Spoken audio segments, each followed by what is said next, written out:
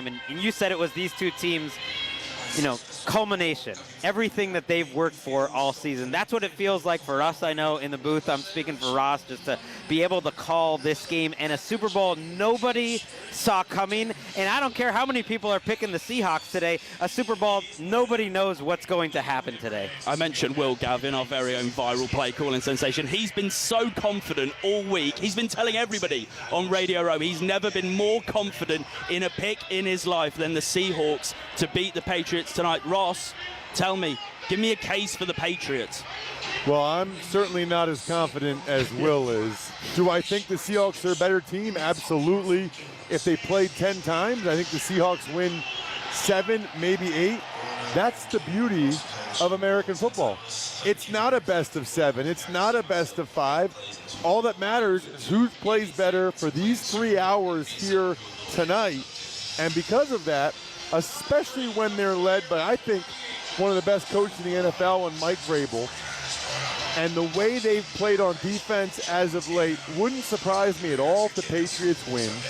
It feels like a 20-17 game to me, either way. So in that scenario, a turnover here or there, which dynamic returner has a big play in special teams, there's a lot of scenarios which end up with the Patriots hoisting the Lombardi. Yeah, I think if they played those 10 times, I think the Patriots win even more than that, whether it's 4 or 5, something like that, because you mentioned the turnovers. These are the two teams that fumbled the most in the entire NFL. This is a quarterback who led an offense that had the second most turnovers in the NFL. It's a team that is going to be aggressive, I think, on both sides of the ball, and that leads to a lot of variation. People have these playoff performances by the Patriots in their head on offense. It hasn't been great, but the controlled environment in terms of the nice day, I think, is going to help out Drake May and this offense. And when you look at what they've done defensively in the playoffs, they are playing about as well as anyone, and I think it's a coin flip type of game. And the one point I would make early in the game is to keep an eye on Drake May and Nick Eamon-Worry. You know, there's been a lot of talk about Drake May's shoulder. We'll find out pretty early if it seems like it's affecting him in any way. He seemed confident that he'd be able to be 100%, but obviously there was some issue there, so I'll be watching that. And then, this is extremely rare, but Mike Macdonald, the Seahawks head coach, he basically designed the entire defense around a rookie defensive back in Nick Eamon-Worry, who is their nickel back. They play more nickel than any team in the NFL. That means 5 defensive backs, only 2 linebackers. If he's not 100%, sprained his ankle in Wednesday's practice. There's video of him getting out of a car that didn't look good. He's supposedly 100%, but let's see how that ankle does over the course of the game. And it's one thing to run forward and backward. It's another thing to have to change direction. If Eamon-Worry is compromised, that's a problem. If I know my former offensive coordinator, Josh McDaniels, he is going to attack Eamon-Worry early to see where he's at from a health standpoint. I mean, how can I match that? He played for Josh. Yeah, he did. Look, he's got experience of the team, and as Levi's Stadium begins to fill up here, the stands are packed, filled with different colored jerseys. Like I mentioned, a big Seahawks crowd in, but I'm spotting a lot of Drake May jerseys hanging around just below us. And look, we've got all of the pomp and circumstance to come over the next hour. Legends heading out onto the field, and this is just such an occasion, a special occasion. And like you mentioned, Gregg, this is a matchup that nobody saw coming into this season. To have both of these teams, one who just won 4 games last season, and now a team who was said to be really in a rebuild with Geno Smith being traded away, DK Metcalf, and for them to be in this game, it is fantastic for both sets of supporters. Like I mentioned, all of the Super Bowl festivities to come ahead of kickoff at 11:30 as Tom Brady, did you hear that roar? Tom Brady, a man who just knows what it takes to win the big game.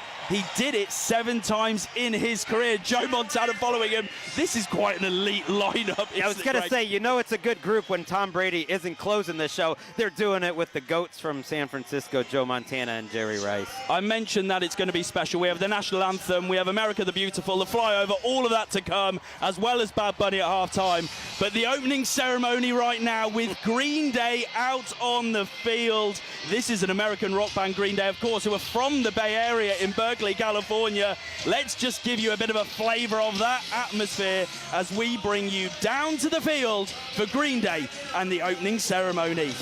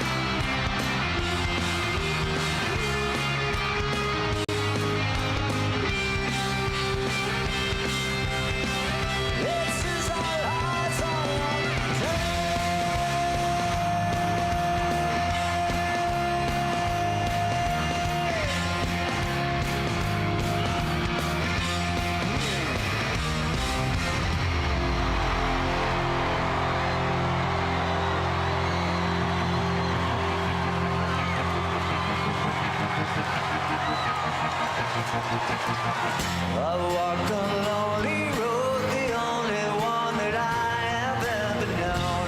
Don't know where it goes, but it's home to me and I walk alone.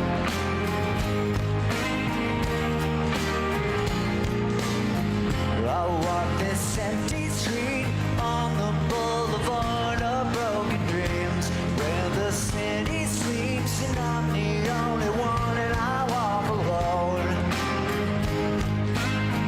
I walk alone, I walk alone.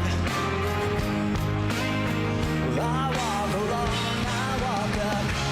My shadow's the only one that walks beside me.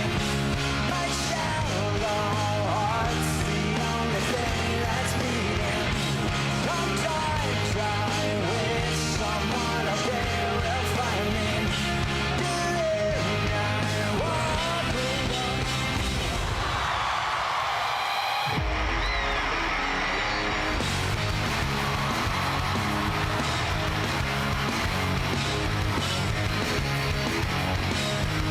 You wanna be an American idiot? Don't want a nation under the new media. Hey, can you hear the sound of hysteria? The subliminal mind, fuck America. Work to undercut attention. Why cross the heavy admission? Everything is meant to be okay. Well, we can raise out tomorrow. We're not the ones that we follow. For it's in the kill. Let's go crazy!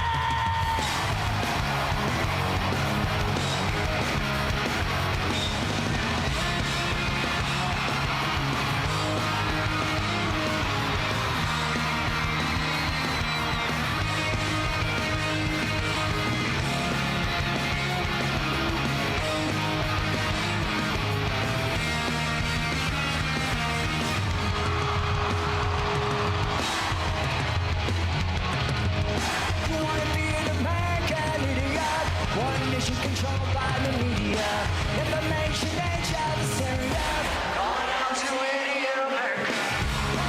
Undercut attention. Walk across the heavy admission. Everything is meant to be okay. Your vision breeze of tomorrow. We're not the ones who meant to follow. For it's in the tail of you.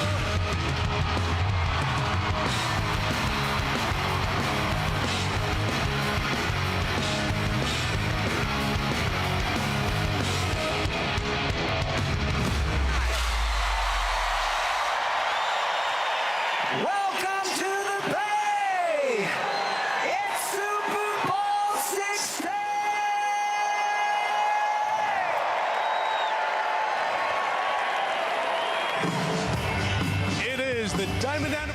Wow, wow, wow. Just an incredible set there from Green Day, really kicking off the show in fine fashion here in Santa Clara, playing all the hits.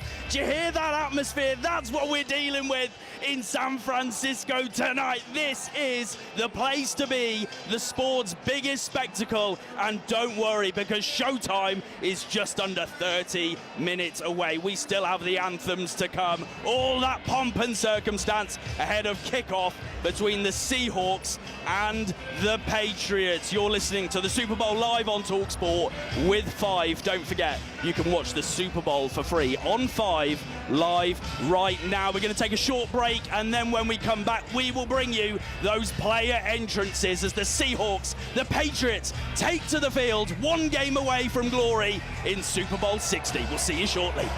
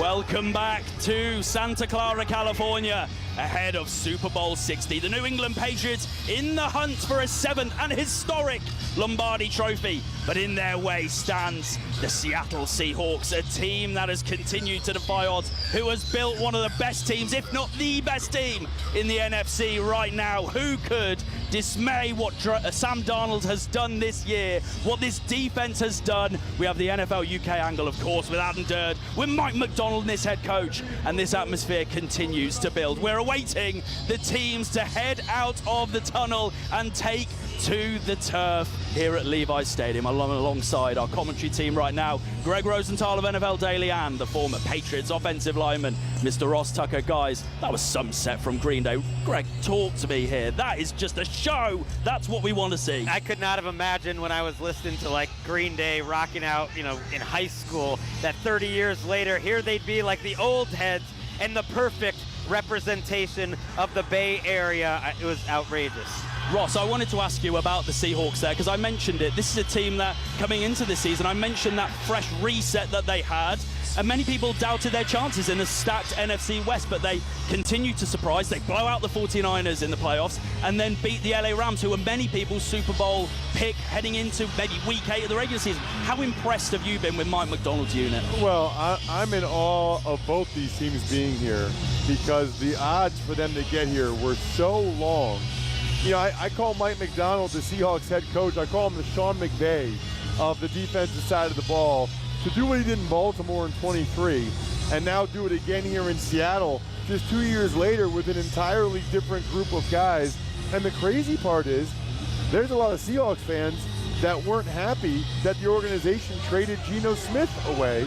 And a lot of people thought Sam Darnold was a downgrade at quarterback. I don't know all of those people that might have felt that way, but there's definitely some people that felt that way. You are somebody, Gregg Rosenthal, who was very, well, you put your voice to good use in terms of Geno Smith's trade. How do you feel about what the Seahawks have done without him and with Sam Darnold? I mean, I got that wrong. A lot of people got that wrong. Yeah, John Schneider, their GM, has done such an incredible job. If you look at their drafts over the last 3 or 4 years, their free agents that they've added, and then obviously that move, it's absolutely incredible. But I do find it interesting. Mike Macdonald was really brought in as the McVay-Shanahan tree killer, and he did it. He took them out. He did it when he was with Baltimore, and he's done it here. But now he's in the Super Bowl against, it's seemingly one of the few coaches not from that tree, an old head who's been here many times in Josh McDaniels. And if you're looking for one advantage there for the Patriots, they do have an experienced play caller who's been in this situation before. Absolutely. Josh McDaniels named Assistant Coach of the Year only at NFL Honors just a couple of days ago. You might have heard some boos, or maybe was it Cooper Kupp looking to have a big impact this afternoon. All of the attention, of course, on the Offensive Player of the Year, Jackson Smith and Jigba. But with that receiving core, Cooper Kupp, who's been here, done it. Rashid Shaheed has had a big step up. And look, special teams could have a real big impact on this game today, couldn't it, Ross? Listen, you can make an argument it's the two best returners in the NFL. Marcus Jones, Rashid Shaheed, both fantastic. And Rashid Shaheed in particular dovetails off of what Gregg was saying about John Schneider. It seems like one of the themes in the NFL in recent years is that the teams that get here, it's almost like they have the Midas touch in the offseason. You know, you think about the draft choices for both these teams, even for New England, every guy they brought in, when you have Robert Spillane at linebacker or Caleb Chase playing the best he ever has. I don't think anybody thought the Stephon Diggs experiment would go this well. All the guys that Gregg mentioned on Seattle, basically to get here, both these teams had to have almost every offseason move they made work out. All of the stars are out to play in Santa Clara. We've got Roger Federer, tennis legend. We've got Jay-Z and Beyonce down on the field. Chris Pratt announcing the team out onto the field, the Hollywood actor for the Seahawks. And then, can you hear those boos? Oh, it feels like it's the home of the 12 in Santa Clara. Lumen Field potentially has taken over Levi's Stadium. The New England Patriots, they're a team who has defied the odds. 4 games last season, that's all they won. 4 wins this year. 14 wins in the regular season, 3 playoff wins. Mike Vrabel has changed the culture, and right now this team prepared to enter the field 1 game away. I am having flashbacks to 11 years ago. It's after Deflategate, and it's Tom Brady and Bill Belichick, and when they put them up on the screen and the boos just rained over that entire stadium in Arizona. They're no longer the evil empire, but they are the team that a lot of neutral fans still like to root against. Yeah, I can't imagine many people that aren't Patriots fans are rooting for the Patriots. I think there's a lot of animosity, to be honest with you, for just how long it's been since they got here. John Bon Jovi, the founder of the legendary rock band, Bon Jovi announcing his team out onto the field. And like Ross mentioned there, they may be seen as the enemy, but tonight they're only focused on themselves. They're all they got, they're all they need. But today, Mike Vrabel and his team head out onto the field looking to make history. Earlier today, I heard the Super Bowl described as the ultimate game. The moment you wait for your entire life. It's time for the birth of some new heroes, some new superstars, and some new champions. They've defied odds, both of these teams. Now they're just one final step to take. It may be a big one, but the reward is so glorious. It shimmers in sterling silver, and it's called the Vince Lombardi Trophy. Super Bowl 60, live on talkSPORT. Let me hand over to your fabulous commentary team, alongside the former Patriots offensive lineman Ross Tucker, alongside host of the NFL Daily Gregg Rosenthal. It's your commentator, calling just his 3rd Super Bowl, our very own viral play calling sensation. Prepare for the noise. It's talkSPORT's very own Will Gavin.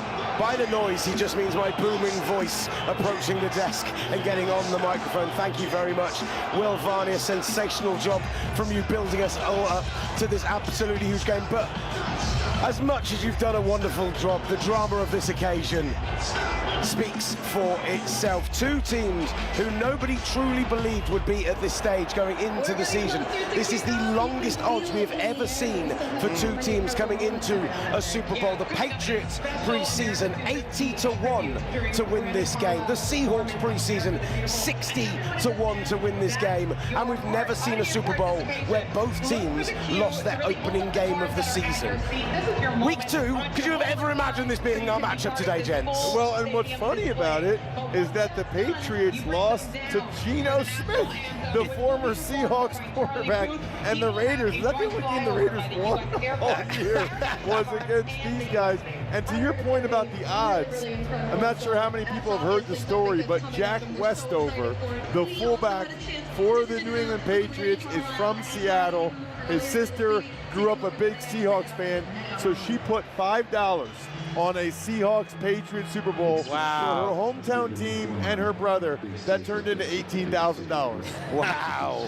Wow, that's, I mean, I just had the numbers. You had the story. That's why you're here, Ross Tucker. Gregg Rosenthal alongside me as well as we build up and get ready for the anthems. America the Beautiful on its way, the national anthem and the Star Spangled Banner as well. I know there are some special plans here inside the bowl at Levi's Stadium, but whilst we wait for those anthems to get ready, Ross, this week, while the line has only been 4.5 points, I feel like the media has lent so heavily towards the Seahawks. 80 to 90% of them seem to be picking them. Why do you think the New England Patriots can win this game of football? Well, it's a good point, because I haven't heard many people pick the Patriots, and I didn't either, but their defense has been outstanding over the last 5 or 6 weeks, including the playoffs, and I think something that could be a big difference in this game is Drake May's legs. You know, he did it in the AFC Championship game. I do expect him to be under pressure. I think Will Campbell is going to struggle with the power of DeMarcus Lawrence, the speed, the power. But Drake May is one of the best running quarterbacks I've ever seen. And I don't mean the athleticism of a Lamar Jackson or the power of a Cam Newton. He's so decisive, and he knows exactly when to go, and he goes up. He goes vertical almost right away. I like to say, Will, not all first downs are created equal. If you have a first down because your coordinator made a great call and their coordinator didn't, that's great. But if it's the opposite, if they got you and you still run for a bonus first down, that's worth 2 or 3 first downs in my mind. And I think that with these two teams, the plays out of structure are going to be so big. The Patriots are one of the most fundamental defenses in the league. So between Drake May, Ken Walker, the playmakers, who can just make a fundamentally sound defense look bad. Right, let's head over to 11-time Grammy Award winner Brandi Carlile, who is going to be performing America the Beautiful, as they have just encouraged the fans around us to hold their flags up in the sky.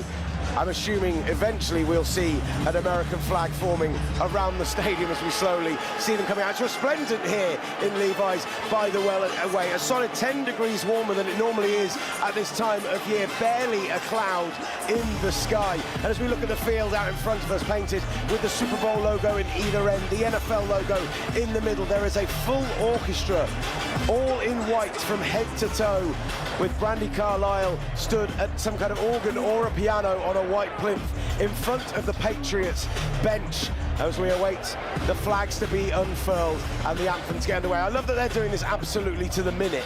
Jets could have got this going already, but here we go. Let's hand over. Its 250th anniversary. The year 2026 will commemorate 2.5 centuries of freedom, unity, and the founding ideals set forth in the Declaration of Independence. The National Football League, Seattle Seahawks, and New England Patriots are proud to stand with the America 250 Commission in honoring this historic milestone and reflecting on the enduring spirit of our country. Now, signing America the Beautiful in American Sign Language is Julian Ortiz. Performing America the Beautiful, 11-time Grammy Award-winning artist from Washington State, Brandi Carlile.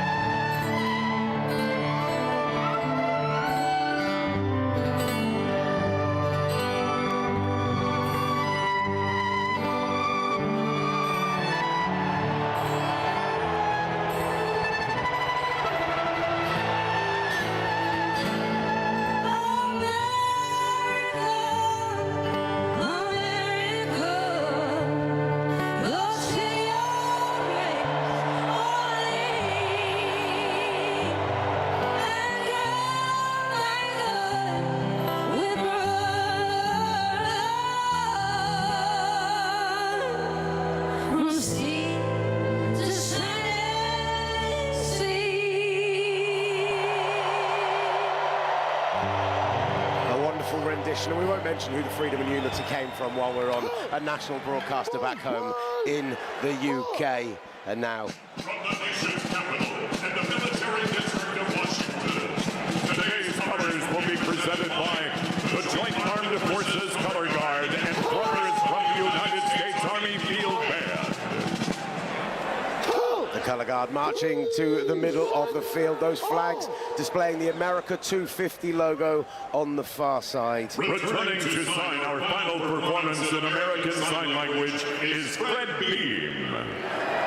And a huge Stars and Stripes banner unveiled in the centre of the field. Anthem. Please welcome multi-platinum award-winning artist and composer Charlie Booth.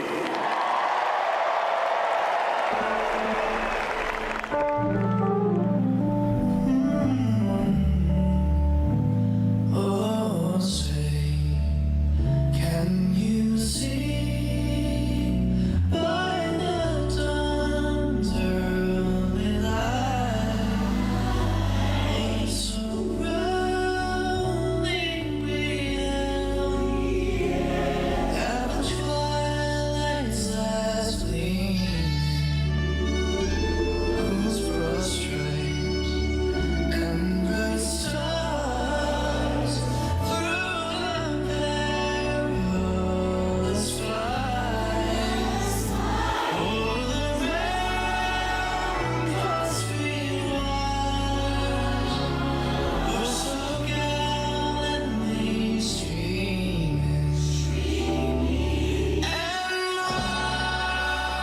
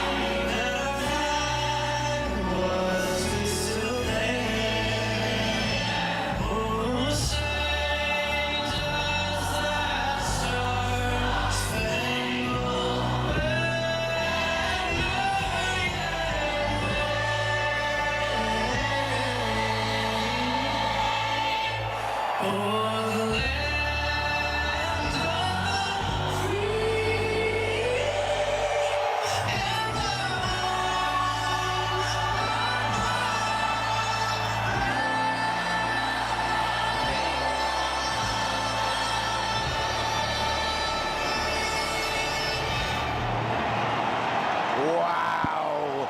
The flyover overhead, the fireworks go off at the top of the stadium. There it is again. The noise is absolutely cacophonous in here as we see shots from inside the cockpit, shots of the Golden Gate Bridge with an American flag waved above it, and shots of the two quarterbacks, two number 3 overall picks with such different journeys to get to this point, both looking to win their first championship. Don't forget you can join the talkSPORT YouTube channel for our live watch-along. Also find all of the big name interviews from Radio Row and NFL Honours on the talkSPORT YouTube channel right now. We love your interactions, so like, subscribe and leave a comment. This is the Super Bowl 60 live on talkSPORT with 5.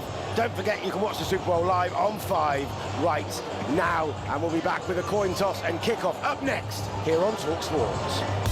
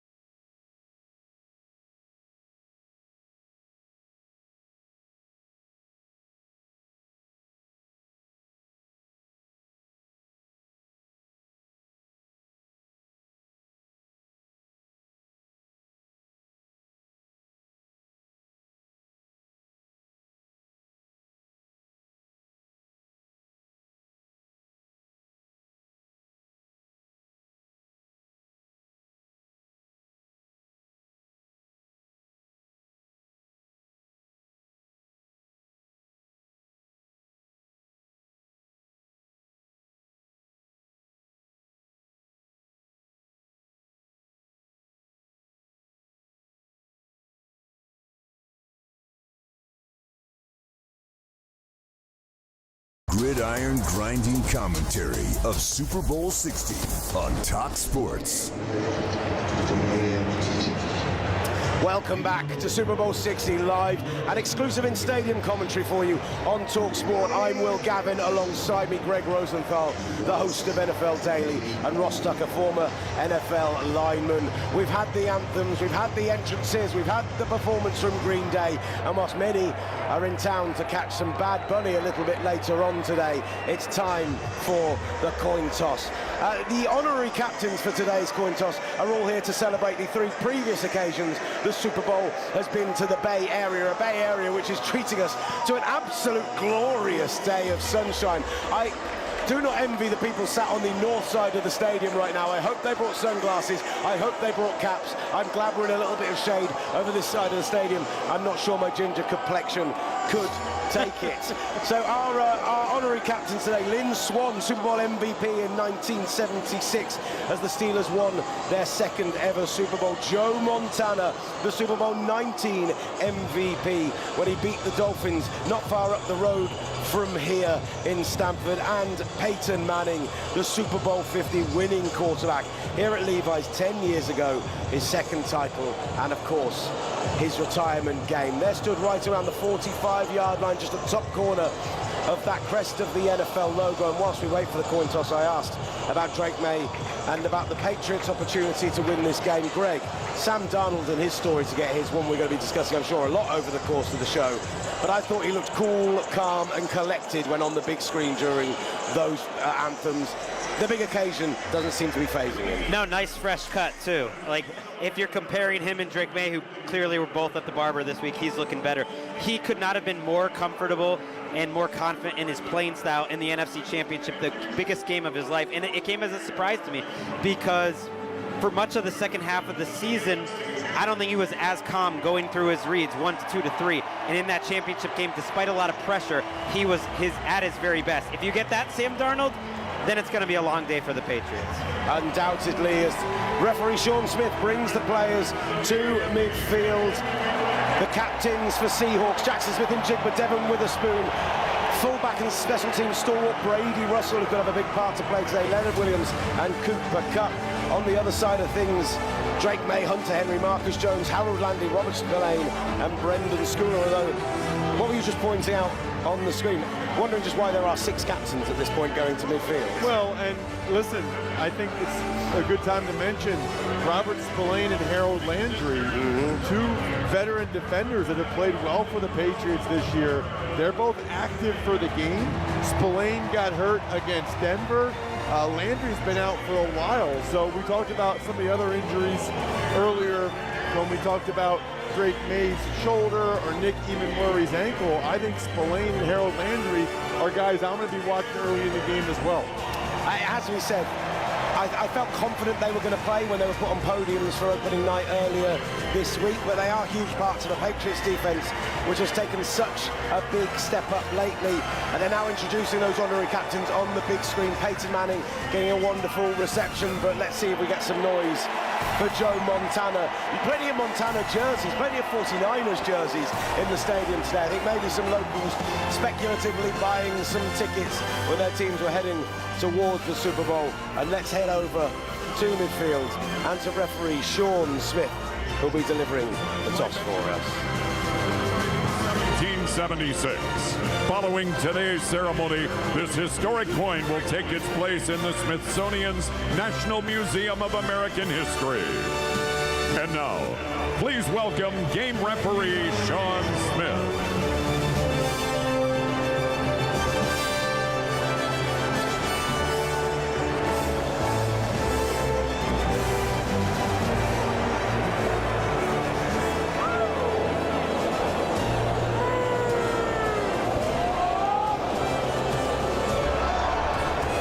Congratulations, gentlemen, on winning your conference championship, and welcome to Super Bowl 60. I'm Sean Smith, and I'll be your referee today.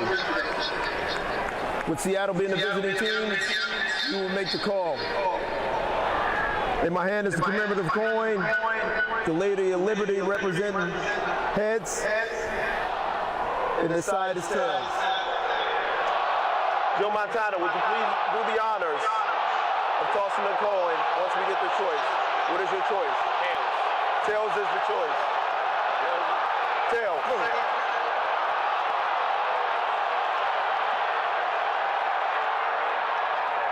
Heads. You want to toss? New England's won the toss and elected to defer their choice to the second half. Switches, gentlemen. Seattle will receive the ball on this end of the field. Good luck, gentlemen. So there we have it. The Patriots win the toss, elect to defer. So they'll be kicking the ball to the Seattle Seahawks. And if I'm Andy Borregales, I am kicking that thing 30 yards out the back of the end zone if I have the leg to do so. That is probably what's going to happen, and I think it's good for their defense to be on the field first. And I really do think the first drive or two for each of these offenses is going to be really telling. You've seen when Darnold's confident, it's from the get-go. And you've seen, especially with Drake May early in his career, in the preseason and sometimes in the regular season, he seems to come out with a little too much juice. He's talked about that, not been as comfortable in his first drive or two of the game. So I think we'll be able to tell early how these quarterbacks are handling the occasion. And I thought Gregg made an excellent point earlier. I thought there was a chance that Sam Darnold could basically just be along for the ride and the Seahawks could get to the Super Bowl. That wasn't the case at all. He played awesome in the NFC Championship game, and they needed him to. My guess is they'll probably need him to play at a really high level again today to get this win. The hero of Super Bowl 49, the man who made the 1-yard line interception, which ended Seattle's dream of back-to-back Super Bowls, Malcolm Butler, rings the bell to ring in Super Bowl 60, and we get ready for kickoff. The Patriots on the sideline nearest to us in the southeast corner of the stadium in a complete head-to-toe white, just like they wore in the AFC Championship game, resplendent with those silver helmets. The Seahawks on the far side in that navy blue and shock lime green, two stunning uniforms. This is kind of like a color rush game with all white against, and I got to be honest with you, I'm a monochromatic guy. I like these uniforms. I think this is spectacular. And listen, I did the research on it, so I'm going to give you the stats on it. The coin toss. The Patriots have won 6 Super Bowls over the last, 2 decades plus. Yeah. They have never won the coin toss in any of their Super Bowl victories. Wow. Is it a death knell before a ball is even kicked? You still have about 10 seconds to do some work on that. Also, the home team lost 13 of the last 19. The winner of the coin toss is 26 and 33. Maybe, just maybe, it is a poisoned chalice. On the big screen, we see all 7 pounds of sterling silver of the Vince Lombardi trophy from Tiffany's. There's confusion. Shaheed, the returner, went to the wrong side. The whole rest of the return unit was here. Shaheed went the wrong way. He's getting a little bit of cardio in before this return. That's not what you want to be seeing for Rashid Shaheed, having to already run the length of the field alongside running back Velus Jones, who sits just in front of him as he stands on the center, right between the hashes, in front of the A of the Patriots in the blue painted end zone in front of us. Andy Borregales gets ready to kick this one away. The Seahawks on the big screen encouraging the fans to get louder, to make some noise. Patriots fans on the screen with giant hats, big pendants and beers in hand. What a shock, getting ready for a huge Super Bowl Sunday. The accumulation of a season, the first time that we have seen 2 teams not make the playoffs the previous year and then meet in the big game since 2003 when the Patriots beat the Carolina Panthers. And as Sean Smith blows the whistle, Andy Borregales steps up to the ball and kicks one deep to get us underway for Super Bowl 60 live on talkSPORT. And smartly it goes over the head of Rashid Shaheed out the back of the end zone. And when Sam Darnold gets us underway for Super Bowl 60, he'll be starting at the 35-yard line, Gregg. Look, Ken Walker and this running game is going to tell you a lot in this game, so I'm very curious to watch. And the first drive especially, when they've run the ball well this year, they've been unstoppable. The Patriots have done brilliantly in the rushing game, though, in the postseason. Haven't had a running back go over 40 yards in the 3 games they've had. And we start with the excellent running back, Kenneth Walker, in the backfield. Sam Darnold under centre. Jackson Smith and Jigba split solo out right. Cooper Kupp tight to the line on the left. It is handed off to Walker. He's got space to work on the outside, out to the 40, getting right down to the first down marker. He's pushed out of bounds, right around that first down marker by Marcellus Dow, and that'll be a Seattle Seahawks first down. This happened multiple times in the NFC Championship game. If you're the edge defender, and in that case it's Anthony Jennings, you cannot let Kenneth Walker get outside of you. And Anthony Jennings got tied up with the block from Barner. That is way too easy. The Patriots usually pretty good at setting a harder edge. Single back in the backfield again for Darnold. Goes this time on an outside zone to the right, this time right around the line of scrimmage and brought down right there. Kenneth Walker, no gain after the 10-yard gain on first down, 2nd and 10, Seattle. And that's where Clint Kubiak, the offensive coordinator, gives a little eye candy, maybe something they go back to later in the game where a receiver came behind and they faked that it was possibly going to be a reverse, but instead Patriots stop him on the edge. And you mentioned Jennings, Ross. Like, this is a team built to stop the run first.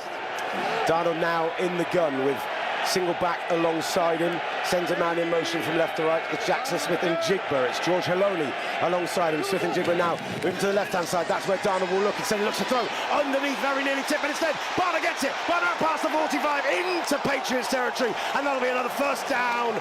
Seattle Seahawks. Absolutely pinpoint pass from Darnold on the quick out route to Barner. If he leaves that inside even a little bit, Marcus Jones has a pick 6 the other way. We had the best vantage point in the building. The rookie Craig Woodson on the tackle. They go hurry up. They fake the handoff. Darnold looking for a deep shot. Outside the numbers to the left-hand side. Cooper Kupp brings it in. Under pressure from Marcus Jones. They call it a catch inside the 20-yard line, right at the 17 of the Seattle Seahawks. Unbelievable throw from Sam Darnold as they continue to try and hurry this game up, maybe with a concern that that one could be challenged. Darnold gets in under centre, waits for the referee to spot the ball. He's in the gun. George Halani is still alongside him. Steps back, little 3-step drop, works through his progressions from left to right. He's forced to scramble outside the pocket and just throws this one away out the side of the end zone. But with the possibility of that catch under question, they got up to the line of scrimmage and ran it quick. You could not throw the ball any better than Sam Darnold did on those back-to-back passes. And you mentioned Marcus Jones in coverage.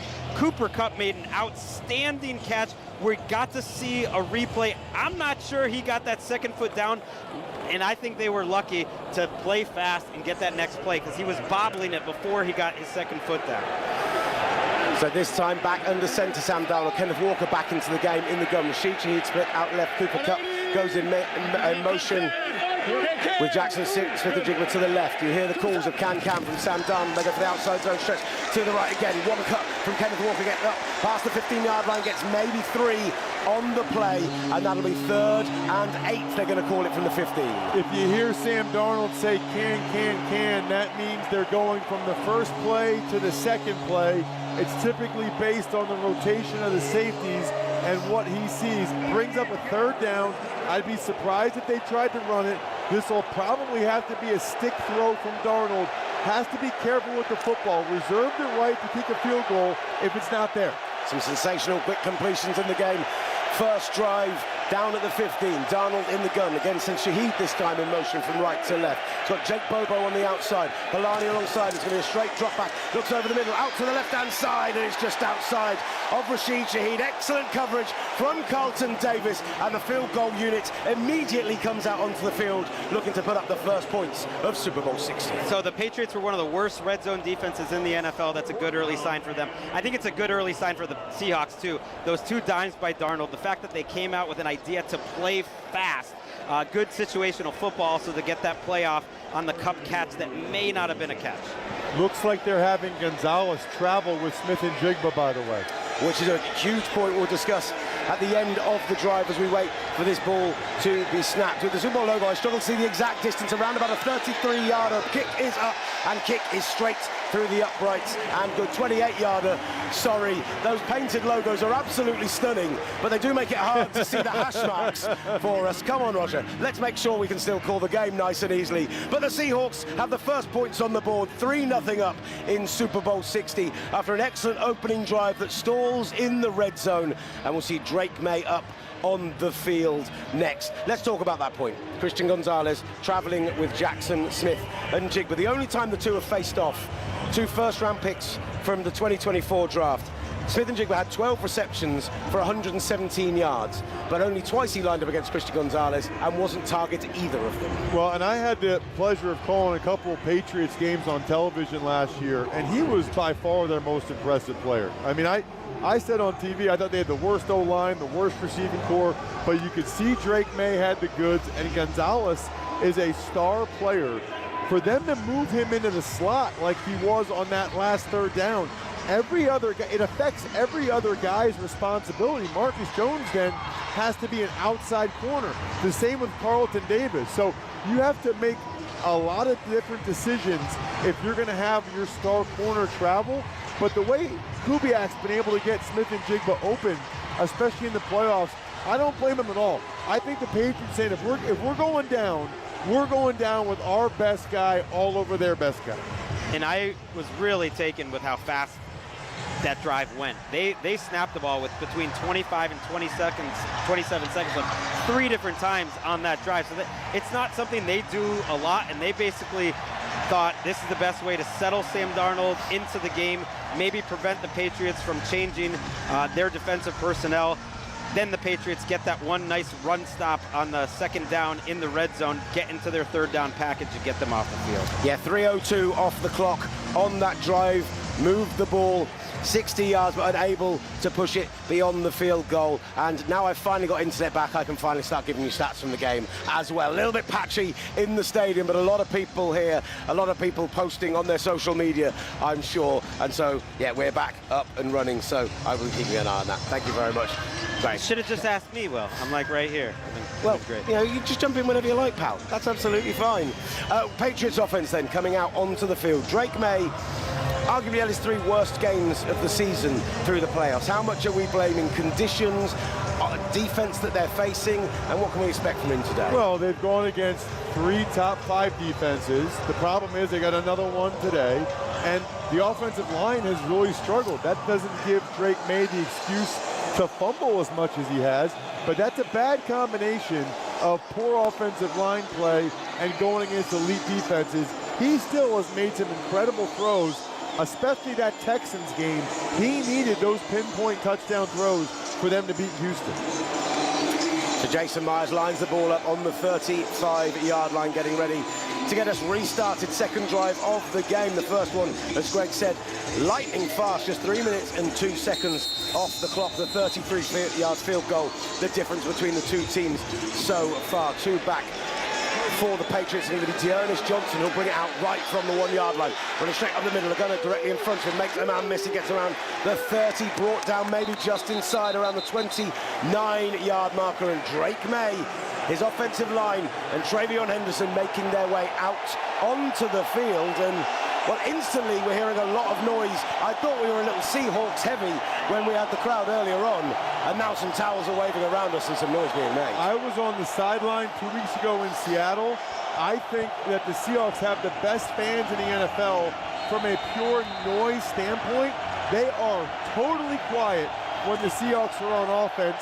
When they're on defense, they get loud. These are knowledgeable fans that know how to help their squad. Leonard Williams in the middle, geeing the crowd up. Drake May comes out under center. Travion Henderson in the backfield, but they send the man in motion around the edge, and then it goes to Henderson right up the middle out to about the 34-yard line, brought down there. Nice gain on first down. Gets him 2nd and 4. 11:40 left in the quarter. So Drake Thomas on the tackle. Great sign there from the interior of the Patriots offensive line.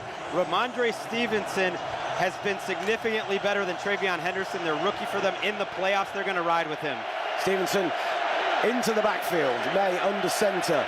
two receivers to the left, one tight on the line as it goes back to Stevenson, makes one little stutter step cut, gets maybe 3 on the play. I think they're going to call it 2 and mark him for a 3rd and 2 at the 36, Ross. A little bit of a statement here by the Patriots. I think the strength of the Seahawks defense is their 2 D tackles, and the first 2 plays running it right at them. That time Murphy and Williams both stunted, and it was a nice job by Stevenson to get Ernest Jones to miss. Sets up 3rd and short. It's an empty set. Always be alert for a quarterback like Drake May on the quarterback draw, always getting the ball out quick. 5 wide, but it does now bring Stevenson in the backfield alongside him as he sits in the gun, stomps his foot, receives it, 5-step drop back, goes to Stevenson out of the backfield, and he breaks the tackle, gets out past the 45-yard line, brought out of bounds right there, but it'll be a 1st down, the first of the game for the New England Patriots as Ramondre Stevenson leaps over the tackling line. You got to feel good if you're Drake May. You complete that first pass, you get through. There was some pressure quickly on May. Nice catch. Stevenson is a guy that makes the first man miss quite a bit despite his big size. Julian Love maybe going to grab a little early on that one. May coming out under centre. Stevenson in the backfield. Stacked receivers to his right. Single receiver to the left. Looks like it's Mac Hollins. Send the man to Pop Douglas from left to right. A little bit of trickery. It goes to Douglas out of the backfield. Makes the man miss, steps inside, and then eventually brought down just inside Patriots territory. The man on the tackle, Julian Love. Again, it'll be an 8-yard pickup, 2nd and 2. At least 3 missed tackles already by the Seahawks, forced by the Patriots. Stevenson had a couple. That time, Douglas was able to make Drake Thomas look really bad in the open field. That's a great sign for the Patriots that they're making the Seahawks miss these tackles. Working in the flats regularly. Now they come out in a heavy set, full back in Jack Westover, and it goes to Ramondre Stevenson off the right tackle, pushes out past the 1st down marker, gets an extra couple of yards down to the 45-yard line, and that's a 1st down, New England. So this is the test for May and the Patriots. Mike McDonald wants them to go on drives like this. It's not really what the Patriots have majored in all season, and it's what the Seahawks defense is so good at making opposing offenses do. This is a home run hitting type of offense that wants to get explosives. So from the Seahawks 45, May now in shotgun, moves a little bit further back. He's got Henderson alongside and 2 receivers to the left in Booty, and he looks in that direction. Has to scramble to the right of the pocket, and he's brought down in his own territory, right around the 48-yard line. Derek Hall gets to the quarterback. Our first sack of Super Bowl 50, and it's for a huge 9-yard loss. They've got a 2nd and long coming up. To me, this is on the Patriots coaching staff. They left Campbell one-on-one on Derek Hall. He went speed to power, ran right through his outside shoulder, and made the sack. The Patriots know that Will Campbell's been struggling. Give him some help in that situation.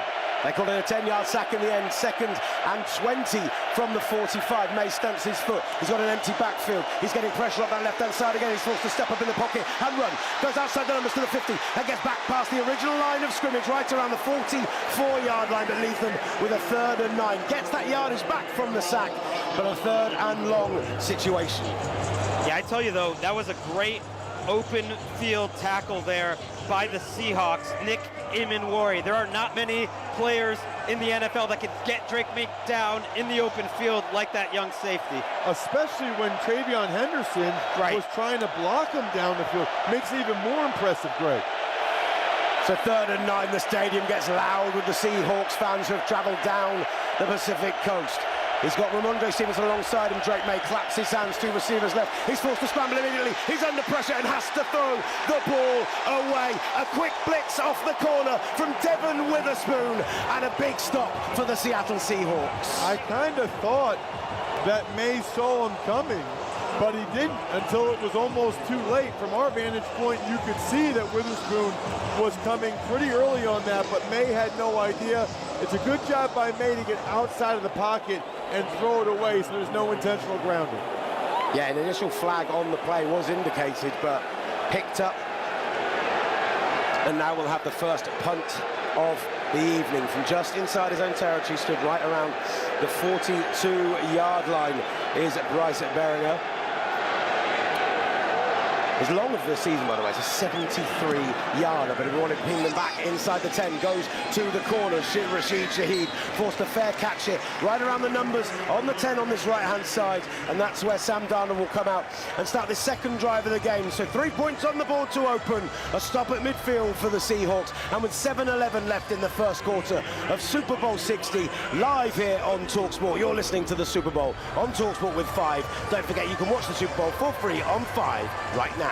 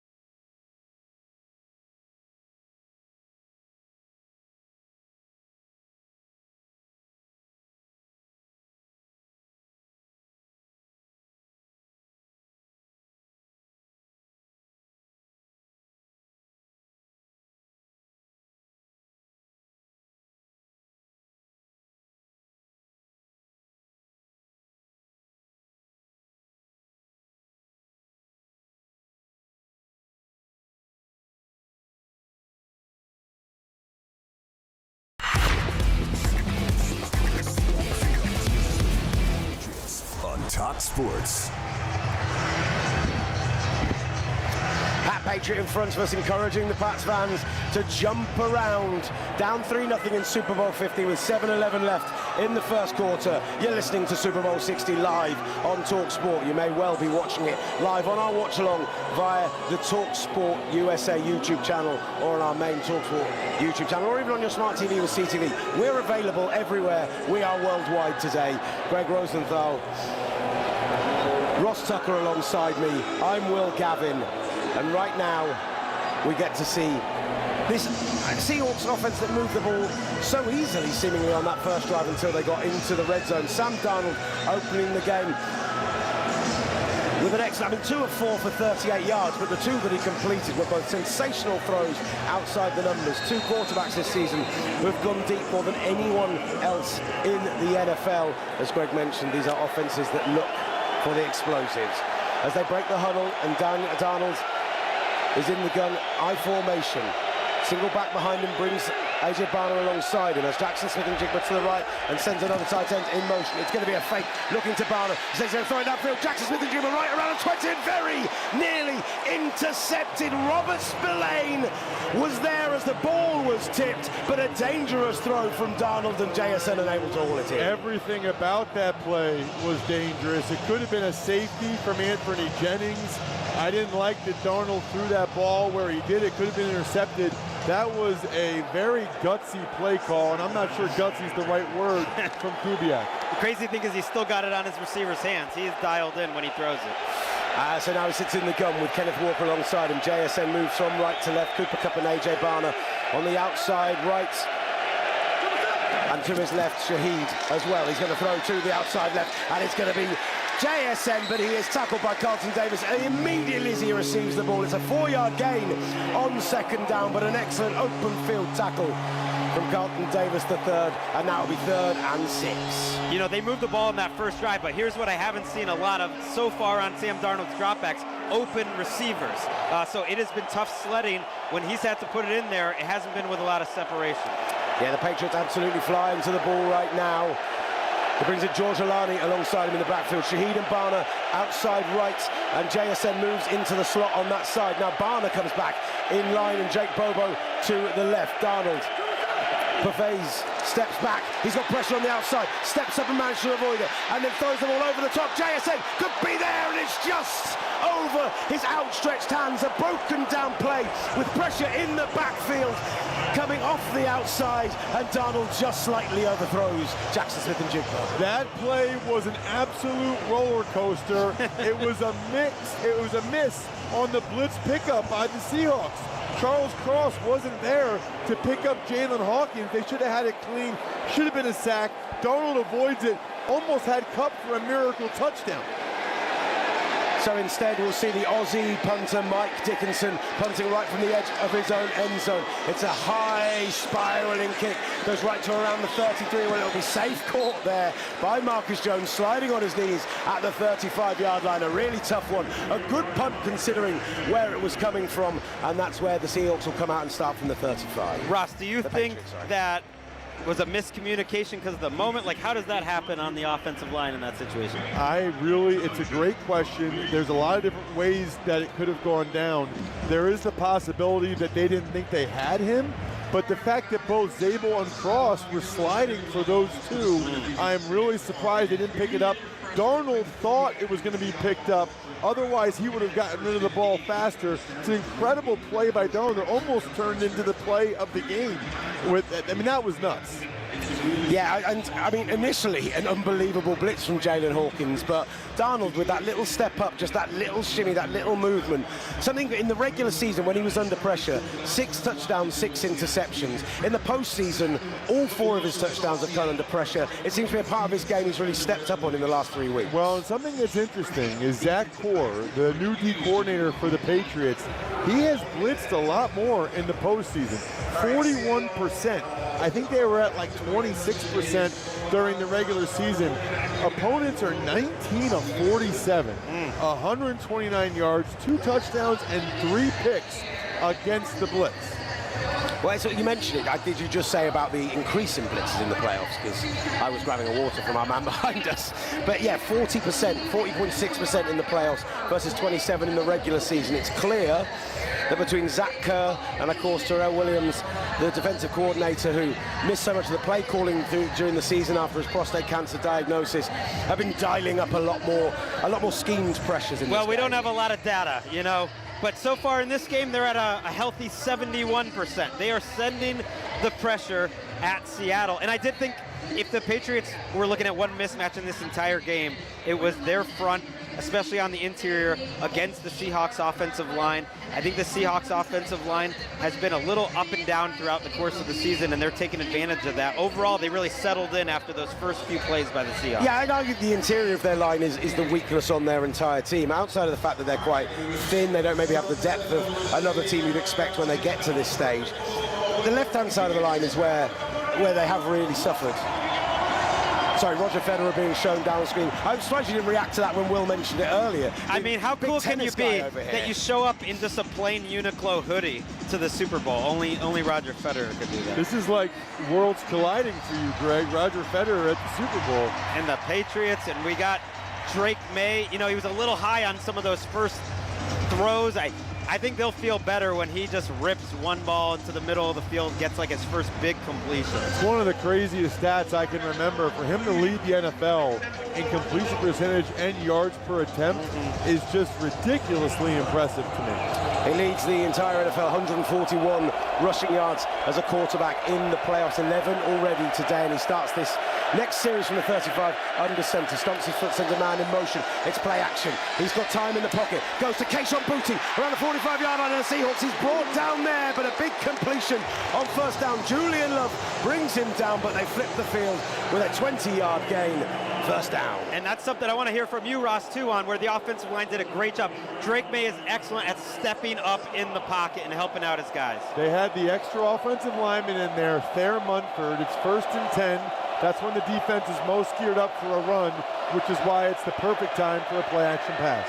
They're starting from the 43 now. Drake May with a delayed handoff to his running back, who's hit in the backfield. Penetration coming up the middle from Byron Murphy. A loss of yardage on first down, and it'll be 2nd and 13 from the 46. You know, ironically, a lot of times if the defense is blitzing, you kind of like having a draw called. They had the draw called. If Jared Wilson did a better job on the blitzing Drake Thomas, they might have had something, because both linebackers came. They had a real opportunity to pop that thing. This time May deeper in the shotgun. Single back alongside him, Keishon Booty to the left, 3 receivers to the right. Nicky Mamori showing pressure and blitzing off that side. He goes quick screen to Travion Henderson on his left, but quick tackle on the outside from Josh Jobe, and they only get right back to around the original line of scrimmage. 3rd and 15, they're going to call it, in fact. Both these coordinators are testing these quarterbacks, and right now the defenses are winning. That's twice where the negative plays around midfield have put the Patriots in a very difficult 3rd and long situation. 3rd and 15 right now. Wouldn't be surprised, guys, if they just try to get about half this and then have the opportunity to make a decision whether it's a long field goal or go for it on 4th. Stevenson in the backfield alongside May, who stomps his foot, straight 5-step drop back, has an option in Hunt Henry over the middle, but instead he's brought down. Too long in the pocket. Round the right-hand side was corner Devon Witherspoon, so close to a sack on the first drive of the game. This time brings his man down for an 8-yard loss, and that's going to be another New England Patriots punt. Very surprised that the Patriots have now allowed Devon Witherspoon to come scot-free twice. That is a correction they need to make immediately, because Mike McDonald will keep sending it. He comes screaming off that left side, and Morgan Moses has too many guys to deal with and has to just let him free, as the punt is a high end over everyone around the 10. Rashid Shaheed will field it. Makes it initially, tries to make a man miss, but only gets about 4 yards on the return, out to the 13-yard line. In on the tackle for the New England Patriots, Del Pettis. And the Seattle Seahawks will come out and have to drive the ball from inside their own 15. So on that play, you know, Eamon Worry is coming to the outside. Ramondre Stevenson goes to get him, and then you have Witherspoon coming to the inside. It's just a lot for this offensive line to sort out, and they're not doing a great job doing it. You're listening to Super Bowl 60 live on talkSPORT. And up next, we'll see, with 3 minutes 11 left in the first quarter, whether the Seahawks can build on their 3-0 lead.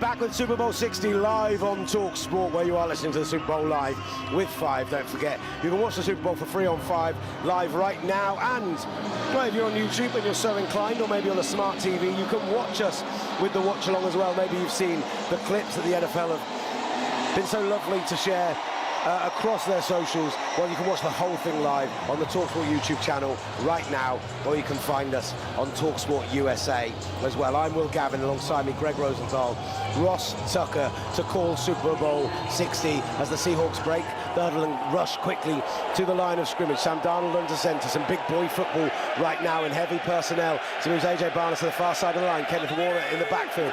Both tight ends aligned to the right. They'll go to the strong side of the formation, but absolutely swarmed right around the 15. Gets maybe a pickup of 2 on that one.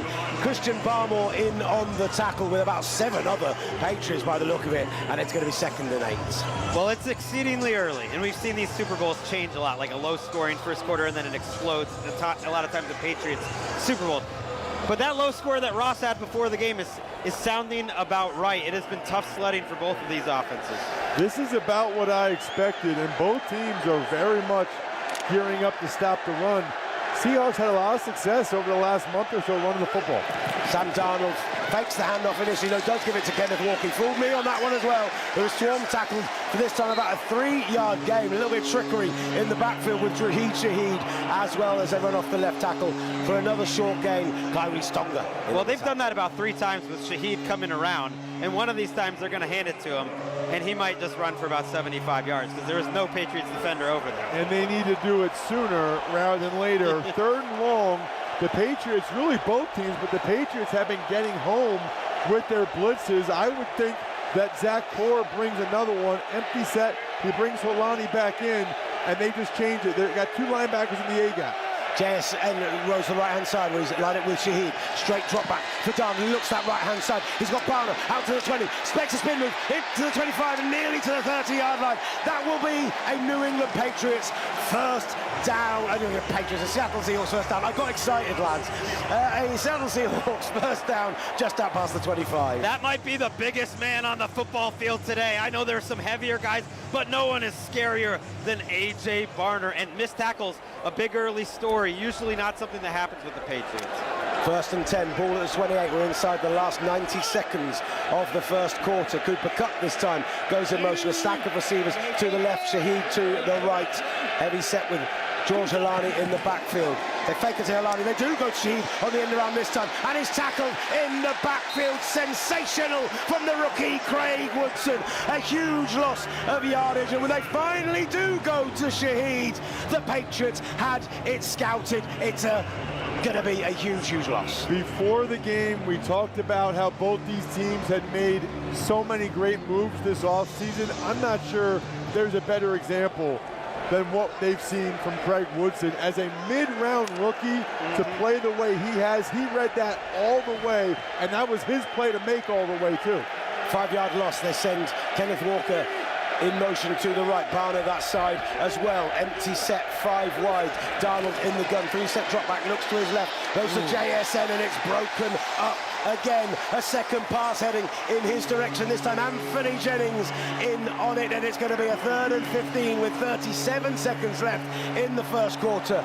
This is a defensive Super Bowl, and boy, we love to see it. Now, in one hand, Anthony Jennings on Jackson Smith and Jigba, a bit of a mismatch. On the other, if Jennings turned around there, he might have caught that ball. He made an unbelievable play. Yes. I mean, that is a oversized edge rusher who got to the flat and was able to make a play on the Offensive Player of the Year in the league. Kenneth Walker alongside Sam Darnold in the backfield. He's going to send him out in motion. So 2 receivers to the right. He looks in that direction. Shaheed looking to go deep. Said he comes across to the left, and he just throws this one out of bounds. Good bracket coverage of Cooper Kupp on the outside. And with 32 seconds left in the first quarter, the Seattle Seahawks will be forced to punt the ball once more. So the Patriots defense has gotten them into 3rd and long a few times. This is actually one of the worst 3rd and long offenses in the league, Seattle Seahawks. They didn't get pressure really either 3rd and long, but this time the coverage holds up. That was a poor throw from Darnold, but he had a very small window to try to fit it into.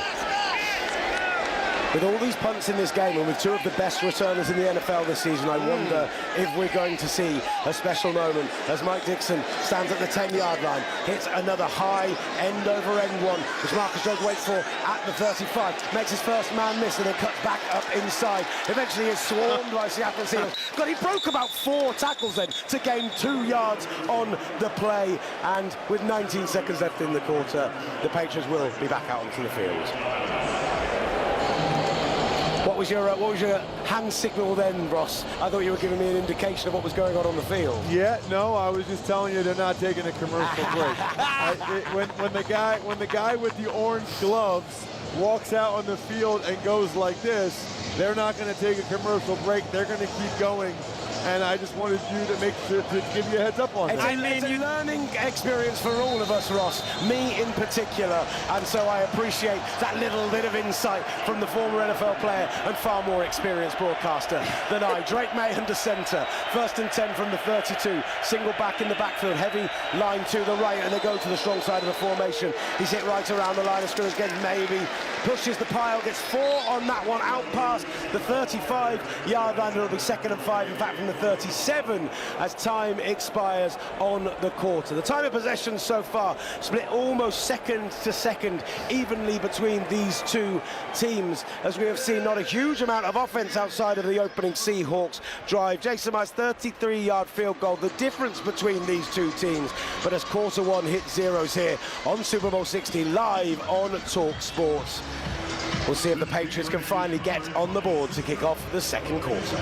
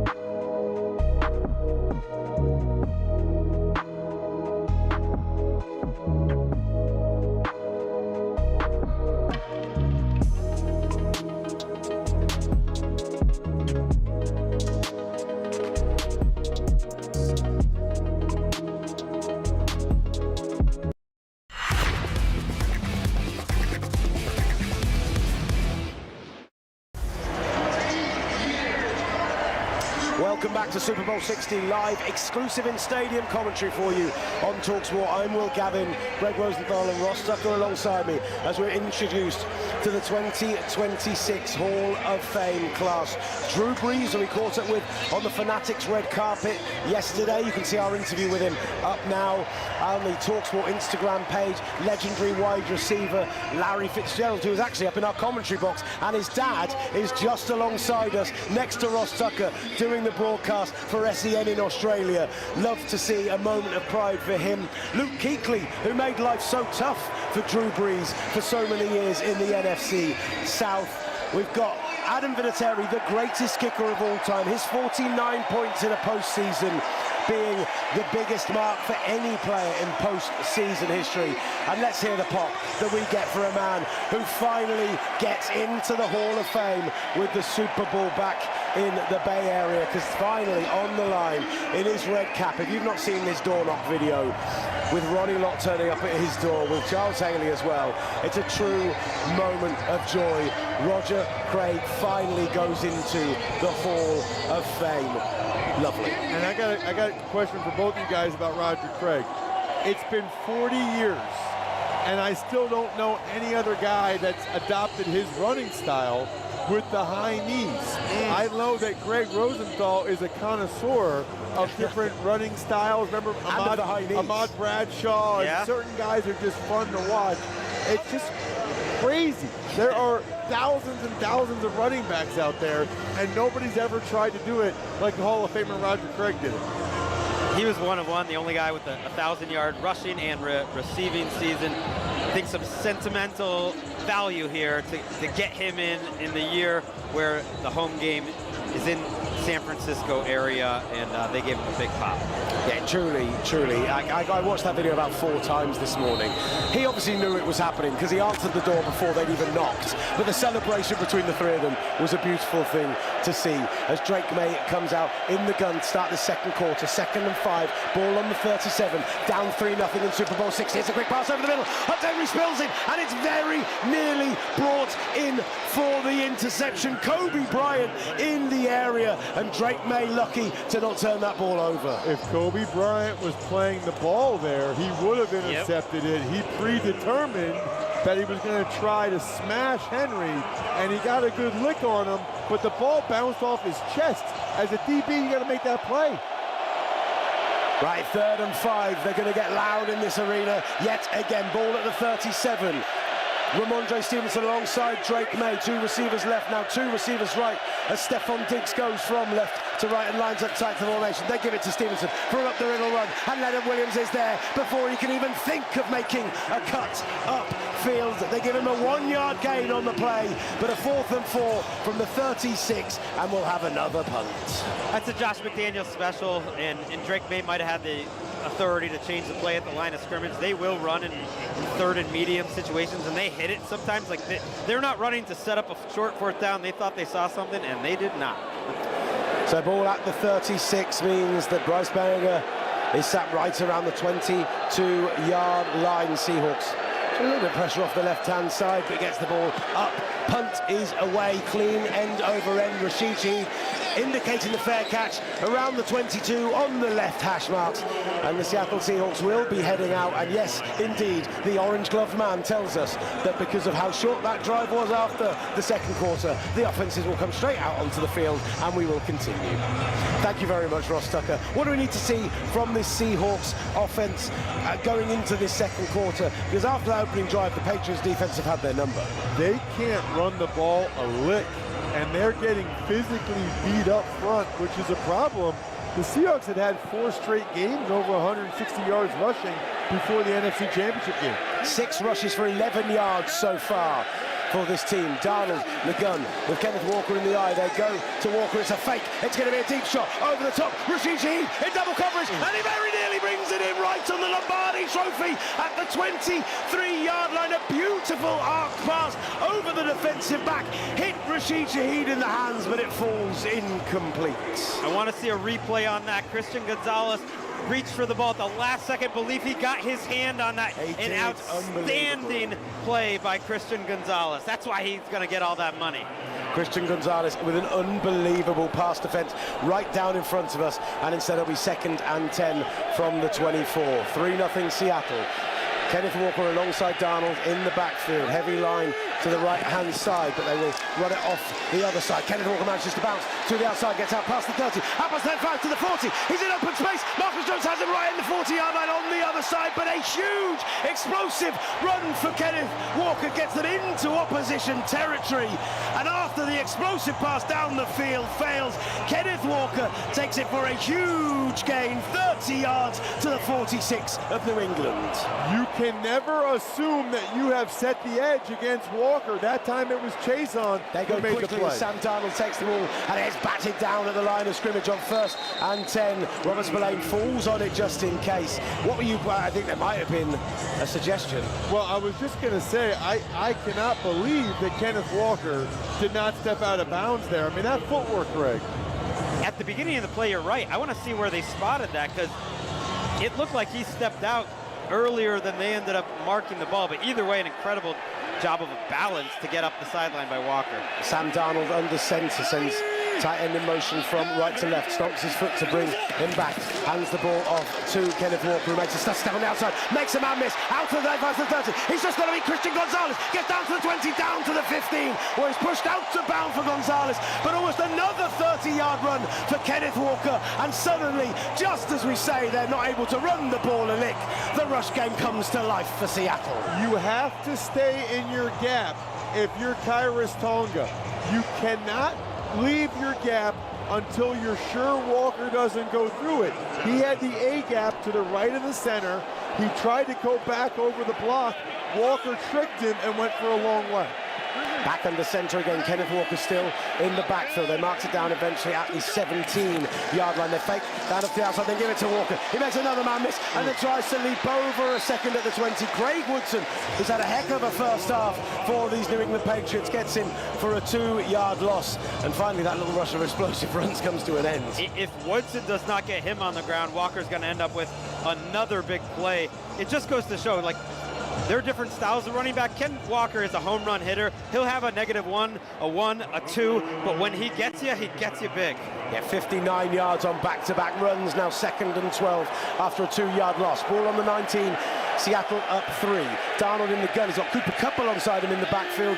2 receivers to the left, 2 tight ends, and a receiver to the right. He's going to look to get Kupp out to the backfield as he's brought down and hit. The ball is loose, the ball is out, and they do blow the play dead. The Patriots in this stadium believe that should have gone down as a fumble, but it was blown dead before Robert Spillane got there. It was Cavil and Chasen in with the pressure, very nearly forcing a huge mistake for Sam Darnold. Well, speaking of a huge mistake, that's again, you know, on that one, Charles Cross had to take the blitzer, Spillane.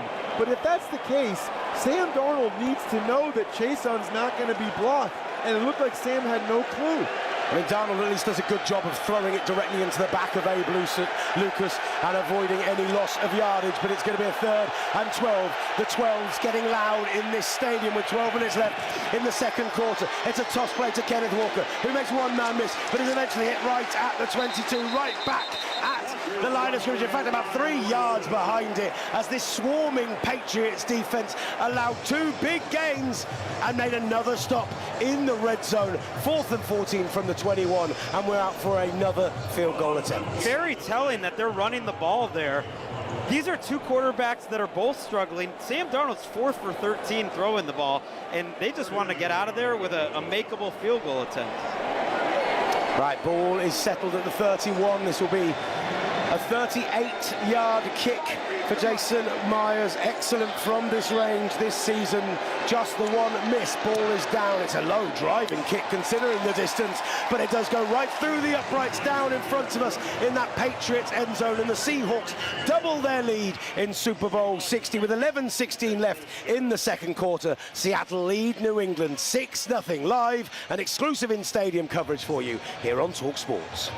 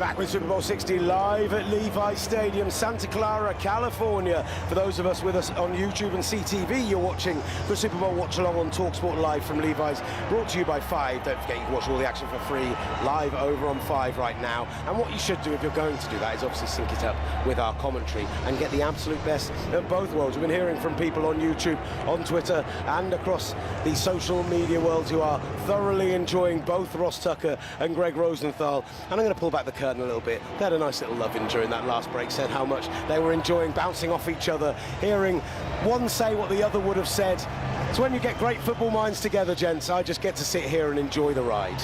I mean, you know, not just a football bromance here, but look, we know each other going back a couple decades. We've been at a good friend's wedding together, and so thank you, Will, to bring us together once again. And one of the real trends we've seen so far in this game is that the defensive coordinators, aka defensive play callers, are way ahead of their offensive counterparts right now. I am stunned how many defenders we've seen come scot-free in both the run and the pass game. As a former offensive lineman, your whole goal is for that to not happen, and we see guys coming free almost every play. Yeah, Mike McDonald's defense 0-6 against quarterbacks under 24 years old since 2023. But I thought Josh McDaniels might be a difference maker in this game. He needs to scheme up something quick now. As Jason Myers kicks the ball away, the Patriots is going to fall right into the end zone. Dearness Johnson will take a knee, and Drake May will start from the 35-yard line. 3 drives, just 39 total yards right now for the New England Patriots. Just 3 first downs, 1 of 3 on third downs. They have struggled to do anything on offense so far. We questioned whether that offensive performance during the playoffs so far was conditions-based, but so far, again, like I said earlier, Seattle have their number. No, they got to be happy to only be down 6-0. The Seahawks have had the ball 4 times. They only have 6 points. It's time for Drake May to do his business. May is under center. Trevor Henderson in the backfield. They move a tight end across the formation from left to right and give it to Henderson. He has a gap up the middle, but the gap is filled incredibly quickly. Gets maybe a 3-yard gain. Ernest Jones in on the tackle, and they'll call that 2nd and 7 from the 38 on the right hash. It always cracks me up that a guy like Ernest Jones got traded 2 times. And we're like, how does that happen, Greg? I mean, he's very, very good player, and yet both the Rams and Titans said, no, we don't need him. And you talk to anyone, he's their defensive leader. He's the heartbeat of this team. One of just 3 Super Bowl winners on the field today as well. Drake May stomps his foot. He goes empty, has a straight drop back, but he's got pressure off the left-hand side and is brought down for another sack.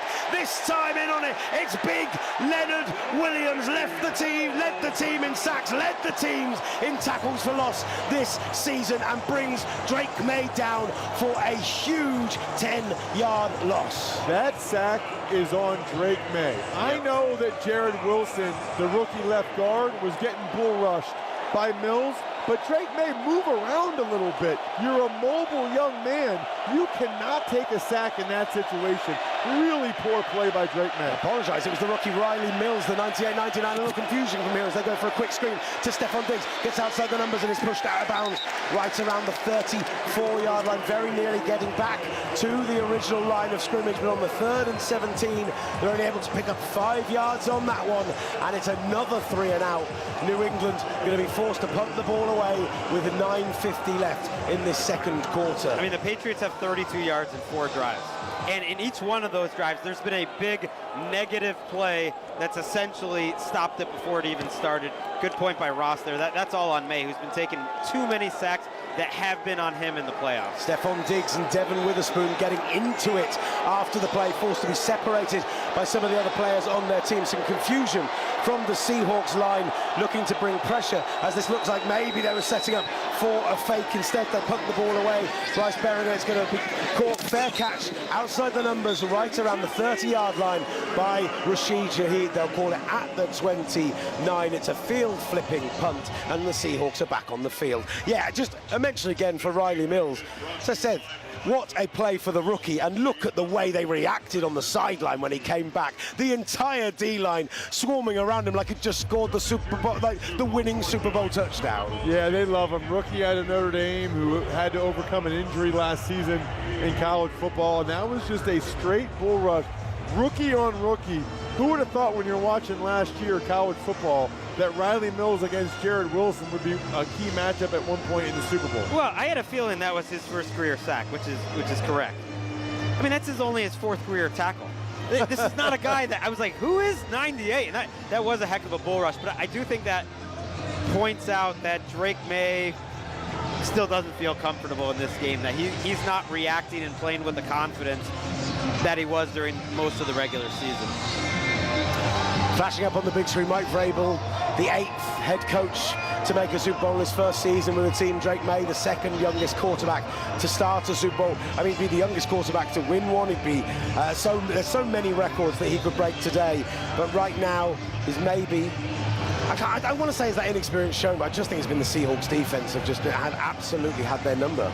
Well, and nobody's better at the Seahawks at making you go the long way and not giving stuff up down the field The Patriots don't look capable right now of going on a long drive. They might need to take a deep shot anyway. I mean, they might need to try Booty or someone down the field to try to stretch out this Seahawks defense a little bit more.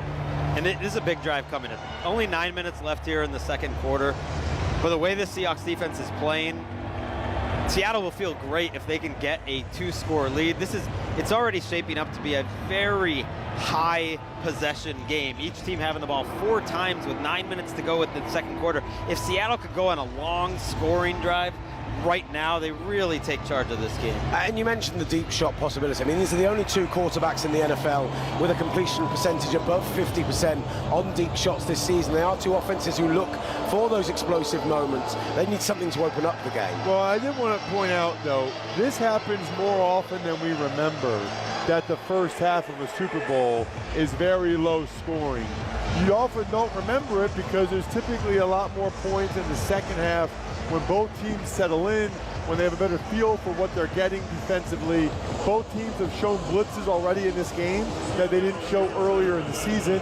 Those should get picked up moving forward, so it's very likely there will be more scoring probably in the second half. Right, 9:16 left in the second quarter. Ball on the 29, 1st and 10. Darnold into center. Kenneth Walker in the backfield behind him. Sends Cooper Kupp in motion across the formation, then back from left to right. They hand it to Walker, who makes one cut to the outside. He's outside the numbers to 30, 35, gets right to around the line of scrimmage. I think it'll be about 8 yards on that first down. 2nd and 2, just inside the 35. I don't think they have a stat for this. Kenneth Walker might be #1 in the NFL in terms of running where the play was not supposed to go. I mean, he does things that must make the offensive line coach go crazy, but he just has a feel for where to make these cuts sometimes. Darnold back into center, heavy set line to the left. Kenneth Walker in behind him, moves Jake Bobo in motion from left to right, and then hands the ball off to Kenneth Walker again, who is hit in the hole hard. You wanted to talk about some gap discipline, Ross Tucker? That was a big one from 21. Yeah, Milton Williams right in the middle of the field. And that's the thing with this Patriots defense. They're sound, they're fundamental, they play good team defense, which is why Walker, who's so unpredictable and explosive, can be a problem. They do give them the first down on that play. Milton Williams, the difference in this rush defense when he was out to the side, gave up 8 rushing touchdowns and were bottom 10 in rushing yardage in the NFL over that stretch. Haven't given up a single rushing touchdown since he's been back. Huge in the middle of the field for them. As Darnold back into center, moves a man in motion once more. Has Kenneth Walker in the backfield. There's Elijah Arroyo in motion. This time he fakes the handoff, steps up in the pocket, under some pressure, gets the ball out to Kenneth Walker. Robert Spillane right there, incompletion on the 2nd and 10, and they'll be 3rd and long with the ball at the 40. They're having a hard time protecting Sam Darnold. Whether it's the blitzes or losing one-on-one, that's where the Patriots have been at their best. Right there, it's Harold Landry, who's been out for the playoffs, making a good rush and making him get rid of the ball quickly. I would have liked to have seen Darnold run there. There was a lot of room to run. Might have gotten the first down, but could have at least gotten a decent amount of yardage. 4 of 14 for just 54 yards in the gun. Single back alongside him. They show a blitz up the middle, and they do bring that pressure. Darnold goes for a quick throw to the outside to Cooper Kupp around the 45-yard line. Pushed out of bounds, gets a 6-yard gain, but it'll be a 4th and 4 at the 46. And right now, the offense is still out on the field.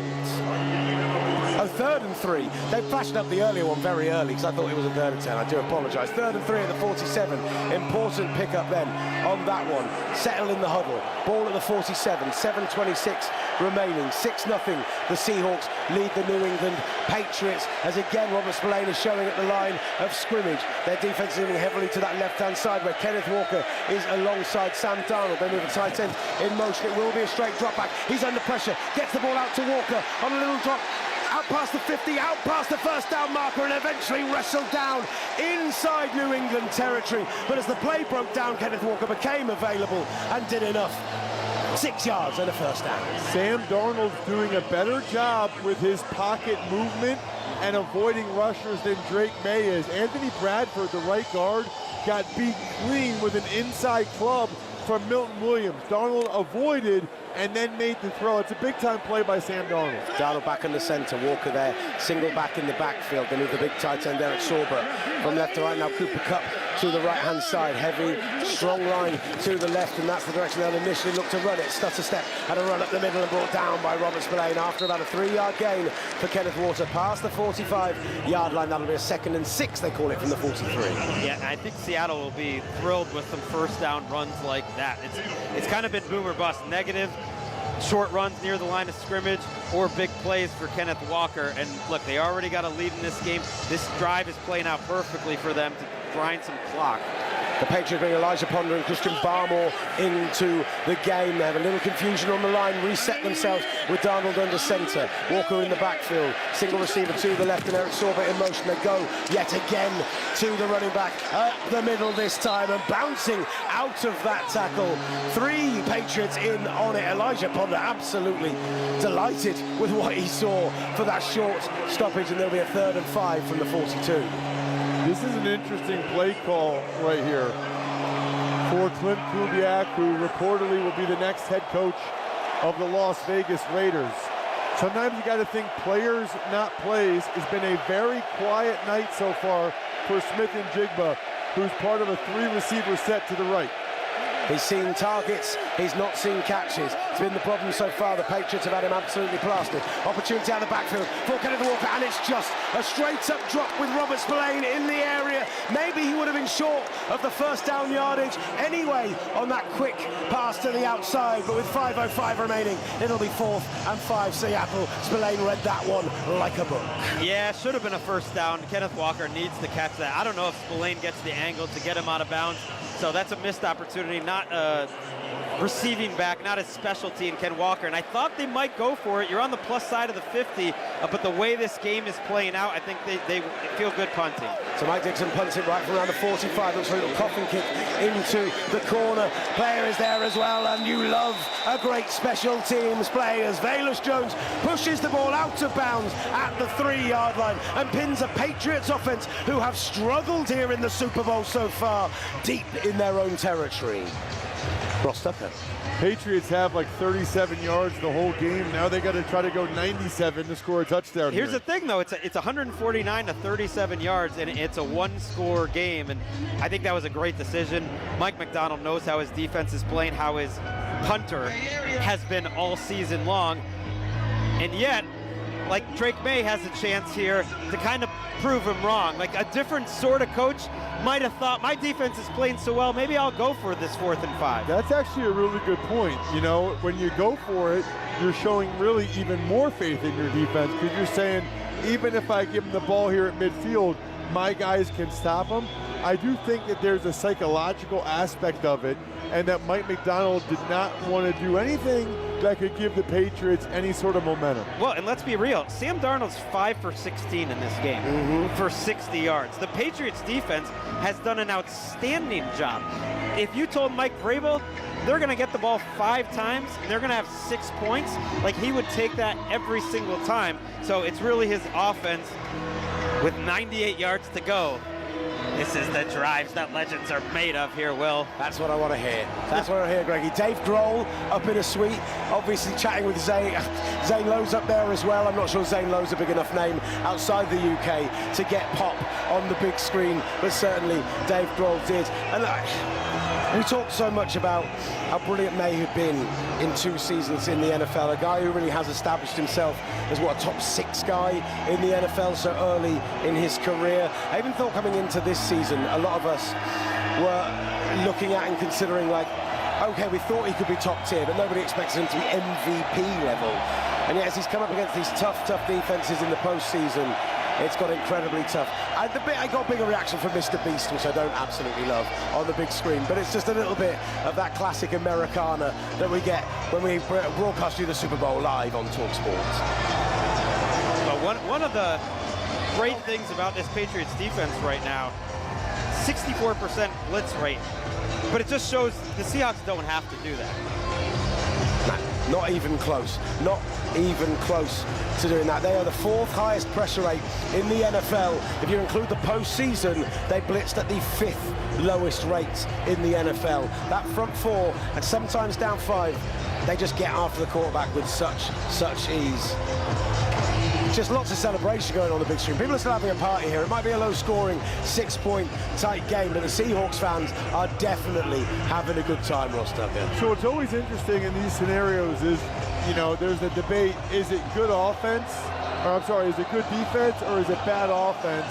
And I would say it's a little bit of both so far. You know, these defenses are good, but I'm seeing mental mistakes by people that should not be making them. Ball is at the 2. Drake May hands it off to Ramondre Stevenson deep in his own end zone, and he rumbles the pile out past the 5 to the 6-yard line. Gets 4 on that first down. Plenty in on the tackle, including Derek Hall, who stayed down for a moment and is limping slightly as he gets up and walks away from the play. He's staying in, but he doesn't look comfortable. That is a super impressive 4-yard run by Ramondre. He got hit by a D lineman at the line of scrimmage, carried a linebacker, Leonard Williams, to get 4 yards. Yeah, you want your absolute hammer in that situation. 3 receivers left. Single receiver right is Hunter Henry, tight to the formation. Drake May stomps his foot. Just going to be a straight drop back. Pick up from Ramondre Stevenson. That looks like it's going to be a timeout called for the New England Patriots. No, the Seahawks called it. They only had 10 guys on the field. Derek Hall ran off. Thought he was supposed to. He was banged up. They only had 10 guys on defense.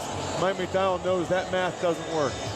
Smart of him to get that call in, though. You're given an automatic first down almost in that situation with the pick of a yardage as well. I think Seattle's been very good today at some subtle things, getting quick plays after questionable first downs. Even that long run by Ken Walker, they did it too. They've been very good on the attention to detail. I think these are 2 of the best coaching staffs in the league when it comes to that. So Seattle use their first timeout of the half. Patriots with all 3 remaining. 4:21 left in the quarter. They're calling it 2nd and 7 with the ball on the 5. Stevenson alongside May in the backfield. Hunter Henry and Matt Collins on the left. 2 receivers on the right, 2 receivers on the left. Keishon Boutte and Stephon Diggs, who wants to his reads quickly, gets the ball out towards Matt Collins, who's smothered by Julian Love at the 15. Incomplete, and it'll be a 3rd and 7 back at their own 5. Really, really important 3rd down here, because if they don't get it, they're giving the ball to Seattle right back at midfield. I mean, May's just not throwing with confidence. He sees Love closing in, but that ball's behind Matt Collins. They've just missed more open throws in the playoffs than they did throughout the regular season. That was not about the defense. Think about those first 2 throws from Sam Darnold to open the game. Drake May has yet to have a really impressive passing moment in this game as he stomps his foot. 4 wide, we're back alongside him. Goes to Pop Douglas right around the 15. Brings it in. First down, Patriots. It was a huge 3rd down, as Ross Tucker told us. And this time, Demario Douglas brings the ball in for a 9-yard gain and a New England first down. Massive. It was a zone blitz. Drake May read it correctly. Pop Douglas runs the out route. Job was a little bit late to see it. Douglas catches it and gets down. Man, that was big. We're inside 4 minutes. 1st and 10 at the 14. Patriots down 6 in Super Bowl 60. Give the ball to Stevenson again. Looks to cut to the outside. Out past the 15. Picks up maybe 2, maybe 3 on the play. Hard-earned yards on the outside as he's pushed out of bounds by Drake Thomas. It'll be a 2nd and 7 from the 17. Down inside 3:30 now. Sorry, Ross. I think Josh McDaniels is already thinking about the clock. It sounds crazy, but the Patriots, at the very worst, would love to get into this half at a 1-score game. You pick up a couple first downs here, prevent Seattle from getting a chance to score. Stevenson, the single back behind May, fakes the handoff, rolls out to his right, under pressure, throws the ball down the field and throws it incomplete. Boye Mafe in on the pressure and throws it in the direction of his tight end Austin Hooper, but just grounds the ball. Yeah, I don't know if it's the Seahawks' athleticism or the lack of confidence that Drake May's playing with right now. I'm going to give more credit to Seattle. He's just not able to make the one-on-one athletic plays that he is used to making against this group on the edge. Last time they were in 3rd and long, Will, they bailed. They didn't bring pressure. Let's see if they come and bring pressure this time.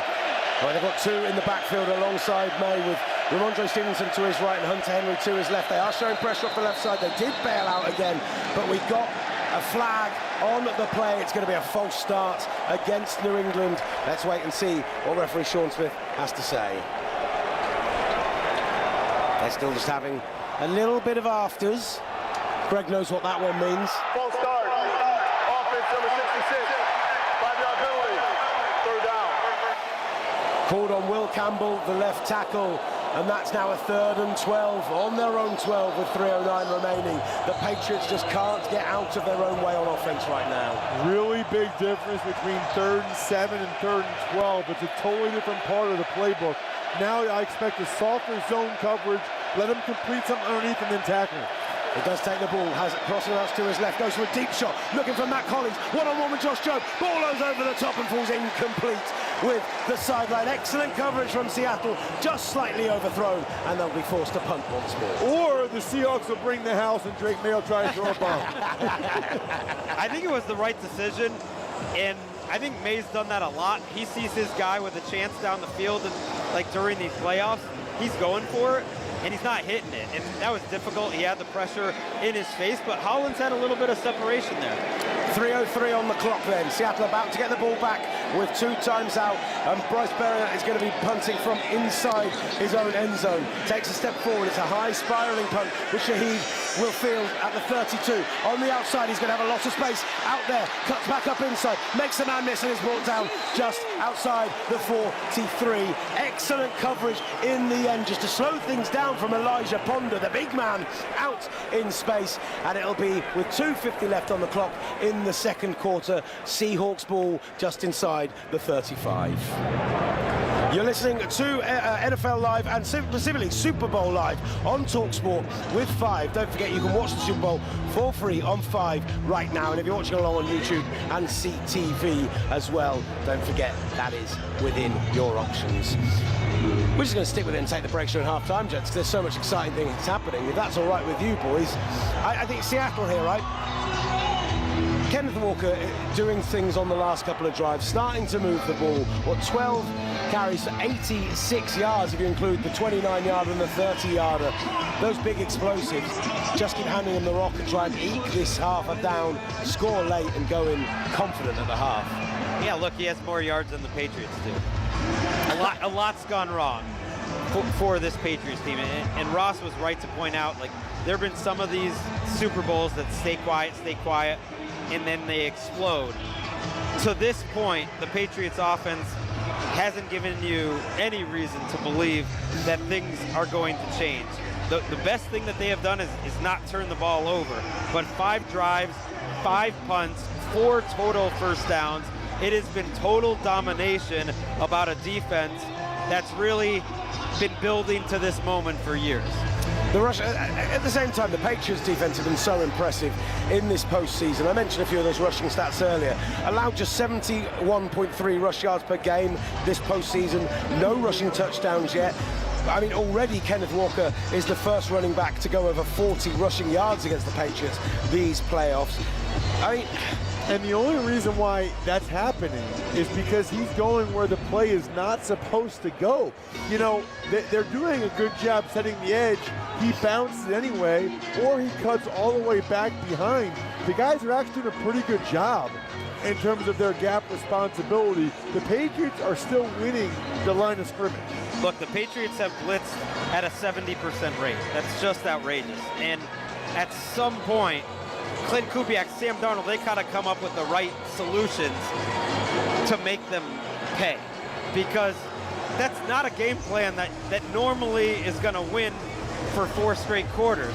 Now, if you're a Seahawks fan who's a little worried, maybe you think back to that Rams game earlier this year that was similar. You think about some of the ways Brian Flores and that Vikings defense has attacked Darnold. Their passing game really hasn't been able to allow them to feel great about this game yet. Otherwise, they should be winning by a couple of scores. Right, break the huddle. Sam Darnold, who's starting this drive from around the 42-yard line, under center. Moves the tight end Elijah Arroyo in motion, sends him back to the right side of the line and gives it to Talani this time. It's a fake. He goes over the middle. Cooper Kupp at the 48. Nice drive starter for the Seattle Seahawks. Brought down right there. That'll be a 5-yard gain and a second, in fact 7 and 3. That's a lot of effort for a 5-yard gain. I mean, Darnold comes out on the boot. Harold Landry's not fooled. He's right on him. Again, Darnold makes a throw where it looks like there's defenders around there. I mean, even when they're getting 5 yards, it's a hard 5 yards. Jalen Hawkins in on the tackle. They call it 7 in the end with the extra yard after. the catch. They can the play. Darnold in the centre. They will hand the ball this time off. Kenneth Walker makes one cut up to the right-hand side, and that burst he gets outside, gets into the first down marker, continues to push the pile, goes 3 yards past the line of scrimmage, and that'll be a 6-yard pickup and a Seattle Seahawks first down as we move to the 2-minute warning of the first half of Super Bowl 60. Not a high-scoring half by any stretch of the imagination. One, if you love defensive football, if you like to see quarterbacks under pressure, if you like to see defensive coordinators absolutely in their bags, as we've seen so far, can the Patriots get a quick stop and try and keep themselves in this game? Or Seattle give us the first touchdown of the first half, put some points on the board, and go in at halftime up 2 scores. You're listening to All Live here on talkSPORT.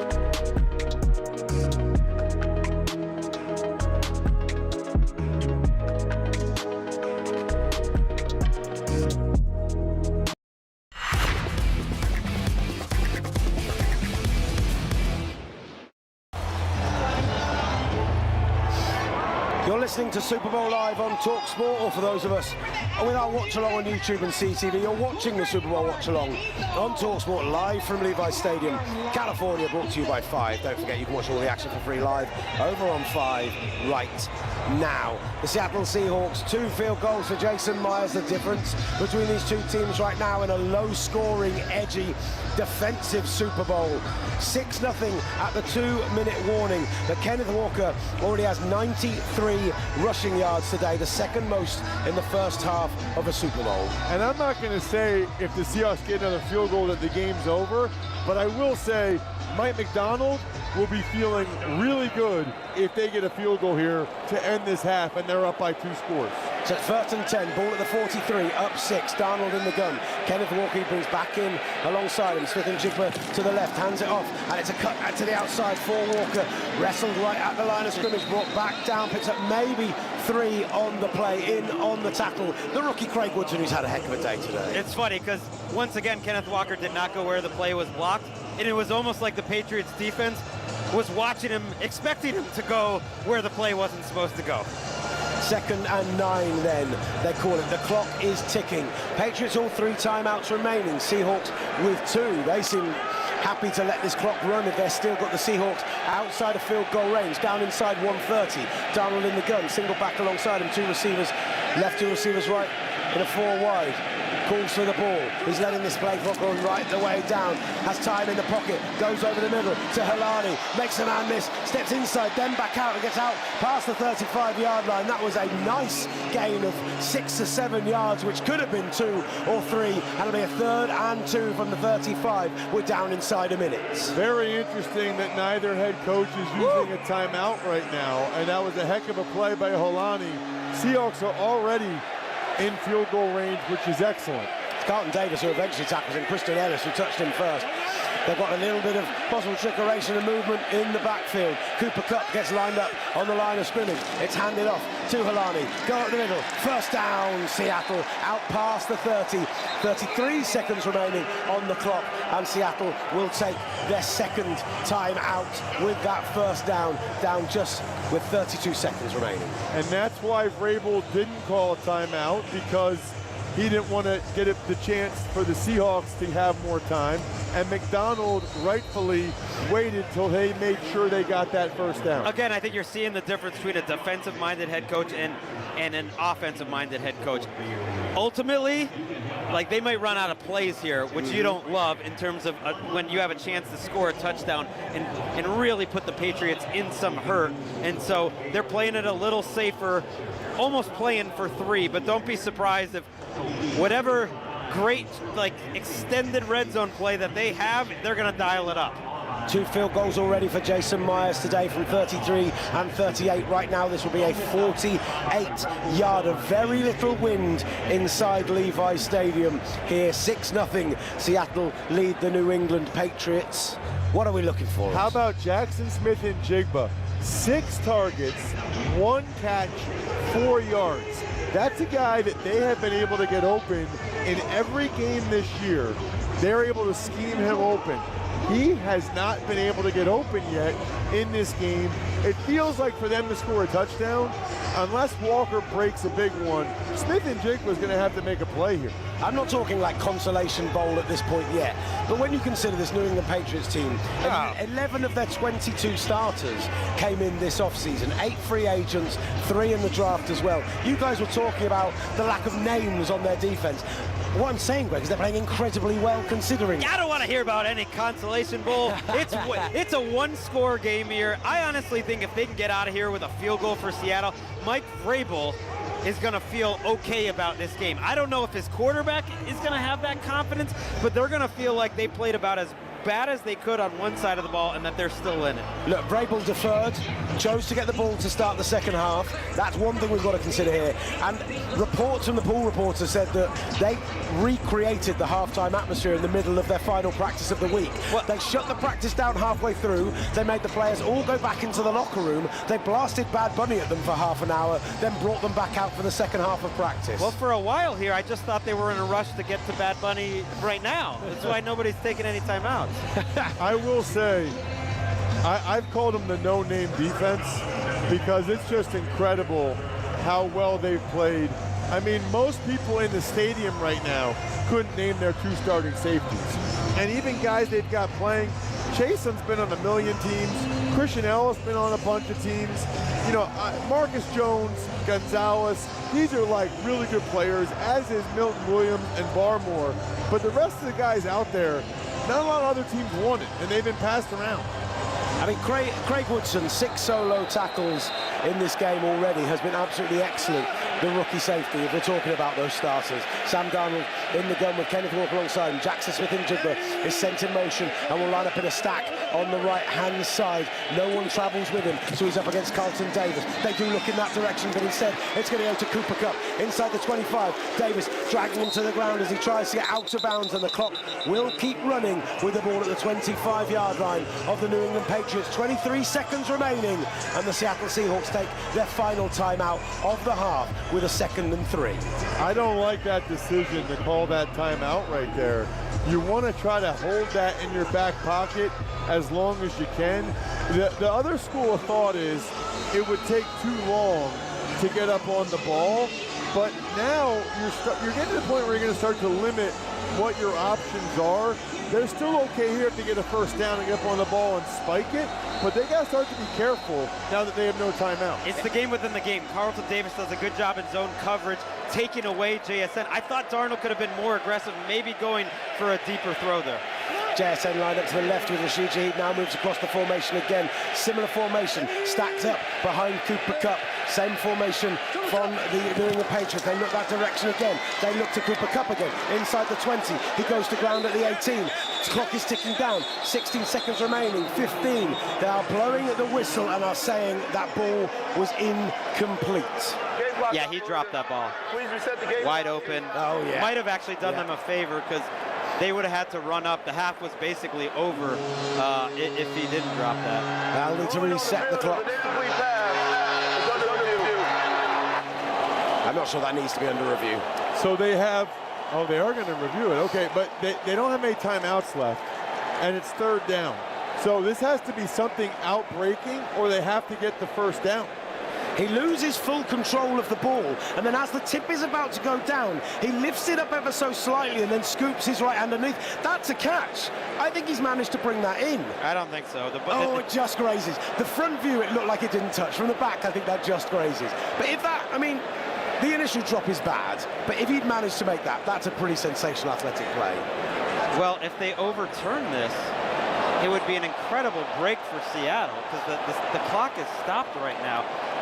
The reality was, if he catches that, the half's essentially over. They got to spike it and kick the field goal. If they overturn it, I believe it'd be a 10-second runoff if they say it's a catch.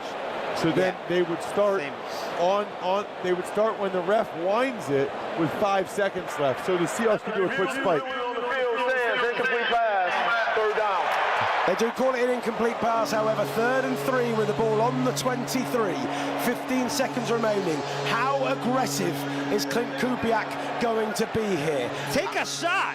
I'm with you, Gregg. I think Jackson Smith-Njigba has been the best receiver in football this season and has yet barely seen the ball in this half, has not managed to bring it in when he has. Why not give him an opportunity here? You cannot get sacked, and you cannot be short of the first down. You will get 0 points. Although they did put the clock back to 20 seconds. 20 seconds remaining, 3rd and 3. Ball is spotted, and there's going to be a timeout to the New England Patriots. Waited to see exactly how the Seahawks would come out of their formation. When they broke the huddle, they've done this a lot this half, they sprint to the line of scrimmage and try and get out there quickly, but New England almost always going to take that. Yeah, so that is, they call it like a Kodak timeout, because you get a snapshot of what the offense is in. But also, Vrabel is now telling these guys, hey, listen, it's probably going to be an outbreaking route, or if it isn't, it's end zone or short enough where they can get on the ball and spike it quick if they get the first down. Meaning, I don't think it's a mid-range throw here.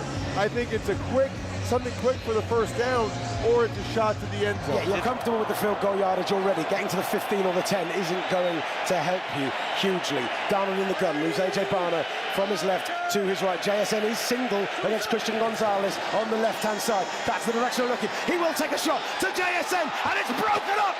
Christian Gonzalez puts both hands on it, very nearly picks it for the New England Patriots, but a sensational play from the second-year corner, and they will have to settle for the field goal attempt. And maybe even a better play from Smith-Njigba. He actually ended up being the defender.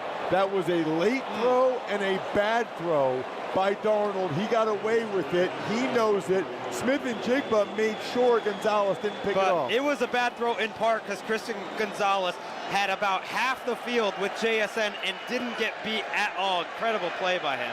Set up then for a 41-yard field goal. Ball is up, kick is up, and through the uprights, good. With 11 seconds left in the second quarter of Super Bowl 60, the Seattle Seahawks have put together 3 scoring drives, but in the red zone every single time have failed to commit. In fact, they didn't even make the red zone on this occasion, and are forced to settle for a 3rd field goal. How good are you feeling of your Mike Vrabel about 9-0, considering that big play from Gonzalez? Greg says you're feeling good. I don't think he's feeling good. I mean, you obviously... Good in relative terms, I think, is the conversation. Yeah, right? you don't love it, but I think you have so much confidence in this team that you think they can still escape this.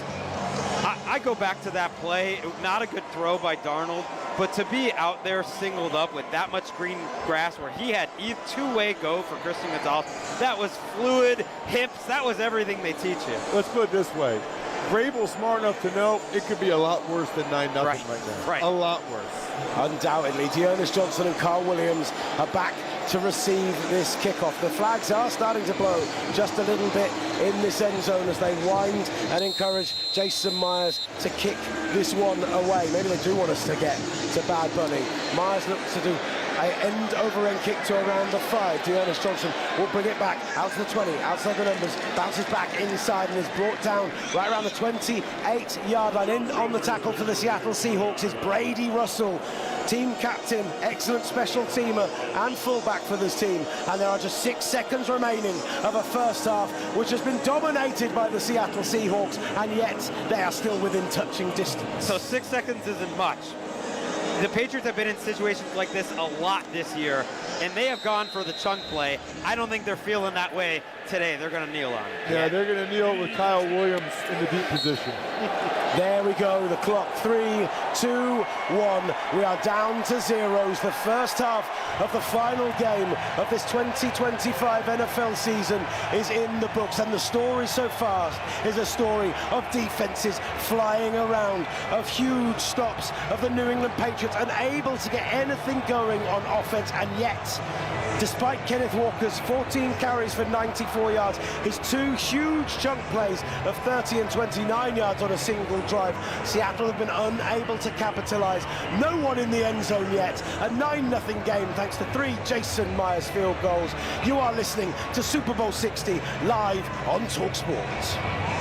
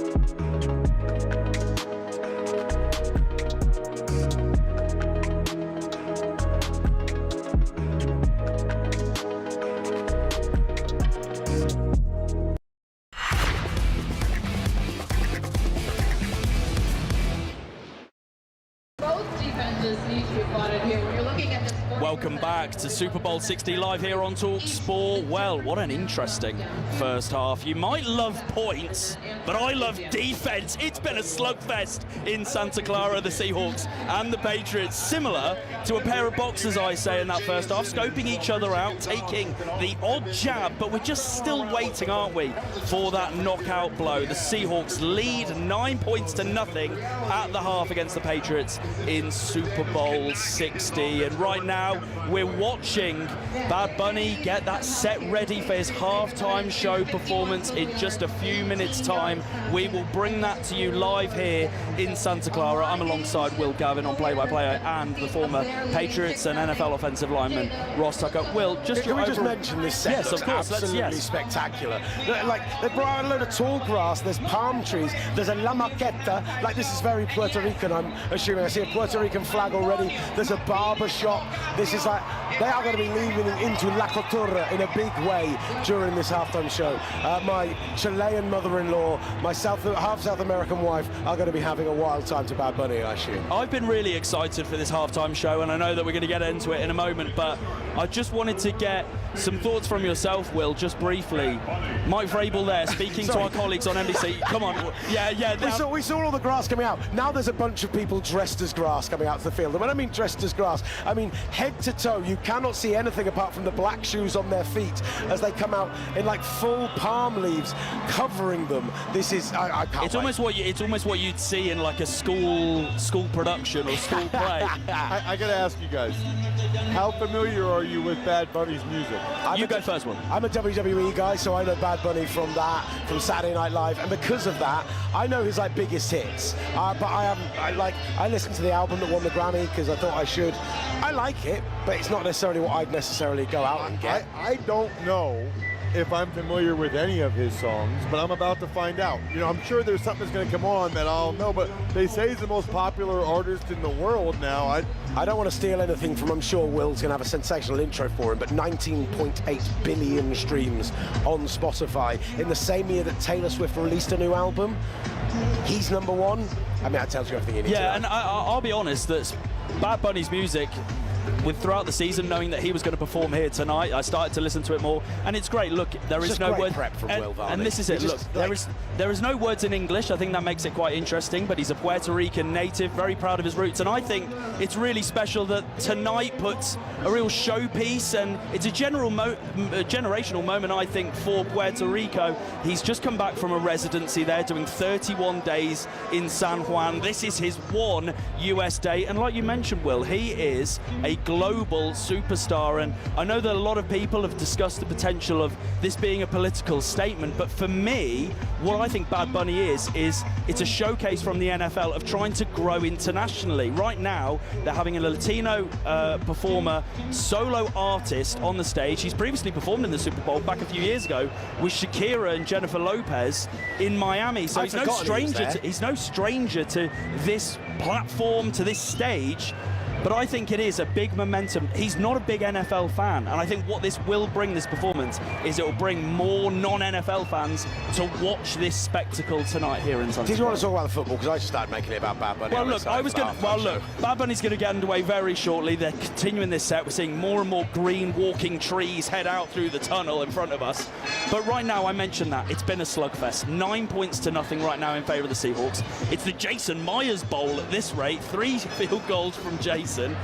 But I was just hearing there Mike Vrabel speaking to our colleagues from NBC down the field saying we need to settle down and play more complementary football.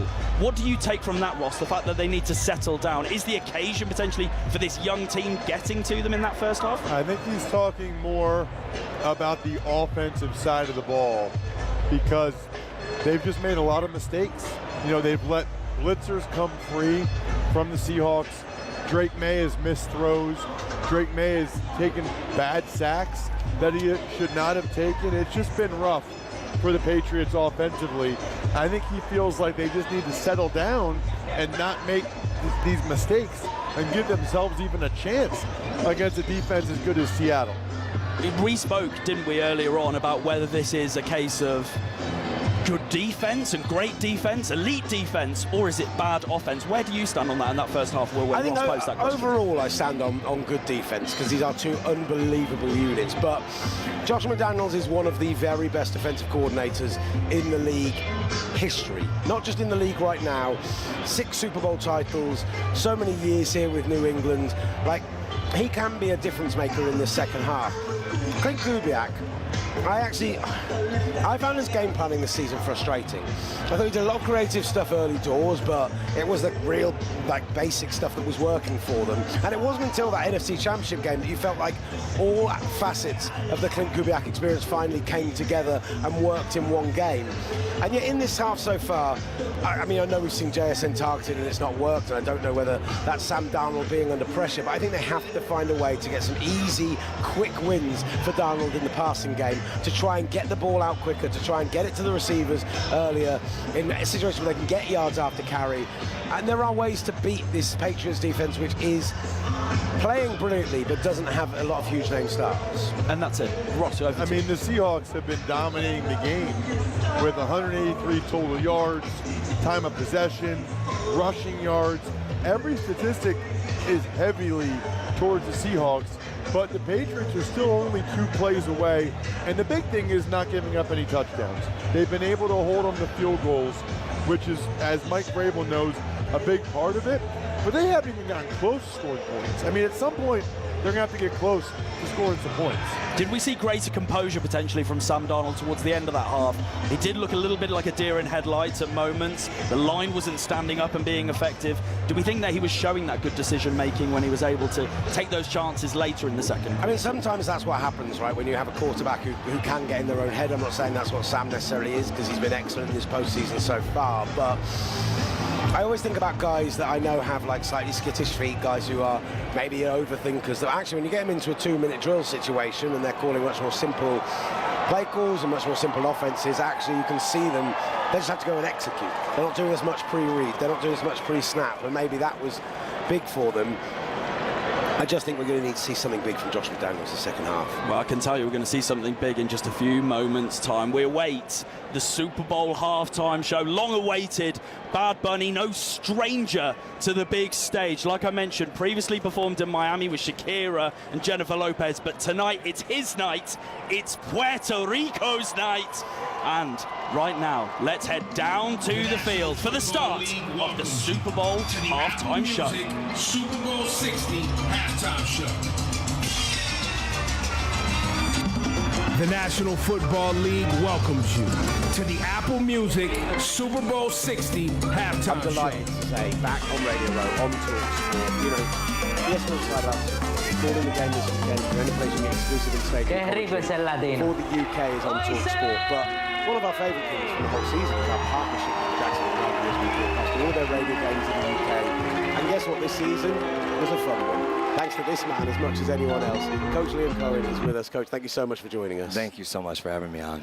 Look, how much are you enjoying coming out here, obviously going to the honours tonight, nominated, and getting to experience this now after the great season you had? It's an honor. I mean, it is to be a part of the Jaguars organization, to see how obviously this season went, but to have the trust of Mr. Khan, his family, the relationships that are a part of the Jaguars community, both obviously here and overseas in London, and what a great experience that was, even though we didn't win that game.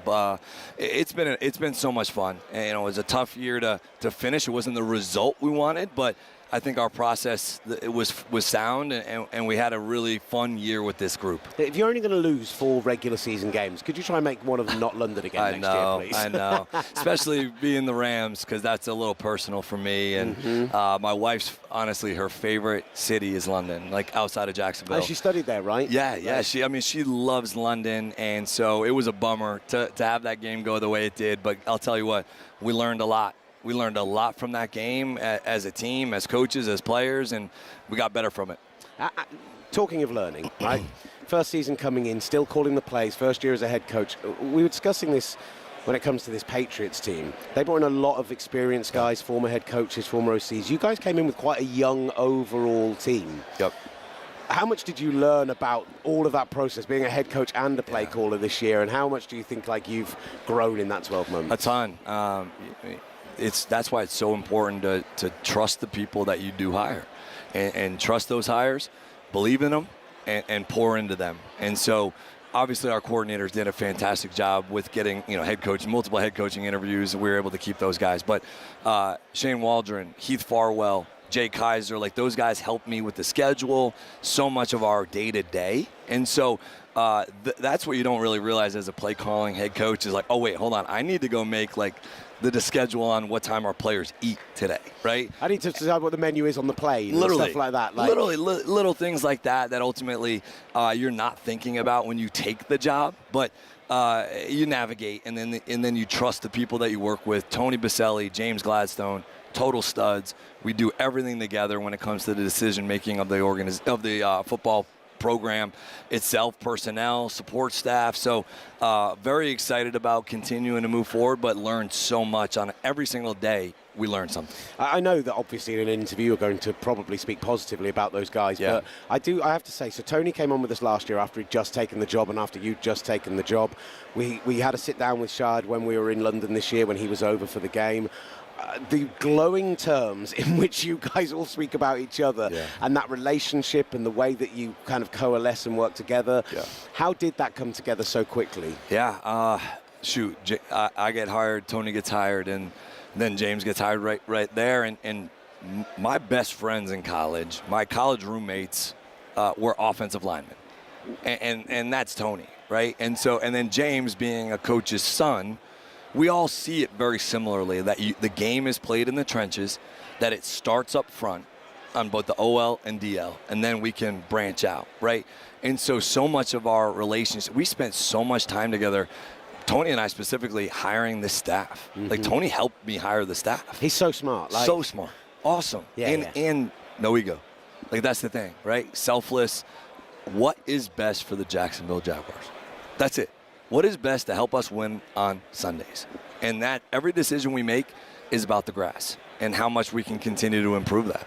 Love that. And tell me a little bit about being on the sideline, going from having to switch, right? Yeah. When you're looking at what the defense is offering you, when you're looking at how you're going to adjust in the plays, how are you juggling both those things, and how are you making sure that you're keeping that focus on play calling, staying in that zone, and making sure you're making the right calls? Yeah, it's a challenge to, all right, let's say you go down the field and score, right?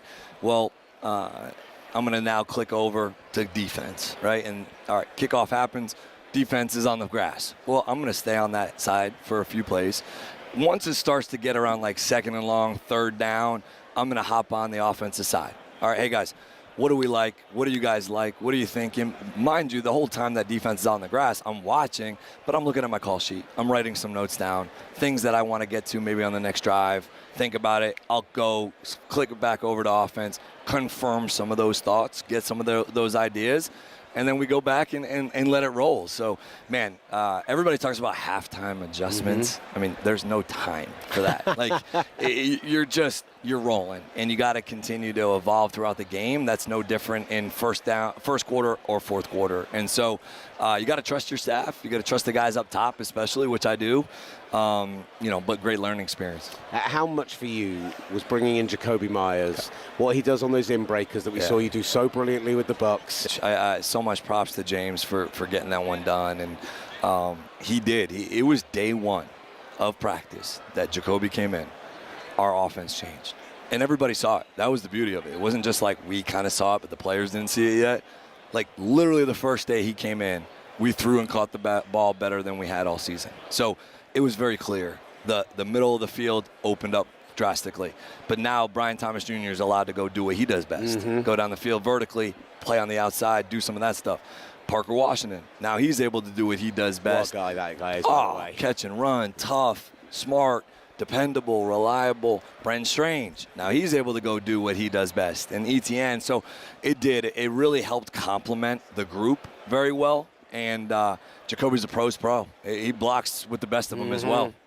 I mean, we all know that system. We all know that if you're not blocking at wide receiver, you're not taking snaps. You don't block, you don't get the rock. I love, because you mentioned Brian Thomas, and it did feel to me like there were times where there was some square pegs, round holes maybe going on earlier in the year. And I love him as a player. His rookie season was sensational, and I just started to see that spark coming back later in the year.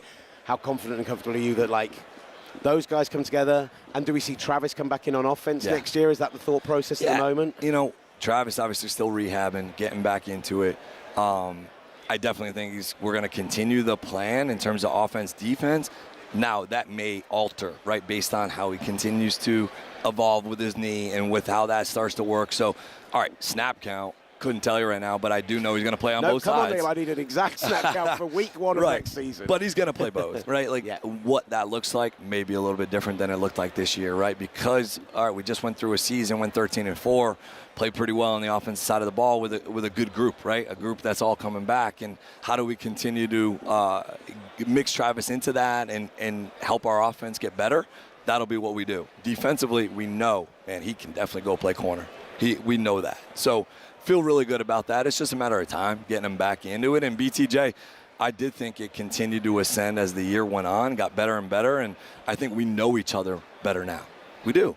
And so, all right, that's our job, and that's his job to continue to get better and to see how we can continue to use him to help our offense. I mean, you strike me as the kind of man who, the day after the Buffalo game, you're probably already thinking about this, but have you figured out what you want to focus on this off-season? What the biggest lesson that you learned from last year to go into next year, maybe? Yeah, I think we're excited about, all right, Trevor has his first healthy off-season in years, in year 2 of a new system, right? So that in and of itself, we're excited about being able to go and, like, okay, how do we take this offense to the next level? the details, the operation, the penalties, cutting down on that stuff. That'll be a great challenge for us this spring. All right, now, defensively, how do we continue to rush the passer at a high level? How do we continue to affect and impact the quarterback at a high level? And then offensively, again, we've got to get the run game to be consistent, right? The pass game wasn't consistent early in the season. The run game was. Then later on, it flipped. We need to be able to operate both at a high level for us to be playing on Sunday in this game. And I do want to ask about Trevor, obviously. I mean, we saw his glowing locks flowing past a little bit earlier on. Yeah. He is, in that second half of the season, finally we saw the guy that I worked with Gridiron Magazine. We went and interviewed him when he was in high school. Nice. Like, he was, from that level, a guy that we had such high expectations of. Yeah. And that second half of the season, man, he looked like the guy we all knew he could be. Yeah, I was fortunate enough as well to watch him play a high school football game. I was there recruiting a different player, and he was there. He was playing. It was a playoff game his freshman year. So I was able to watch that. I saw what that looked like and followed his career. Then to be able to see him truly take it on this year, it clicked, right? At some point, it clicked. And, yeah, we had to work through some stuff. But, man, I was so proud of the way that he prepared each week, the way that he came to work every day. And then Sundays, man, especially when his legs started to get moving, he became a different dude for us. There was a lot made of a moment earlier in the season when the two of you had a bit of a back and forth on the sideline. Yeah. It was one of those things that I got asked about a load that week afterwards. As you can, like, oh my God, did you see that? Do you think there's a real problem there? Hell no. Have you guys had a really, like, is the push and pull of that relationship, like, can you be a bit like butting heads, and can you get him to, like, raise his game that way as well? Yeah, well, I mean, we flew over here together. Like, you know what I mean? Like, we went at it a few times in training camp before that even happened. We had a couple exchanges that, you know, he barked back at me. And I was like, good. Yes, we need this. Like, that's how you work through things. Like, you work through reads, you work through footwork, you work through decisions. Like, it's an emotional football game. A lot gets put into it every single week. So there's going to be times where that stuff happens. I truly think that he knows that I care about him and that we want the best for him. And I know that he trusts us. I do. So some of those, I mean, that is as silly as it gets. Yeah. Of course it is, but it just highlights it's that life. conversation. I get it. It's social media world, man. Yeah, exactly. I got it. And then just finally, you mentioned it briefly earlier, but how massive is it for you to have kept Grant in-house, to get both coordinators in-house when both are being touted for head coaching roles? Yeah, huge. You hire young coaches, first-timers, for a runway. And then I'm sitting there at the end of the season like, okay, well, guess we may have to go and make some changes here. And so very fortunate to get Grant, Camp, and Heath Farwell all back for another year. That continuity, chemistry is so important. Your players not having as much change, turnover, new verbiage, new terminology, huge. Grant does a phenomenal job. He's a sharp dude. I mean, he really gets it, sees the game from an all 11, all 22 perspective. Disgustingly young as well. Like, it's just not fair that he's that good at this age. I feel the bit the same way about you, but he's even worse. 30. I mean, he's 30 years old, and football's life. Yeah. Football's life. So it's great to have him back. Coach, we really appreciate you coming to join us. We Thanks love so what much. you achieved this season. We're so excited to have you back in London again this year. And with the stadium development, there's a good chance you're going to play 2-3 games over a couple of seasons. Yep. So really keep building that London base. Your wife's going to be delighted that you're there. And so we love it, man. Thank you so much. Yeah, we need to make a little bit. We need to play better overseas, over the pond. All right, we'll get it done. I believe. Thanks for having us so on, much, man. Thank you.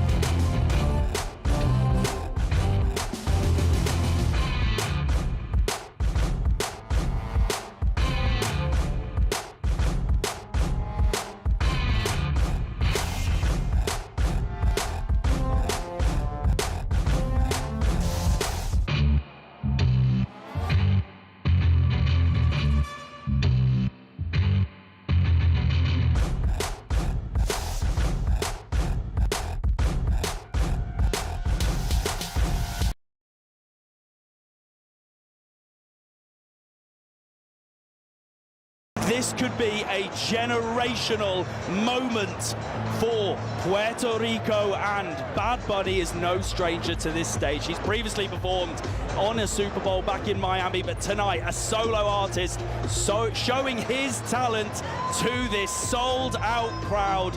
Not a seat to be seen filled. This stadium remains. Fans starting as the set begins to be toned down, getting ready for the second half here as the Seahawks take on the Patriots. Just a stunning Super Bowl show that included Lady Gaga making an appearance. Who saw that one coming pre-game? Lady Gaga. I'm lost for words. I thought that was an incredibly brilliant performance, so much energy. Lady Gaga, and as an elder millennial, let's give a shout out to Ricky Martin as well, being out there. Certainly a bit more of my generation when it comes to that music. I thought that was brilliant. I really, really enjoyed it. I only knew like 2 songs, but the set was fantastic. I thought the energy was fantastic. I love the message that the only thing more powerful than hate is love on the big screen at the end, as he danced down the tunnel with all of the flags representing all of those Latin nations, leading with Puerto Rico, but leading with so much of Central and South America as well. It delivered the message it needed to deliver without it being in a way that would be antagonistic necessarily. It was about the love, not the hate. Exactly that. And look, I mentioned that this being a generational moment, the fact that Bad Bunny, the most streamed artist on Spotify last year, he deserved this solo stage, and he proved just why the NFL and Roger Goodell wanted him to perform in Santa Clara tonight. He put on a show, he brought the energy. Well, let's hope the Seattle Seahawks and the New England Patriots can do the same. We've got 9 points. I may love defense, but I need some points in this second half. So do Mike McDonald, so does Mike Vrabel. Will we see them? That's the question. We'll be back after a very short break with second half commentary to come, live from Levi's Stadium. You're listening to the Super Bowl live on talkSPORT with 5. Don't forget, you can watch the Super Bowl for free on 5 live right now.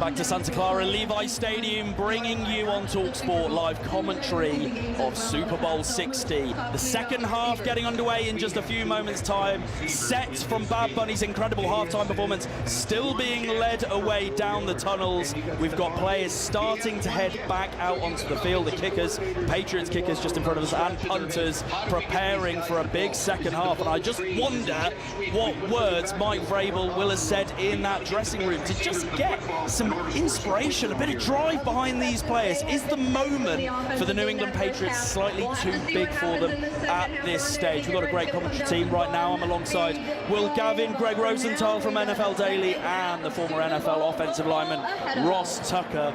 Look, Gregg, just before you left us for the second half, I mentioned about that potential moment for the Patriots, and this being a young team, Drake May maybe looking a little bit of a deer in headlights at times in that first half. What do you think Mike Vrabel will have said in that dressing room in order to get the best out of this offense heading into the second? I've looked at everything's in front of them. It's a 9-point game. Their defense is playing great. I think it's more about what Josh McDaniels is saying to change what they're doing, and I think Kyle Shanahan made a great point. I'm not above stealing a point by a great coach like Kyle Shanahan. At the NBC halftime, he's like, look, I played the Seattle team. There are no explosives when they have their two safeties back. You are going to have to run them out of those two safeties being back. And by that, I mean, you got to keep running the ball because they're essentially daring you to run, and the Patriots have been okay doing it, but not great, and that's the only way that they'll get that one safety to kind of come down and maybe hit some big plays in the passing game. The pressure on Drake May so far has been just enormous, and you look at 3 sacks so far for the Seattle defense from the least likely of participants. Devin Witherspoon screaming off the edge. Less Leonard Williams would maybe expect to get a sack, but what a huge play for a man who, as it was pointed out by the man alongside me, had only had 3 tackles this entire season prior to it. Riley Mills. All 3 sacks have been 10 yards. All of them have been absolute drive killers, and so they need to protect Drake May a bit better, find a way to get the ball out quicker maybe, give him some easy outs. Josh McDaniels, I think, has a big second half ahead of him. If you've been watching us on YouTube and CTV, you're watching the Super Bowl Watchalong on talkSPORT, live from Levi Stadium here in California, brought to you by 5. Don't forget, you can watch all the action for free live over on 5 right now. Patriots heading back out onto their sideline. You're just hearing a few boos. I've mentioned big Seahawks crowd here, taking that journey down from Washington State. This is a stadium they know all too well. They wrapped up the number one seed in the NFC here just a few weeks ago in Week 18. They left a couple of cigars in the 49ers locker room, hoping to smoke them after maybe smoking the New England Patriots later this evening. You will have, if you've been watching us on YouTube and CTV, you won't have seen Bad Bunny's show, but you'll have seen a great interview, by the way, that Will Gavin conducted with the Jaguars head coach Liam Cohen. You can watch that and all of the great stuff we got from Radio Row, our Fanatics Red Carpet NFL Honors, by the way, over on the talkSPORT USA YouTube channel. Don't want to miss any of the great stuff, the content that we've been gathering after a busy week in San Francisco. But second half is on the way. Players back out on the sideline, and I think it's time for some dreams to be realized and to come true. Right now we just got 9 points in it. Plenty can happen in this second half. You are just 2 quarters away from Super Bowl 60 glory. I'll hand you back to your stellar commentary team as the lights go down and then they start to flash around this stadium. A cauldron of noise it's been in that first half. Let's hope for same in the second. Alongside the former NFL offensive lineman Ross Tucker and host of the NFL Daily, Gregg Rosenthal, it's your commentator to bring you home for the season. The 2025 season reaches its pinnacle. It's talkSPORT's very own Will Gavin. Teams who are scoreless at halftime in Super Bowls have gone 0-14 in those 14 Super Bowls. But those weren't 9-point games. Those weren't tough defensive battles where a turnover could make all the difference, and we've been close to so many of those so far today, where a big special teams play could make all the difference. I think this game is not done by any stretch of the imagination, but we need to see the New England Patriots try and bring some positivity with this opening drive, Ross Tucker. Well, yeah, they deferred, so they'll get the ball here, which is huge. And I'm really curious to see just how conservative Seattle will be with the football, because I think that they feel really good about their defense right now. I think when Seattle gets it, they'll be pretty conservative. I don't think Josh McDaniels can afford to do that. I think Josh McDaniels has to let Drake May try to win this game. They've almost approached their offense, the Patriots, as if they have too much respect for Seattle. I know they're afraid of the turnover, and May hasn't given them confidence, so they're going to have to start taking some shots down the field. Right, the rookie Carl Williams and Dearness Johnson are back to receive this opening second half kickoff. Just 2 quarters of the 2025 NFL season left, and it will be Dearness Johnson right on the hash around the 10, bringing it out. He spits out to the right-hand side. Outside the numbers, gets to the 30, where he is wrestled down at the 31-yard line, in on the tackle in the end. And what a game he's had so far. Brady, Russell, and now Drake May out onto the field. A few quick passes back and forth with Keishon Booty before he heads out there. And it's time for Drake May, in the second year of what has been such a sensational young career already, to show us just a little bit of what he's made of. Show us a little bit of that magic that he's brought to New England in returning into their first Super Bowl since the Brady-Belichick era. He begins in the gun with Ramondre Stevenson alongside him, and it goes to Stevenson. No, it doesn't. It's a fake. Looking down the sideline to Matt Collins, and broken up. Nicky Mamori there. Pop Douglas was the intended target. Tight coverage from the rookie safety, and it'll be 2nd and 10 at the 32. Well, they tried to get a big play on first down. They went with a zone read, and then he went with the out and up to Douglas. He had to throw a back shoulder. Pretty good ball. Murray had really, really good coverage. This stadium is loud to start this second half with May in the gun. Stevenson this time to his left. Keishon Booty, a single receiver to the left. Pop Douglas is on the right with Matt Collins. Douglas goes in motion and they hand it off to him. Sits on the backfield. Next man miss, gets out to the 40, down to about the 42-yard line where he's pushed out of bounds right near the first down marker. In fact, it was Travion Henderson, who was lined out wide there, who ended up on that one. Stephon Diggs involved in the play as well, and he's pushed out of bounds for about an 8-yard gain. It'll be 3rd and 4. I think he's way beyond 4. I mean, Travion Henderson did not get a lot of time in the first half. They're going to need some explosive plays. He is that guy. Right, May in the backfield, Stevenson alongside him. It is remaining on the outside, so Hunter Henry lined up deep, Matt Collins out there, Stephon Diggs and Keishon Booty. Straight drop back for May, looks to his left, to Booty, goes back on the ball and it's broken up. A lot of ringing, some jerseys being pulled. Josh Jobe puts his hand behind his back and looks towards the officials as to say, I'm not sure I did anything wrong there, but the Patriots were desperate for a flag on this sideline. I am okay with the no call. It should be noted they are really letting these guys play. So they're taught, hey, in a Super Bowl, nobody wants to see a lot of flags, so be extra aggressive, and I think both teams are doing that. We don't have a flag in the field in the normal play, only a pre-snap penalty.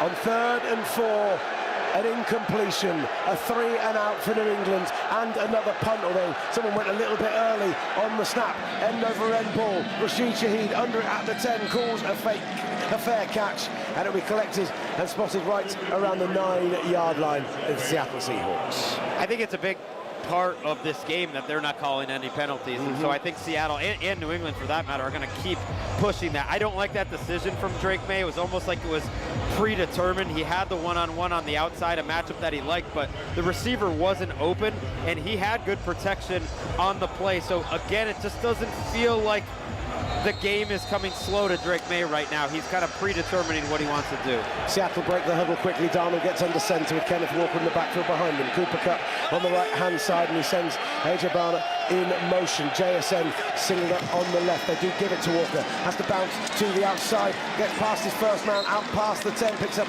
maybe 2 on the play. In on the tackle, Jarran Reed. And it'll be a 2nd and 8 at the 11. They haven't had a lot of success with the outside zone plays. They've had more success with downhill plays like duo, which is double teamed, and then Walker bouncing it outside. When they predetermine an outside run, the Patriots are really doing a terrific job of being exactly where they need to be across the board.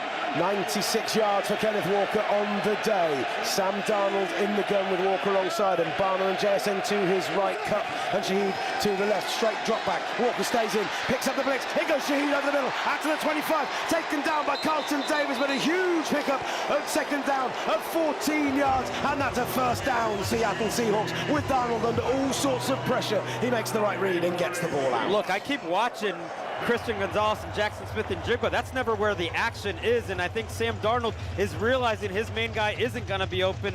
Good job by Darnold standing in against the pressure right before getting hit by Christian Ellis on that throw. Yeah, quarterback hit, but not a sack yet registered for this Patriots defense as they go 5 wide on the opening play. Well, it's just actually a heavy line with 3 wide, and Kenneth Walker out of the backfield, split out wide right. Darnold looks to his left. He's got a man open. JSN at the 14 goes down, a little slip maybe at the 43-yard line. A pickup of 13 on first down. Another Seattle first down. But when I saw JSN that wide open, I thought maybe we're breaking a big one off. It was just a slant. I'm a little surprised that he was able to get that open. I'm trying to see what happened there and why Gonzalez was so late to react to that. There's Jalen Hawkins in there eventually. They get up to the ball quickly. Darnold under pressure, has to step up in the pocket. Out to his right. He'll run it. Out to the 45. Steps back inside. Out to the 50. Into opposition territory. Down to the 55-yard line. 45-yard line, and Sam Darnold picks up another first down. This Seahawks offense are rolling. Greg, we said it earlier in the game, Darnold doing a much better job with his pocket movement than Drake May, and unlike the first half, that time he did tuck it away and get a nice gain. That's the difference in this game right now, is Darnold being comfortable with the pressure around him. Spillane takes him down eventually, but Milton Williams missed a huge opportunity to take him down far before the first down. He's under center, hands the ball off to Walker, takes a step up the inside, breaks his first tackle, out past the 45, gets to maybe the 43-yard line. A couple of yards picked up on that one. They'll call it 2nd and 7 from the 43. And you can see Christian Barmore and Milton Williams both shooting the gap. They're trying to make the big play. Williams has had a chance to make a couple. They've been on the field a lot, Ross. I know the half just started, but in general, this defense has been on the field, and you do wonder if they're getting worn down. It's a terrific point because Williams has missed 2 sacks of Darnold in the backfield. That time he just missed a TFL on Walker, where Walker went through the arm tackle. 10:52 left in the quarter. 2nd and 7, ball at the 43. Seattle up 9. Straight drop back for Darnold, throws it to Walker out of the backfield, and Walker able to break a tackle, out to the 30, gets out to the 25-yard line, almost to the 20, another huge play for the Seattle Seahawks, a 20-yard gain on the throw from Kenneth Walker, and they're almost to the red zone. What a drive this is. Well, that was awesome because they had Smith and Jigba in the backfield to Darnold's left, so Darnold looked to the left. Patriots are thinking, Smith and Jigba, JSN in the backfield, JSN in the backfield. Then he comes back to the screen the other way, got a couple of key blocks, and it's one of the biggest plays of the game so far. Kenneth Walker over 100 scrimmage yards for the night thanks to this drive, and he's in the backfield again behind Darnold. 1st and 10 at the 23, 10 on the clock left in the 3rd quarter. It goes to Walker on that outside zone again. They managed to push him out of bounds for a short gain, picks up maybe 1 on the play. They call it 2nd and 9 at the 22. We keep saying the same thing. They can't give up any touchdowns. So we're again just outside the red zone, and the Patriots red zone defense needs to keep them in this game, because it honestly feels like a touchdown in this situation would be very difficult for them to recover from. Even a field goal. I mean, even a field goal, then the Patriots need what? A couple touchdowns or a touchdown and 2 field goals? Every point seems huge at this point with how bad the Patriots have been offensively. Helani is in the backfield and splits out wide. Darnold in the gun. Timeout is called. Seattle take it. They didn't like what they saw. Took a moment to line up, a little bit of confusion. And that proves to be a 2nd and 9 and a first time out of the quarter. Oh, you hate that timeout. That's a Sean McVay, Kyle Shanahan special, that coaching tree. They love to burn their timeouts early in the 2nd half, but they're playing so well. It's hard to fault too much, but you hate to lose a timeout like that early. And that's one where I would love to have known why they called the timeout, and would they have been better off just running the play? Right. You know, whatever it was. I think sometimes coaches are too quick to call timeouts, and they're starting to realize just how valuable those timeouts are, and that sometimes you're better off just running a bad play.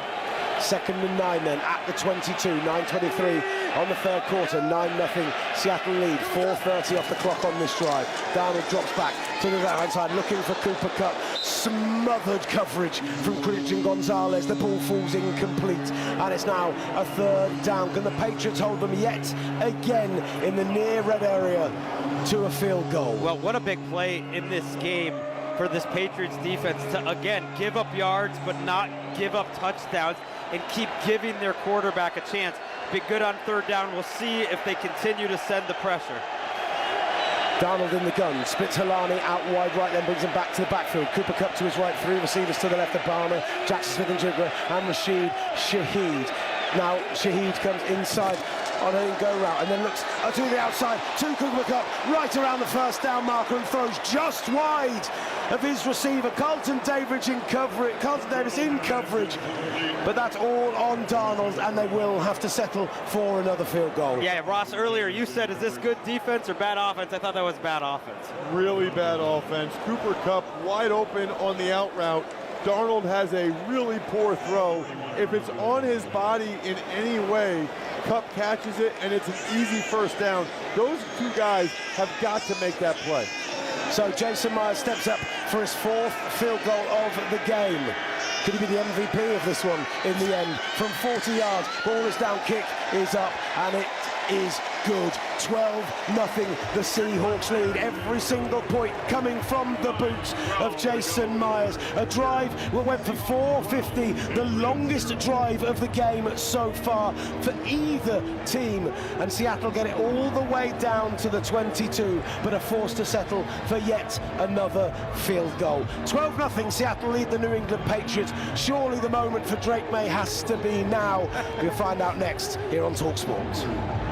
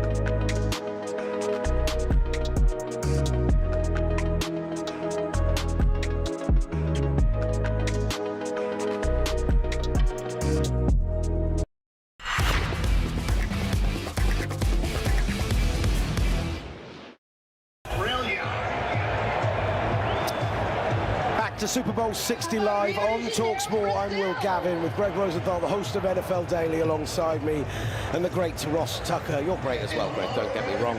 Former NFL lineman. For those with us on YouTube and CTV, or whether you're listening on the radio, you're watching the Super Bowl Watchalong on talkSPORT, or listening to it live from Levi Stadium in California, brought to you by 5. Don't forget you can watch all the action for free live over on 5 right now. That drive, 10 plays, 69 yards, all the way to the New England 22, but yet again Seattle having to fail to settle for a field goal, their 4th of the game. 4:50 went off the clock, which I'm sure Mike McDonald will be delighted to see in a game that feels like it could eke out all the way to the end. But gentlemen, when we've got Kenneth Walker going for well over 100 yards, when you've got Seattle moving the ball seemingly so easily between the 20s, the fact they've not got a touchdown yet just has to put a little bit of faith. Yeah, for the well, Patriots can you do me a favor? Can you not say one more time about Jason Myers' potential MVP? I don't even want that into the ecosystem or the atmosphere. I wouldn't sleep tonight if a kicker is the MVP of the Super Bowl. I might not sleep tonight anyway, but that's nothing to do with who's MVP of the Super Bowl. Ernest Johnson back, fields this one at the 5 right outside the numbers, steps in the inside, gets tackled right around the 32-yard line, brought down a number of Seahawks in on that one. Kyle Williams, the wide receiver, being one of them, and the New England Patriots will start with the ball around the 32-yard line. Right, come on Josh McDaniels, come on Drake May, what are you gentlemen made of? This Seahawks defense has been nothing short of sensational so far, but this is a moment where you need to find something. Yeah, his name's Stephon Diggs, I think. I mean, throw the ball to Stephon Diggs. He's your best weapon. Travion Henderson has some explosive ability, but I'd like to see them get Diggs a little bit more involved. I formation behind Drake May, under centre, fullback in, running back is one of the receivers. It tossed out to him on the outside. Sorry, straight on Henderson. Managed to make a man miss, gets out to about the 40-yard line. Nice drive starter, picking up 8 on that play. It'll be 2nd and 1. In fact, they're going to call it at the 41. So they go big there. They got the big fullback, Jack Westover, in. They got Hunter Henry, only one wide receiver. And look, we said their running game at halftime was going to have to help them out. They only ran the ball once last drive. It was a 6-yard run. Stick with the ground game. Henderson stays in the backfield. May is there as well. May under centre, two to the right, single receivers, Matt Collins to the left. They send a tight end in motion and they go back to Henderson. Up the gut, smothered right at the line of scrimmage. Byron Murphy in on that tackle, forced back there. And that'll now be, I think, a 3rd and 1 from the 41. The best defense in the league, Ross, on 2nd and short and 3rd and short because of that guy, Byron Murphy. Seahawks get lucky. There was a clear face mask on the Henderson run on 1st down, and they missed it. Well, they are letting them play, but I'm not sure they're going to want them to play. And it's going to be a missed face marks for the official that helps to decide this game. May now in the gun. Ramondre Stevenson into the game alongside him. 3 receivers to the right, including a stack of Keishon Boutte and Pop Douglas. Douglas on a little crossing route as the ball drops back, and Drake May is under pressure. Goes over the middle. Look at Douglas, and he has a chance to bring it in Seahawks territory, and the ball hits the ground. 4th and 1 at the 41. With that play call, I think maybe they were going to go for it. Instead, the punt unit is coming out. This is a bit of a surprise. I know you guys listen. This is an opportune time for a fake punt, so the Seahawks need to be very, very careful here. But Greg Cosell's on my show, the Ross Tucker Podcast, and he likes to say if a quarterback's comfortable or not. Drake May is not a comfortable player at all tonight. This is a 7th punt of the night for the New England Patriots. The Seahawks front is showing some pressure. There is the possibility, but it does get booted straight up into the air. End over end, Rashid Shaheed at the 18 with the fair catch, and that's where Sam Darnold will start this next drive. Sorry, if you've got a 4th and 1 in that situation, I understand they went for the chunk play, but normally you go for the chunk play if your expectation is that you're then going to play, if you're then going to go for it on 4th down. Instead, they're putting the ball away for a 7th time in this game, and it goes back to the New England Patriots defense. The last drive, 4:50 off the clock. This most recent one, just 1:38 off. This defense was looking gassed between the numbers.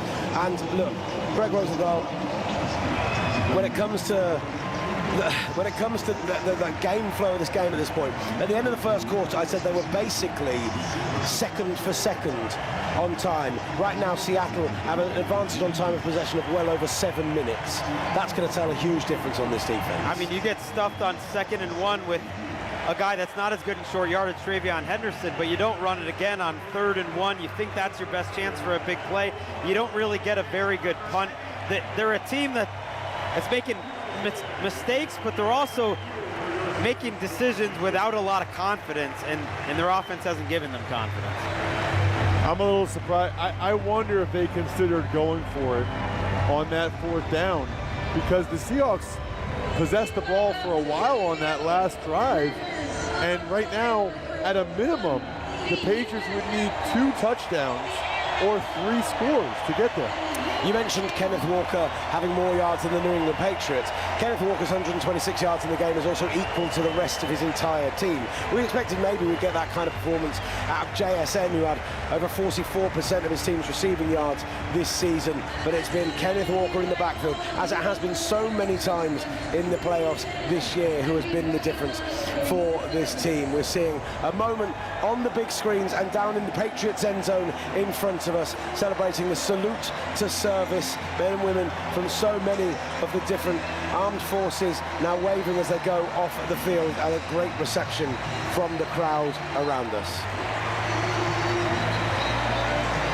Looking at the crowd, I mean, the fact is it has felt Seahawks heavy, it has felt loud. I did feel that we might see the Patriots try and lift their team on that last Seahawks drive.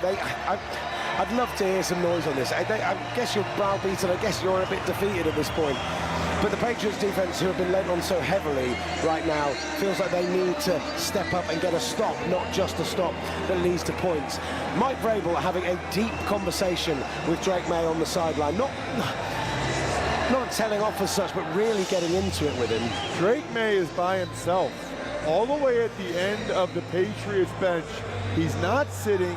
He's not looking at the surface. He is standing up with his hands around his chest. You don't see that from a starting quarterback very often. Usually they're sitting down or they're looking at something. Drake May, again, looks out of sorts to me. Hunter Henry heads over to him, has a word with him, daps him up, maybe trying to get his head back in the right space.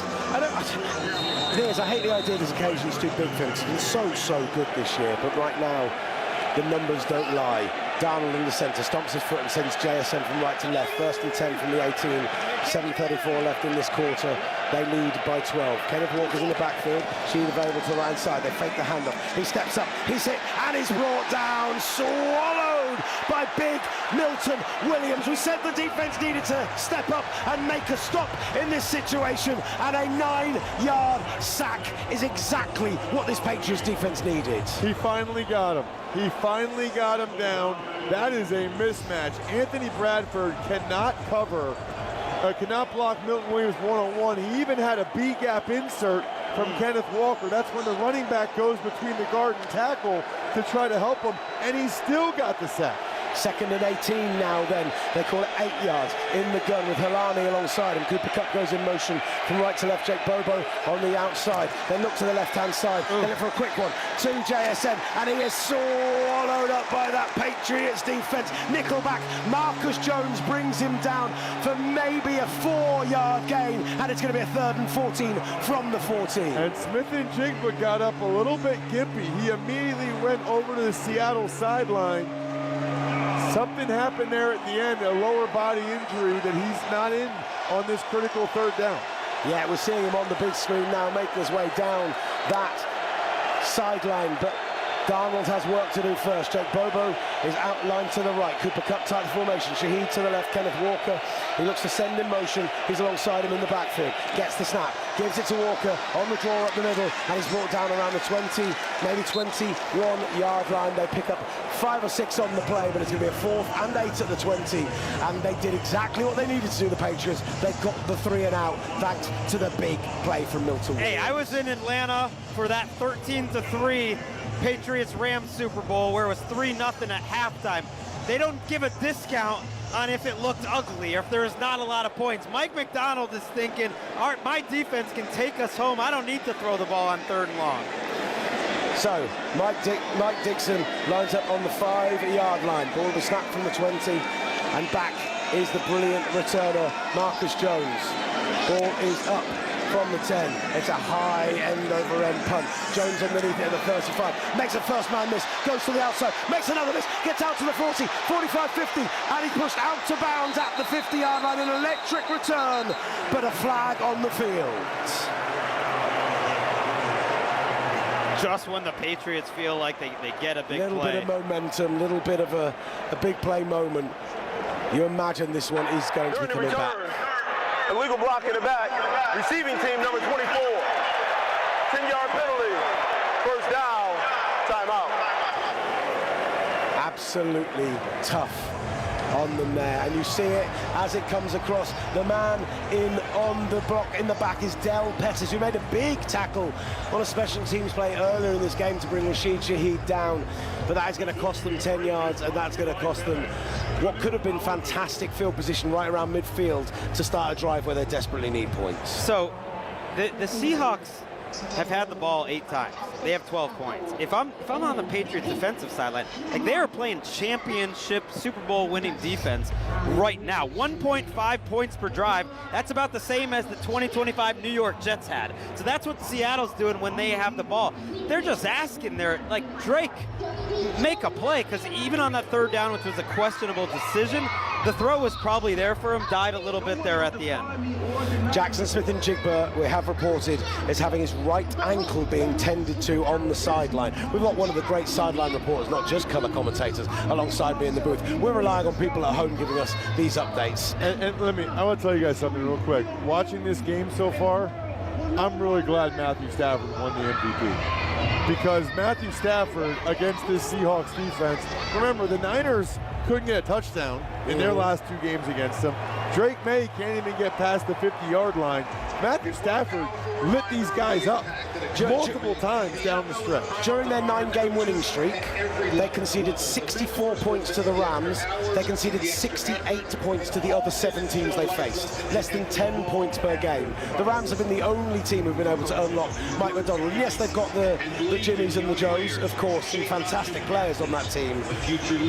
But you've got to start thinking that, I keep saying it this half, Josh McDaniels, what have you got? What are you going to give us? Where's the easy button for Drake May? Where are the quick completions? There's no easy button. There's no quick completions, but Stephon Diggs is a guy that they've been able to get a lot from this season. You know, the first 1,000-yard season for the Patriots since Edelman in 19. Throw him the ball. Throw the ball to Stephon Diggs. A lot of it does come down to sometimes your players making a play for him. Like I was thinking on that first down on the first drive of this half, Demario Douglas has a chance to make this play. They need someone, and obviously Drake May's the best person to do it, but to just step up and make a play that's not going to be easy because Seattle's not giving him anything easy. The blue medical tent is up on the far sideline. JSN is inside it. I know he's not had a big game today, but even so, he's a guy you have to game plan for on defense. What impact could that have on this game, which is still only a 2-score game? Seattle lead New England 12-0 as Drake May breaks the huddle with 5:10 left in the third quarter. The sun has set on Levi Stadium. We're under the lights. What can Drake May do to help his young legacy? He has to step up in the pocket, under pressure. He has to get right back to around the line of scrimmage, but that's going to be brought down, and I think they'll just about call it a sack. Boye Mafe in on that one for about a 2-yard loss, and the answer was they looked for a deep shot, and the coverage was sensational. He's running into sacks. I mean, he had pretty good protection on that play, and then kind of ran forward. It's really the opposite of what he's done for a lot of this year, where he would be smart enough to just throw that ball at someone's feet. 19th sack of this postseason, ties Joe Burrow's record from 2021. May drops back, steps over the pocket, finds his man over the middle, right around the 30-yard line, out to the 32, very nearly picking up the yardage needed for the first down, gets it to a 3rd and 4. Ernest Jones in on the tackle, and that gives them at least a 3rd and manageable. It was Mac Hollins with the catch. Wide open against zone coverage. I like that route combination right there. He sat down, and let's see if they give him zone coverage again, or if they try to heat up Drake May, try to keep him uncomfortable. The 12s get loud inside Levi Stadium. May sits in the gun, single back alongside him. 2 receivers left, 2 right. Hunter Henry tights the formation. He's supposed to roll to the right, over the middle. Kayshon Boutte between his hands. Is May inaccurate? Should Boutte have caught it? Either way, it's another 3 and out. It's another time the Patriots punt unit is out on the field for an 8th of the game, and Stephon Diggs it was, walking off the field, shaking his head. And it's the combined pressure that's affecting May, but again, I think that's bad offense more than good defense. That's a play that he and Boutte have made throughout the course of the season. He throws him a heater over the middle, had the man open. All right, punting from right around his own 20, end over end. Rashid Shaheed calls the fair catch yet again at the 22. Punt coverage has been excellent, but I also get the feeling Rashid Shaheed knows there's no point in taking a risk in this situation. We did talk to him back on Monday and ask if he fancied being the first player to ever have a punt return touchdown in the Super Bowl. He said, that's never happened before. Yeah, then that's going to be me. No opportunity so far, despite the 8 punts for the New England Patriots. Can the defense step up once more? You're listening to Super Bowl 60 live here on talkSPORT.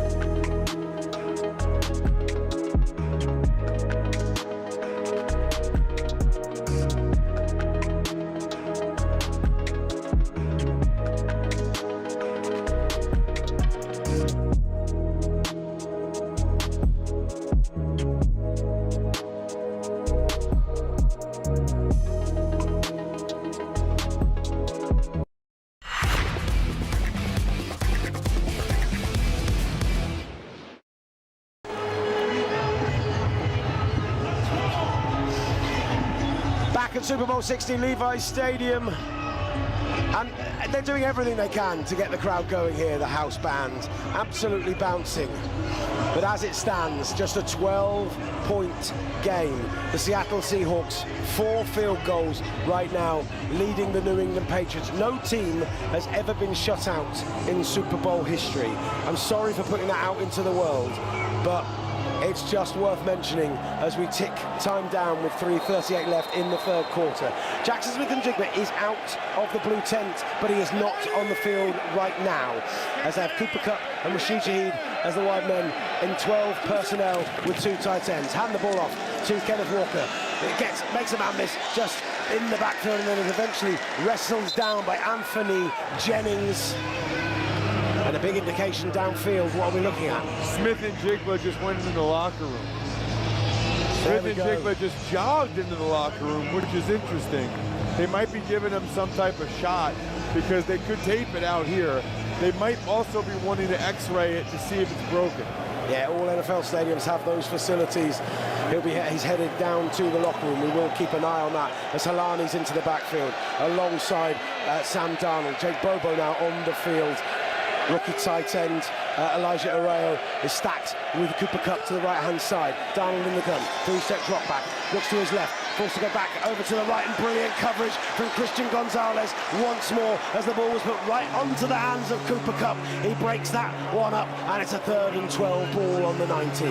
Well, I know Ross doesn't want to hear us talk about Jason Myers as Super Bowl MVP. The Patriots MVP is Christian Gonzalez so far. Easily.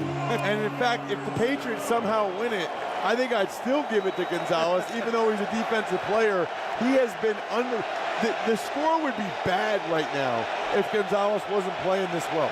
George Halani alongside Sam Darnold in the gun. Rashid Shaheed single receiver to the right, stack to the left-hand side. Darnold with a straight drop back, looking for a deep shot. Goes over the middle, finds Kupp right around the 25. Spins, makes a man miss and gets out to about the 27-yard line. Still 3 yards short of the first down, and they're going to punt on a 4th and 4. Well, there you go. The Patriots with a second 3 and out in a row.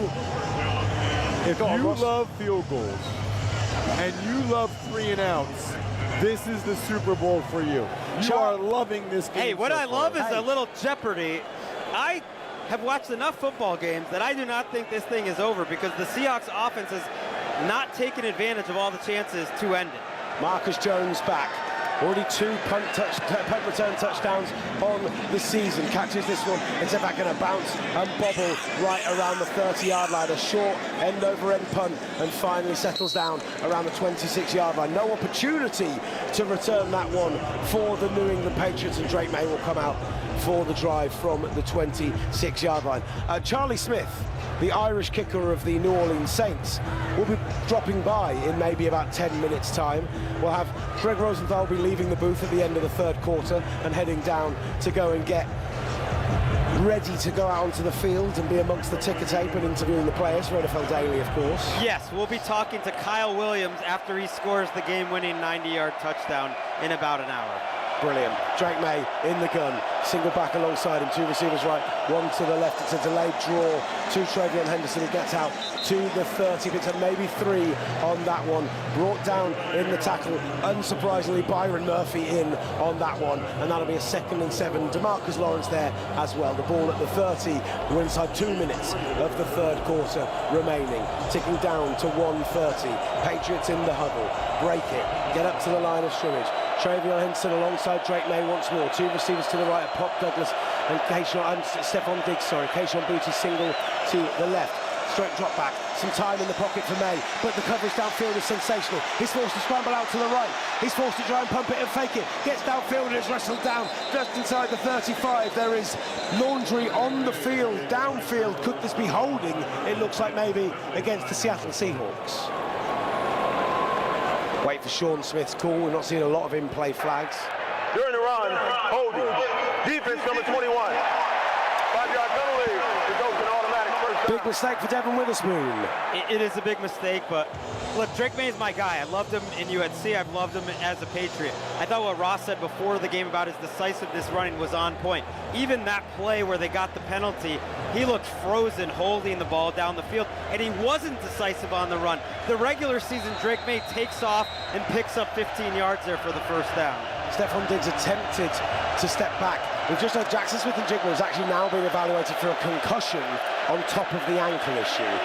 Drake May comes out under centre, 1st and 10 from the 39, inside a minute of the first quarter, down 12, fakes the handoff, has some time, but he's thrown an absolute wobbler as he's hit, as he throws, big hit from DeMarcus Lawrence, and Drake May is fortunate that ball falls incomplete. He'll be 2nd and 10 at the 39, a 10th quarterback pressure of the game for the Seattle Seahawks. Well, and they were trying to take a deep shot with play action. I liked it, but DeMarcus Lawrence went right around Will Campbell.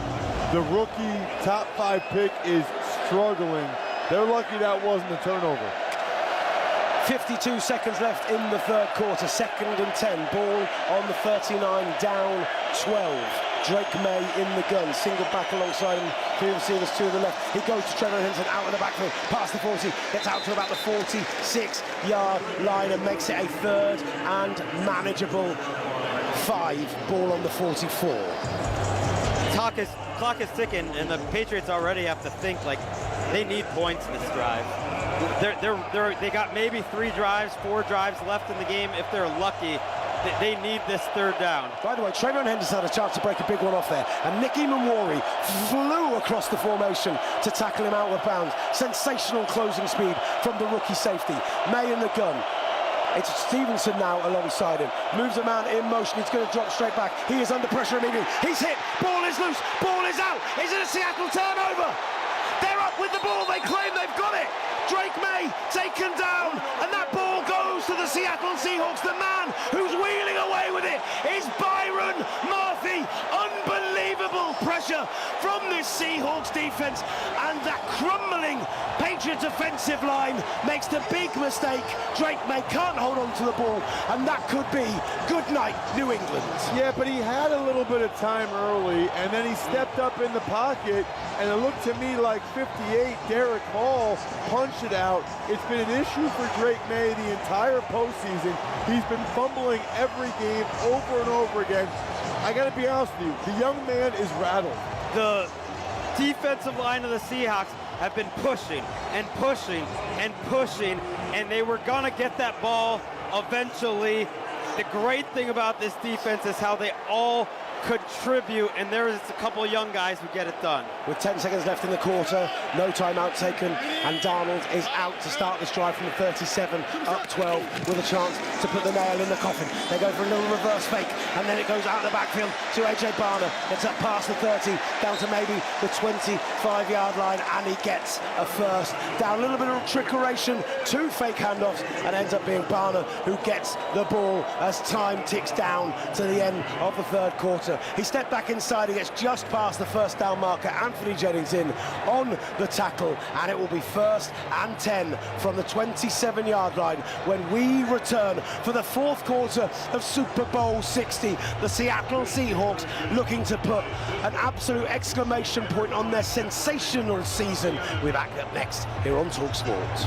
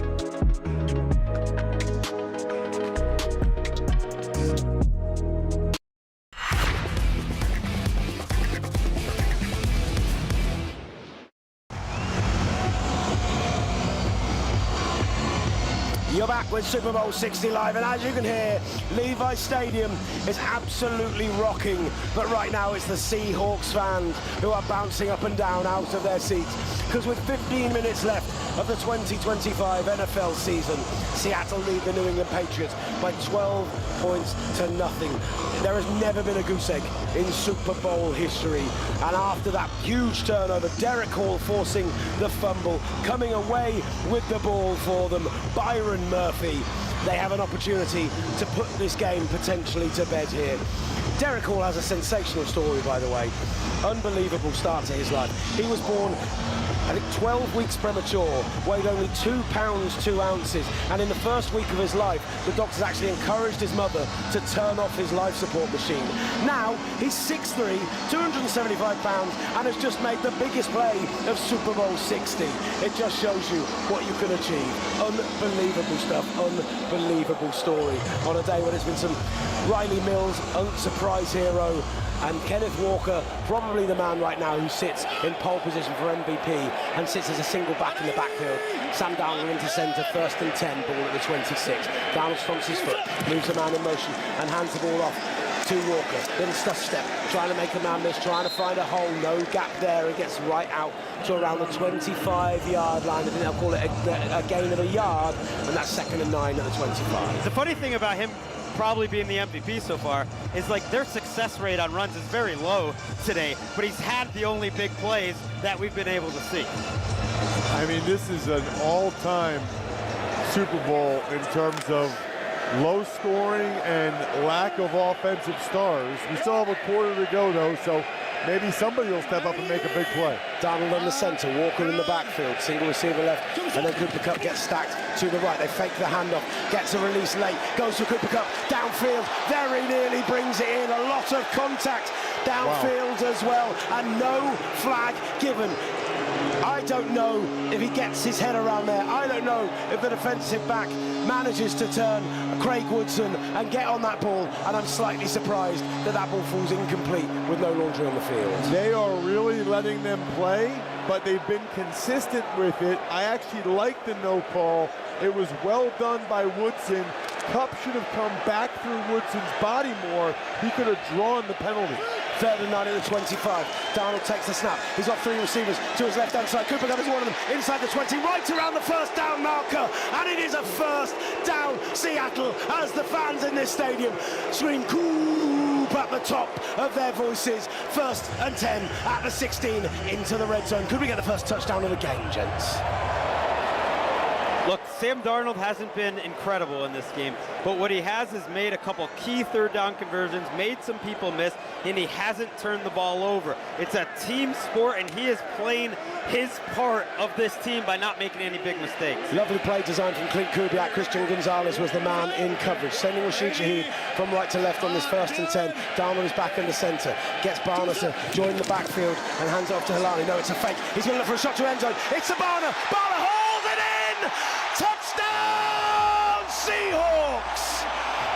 The biggest man on the field for Seattle breaks out of the formation into the back corner of the end zone, and on the play-action fake, Sam Darnold finds his man and maybe brings a 2nd title to Seattle. A.J. Barner is a walking mismatch. He gets right past Jack Gibbons, the Patriots linebacker, and into the red zone. So much of their offense is around that man, and I don't know if anyone can cover that man in the Patriots one-on-one. They settle for the extra point to make it a 19-point game with 13:24 left on the clock. Ball will be snapped by Julian Ashby, held by Bryce Perry. It's the wrong team. Josh Myers got ball is kicked, and the extra point is good. Seattle 19, New England scoreless. 13:24 left on the clock. What a moment to lose Gregg Rosenthal. Wonderful work from you, though, sir, today. Appreciate everything. And as we see replays of A.J. Barner screaming up to the crowd, that feels like the moment that Super Bowl 60 was maybe put in the books. But that doesn't mean you don't want to stay with us right here on talkSPORT or on YouTube or on CTV as we see if the Patriots can mount some kind of miraculous comeback right now, live from Santa Clara.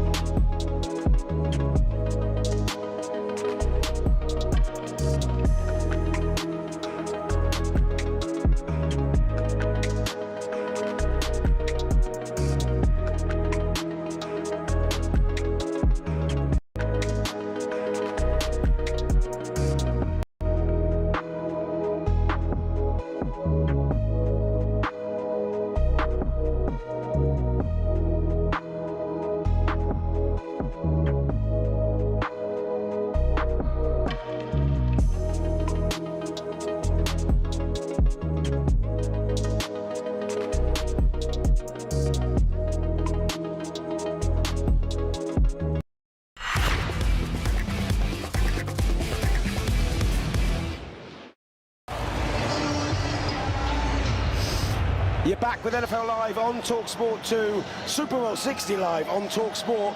We're also on the talkSPORT YouTube channel. We're on CTV. We're absolutely everywhere. We're global right now. 19-0, the Seattle Seahawks lead Super Bowl 60 after A.J. Barner's 16-yard touchdown from Sam Darnold. The turnover, the Derek Hall punch-out, the recovery on the fumble from Byron Murphy, all setting him up for that short field and setting him up to put the first touchdown of the Super Bowl on the board. I mean, I feel like I keep saying, if the Patriots are going to do something, it has to be now, but surely at this point, like, you always need a kick return touchdown, a turnover, like it's got to be all these things. Now they're going to have to go basically to a hurry-up offense, spread the ball out, you know, and go in shotgun and almost go to a 2-minute offense. That's their only chance. Interestingly, it's Travion Henderson back to receive this kickoff for the New England Patriots, with Carl Williams sat in front of him and the rest of the line ready for the kickoff. You asked me about another man joining us. Hopefully Charlie Smith, New Orleans Saints kicker, will come and join us for 5 minutes or so. Nice. Hence the idea of, you know, it's been quite the kicking game. We can get his thought on that as this ball falls to Travion Henderson right on the A of Patriots in the end zone. He takes a knee and Drake May will come out and start this drive from the 35-yard line. You're listening to the Super Bowl live on talkSPORT with 5. Don't forget you can watch the Super Bowl for free on 5 right now. I know it's not been the Super Bowl that necessarily would have hoped for, but the Seahawks right now look like one of the most dominant and worthy winners we've ever seen. Yeah, and I keep going back to the NFC Championship game when the Rams were right there with them, and the Rams put a bunch of points up on there. It really makes what McVay and Stafford and Puka Nacua did all the more impressive. Drake May straight drop back with Stevenson in the backfield alongside him. Under pressure, has to roll up to the right. Has options downfield, it tucks it and runs. Gets out to about the 40-yard line. Picks up 5 on that first down scramble. 13-15 remaining. Gets out of bounds. They're going to give him 6. Second for at the 41. A much earlier check down to Ramondre Stevenson on that play. Decided to stay in, and I don't know why you would ever stay in when you've got Leonard Williams absolutely barreling down on you on the right-hand side of that line. And Mike Vrabel's upset about something, and he's pushing Stephon Diggs out of the way to get between Diggs and the official, and we have a fan on the field now who's about to get tackled. He's out to the 40, down to the 35. He's made everyone absolutely miss. And actually, Carl Williams is getting involved. He's the one who pushes him down. He slides down at the 10. Guys, he's giving himself up. That's got to be rough in the passer. That was so late. Down to the 10-yard line, something written on his chest, absolutely no idea what, but it was amazing to watch. Of all of the security people trying to chase him down, it ended up being rookie wide receiver of the New England Patriots, Carl Williams, who ended up taking the man down, and now 6 of them have wrestled him. He will be arrested quickly, he'll be taken to jail. His Super Bowl Sunday is all said and done. Is the New England Patriots? That's now my question. Second and 4 at the 41.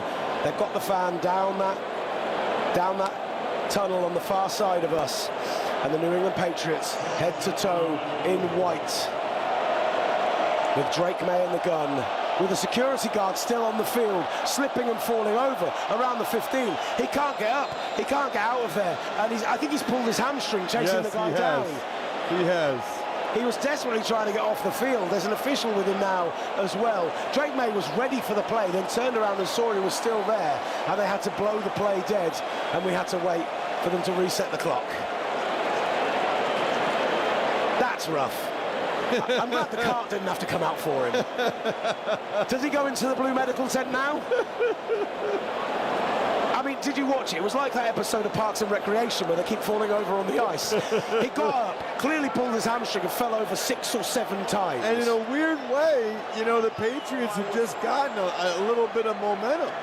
Yeah. And now they don't have it. 43 seconds on the play clock. And they've added an extra 5 seconds to the clock and reset the play clock as well. So it's now 12:58 remaining. Second and 4, ball at the 41. New England down 19 in Super Bowl 60. Sean Smith just making sure the ball is properly set and making sure we can get ready to run the clock. May in the gun, Simpson alongside him. He's looking for a deep shot. Left-hand side, goes over the middle. Matt Collins brings it in around the 38, down to the 35-yard line, falls on the ball, and that's a huge pickup for the New England Patriots. 1st and 10 in Seattle territory. Their first explosive pass play of the day. Easily the best throw of the day by Drake May. It was zone coverage. He stepped up, put it on a rope to Mac Hollins. They get up quickly, and he goes for another deep shot. He's looking for Hollins in the end zone. Over the top. Hollins brings it in! Oh, my word! Touchdown, New England! We said they had to go hurry up. We wondered if the momentum was done. And back-to-back deep shots to Mac Hollins has dragged the Patriots' lifeless body back into this game of football. Wow! Unbelievable. Back-to-back deep throws to Mac Hollins. This time against Reek Woolen. Reek Woolen had almost perfect coverage, but Drake May drops it in the bucket. Mac Hollins squeezes it while Woolen's arm was up in between his arms with the strong hands, and the Patriots are right back in this thing. Reek Woolen, back-to-back plays in coverage, back-to-back 24-yard gains for Mac Hollins, and with the extra point, it's back to a 12-point game. Extra point is up, and it is good. First points of the day for Andy Burgales. And the New England Patriots, with 12:27 left on the clock, are trying to make a game of Super Bowl 60. The fourth quarter's come to life. Where's Gregg Rosenthal when you need him? Poor boy, poor lad. Hey, right when Gregg Rosenthal leaves, the Patriots offense starts to make some plays. Gregg Rosenthal leaves, the party starts. That's what I'm hearing. You're listening to Super Bowl 60 live on talkSPORT, and it's come to life. Let's see if they can get a stop and move things and maybe come back in this game. What an incredible comeback it would be live on talkSPORT.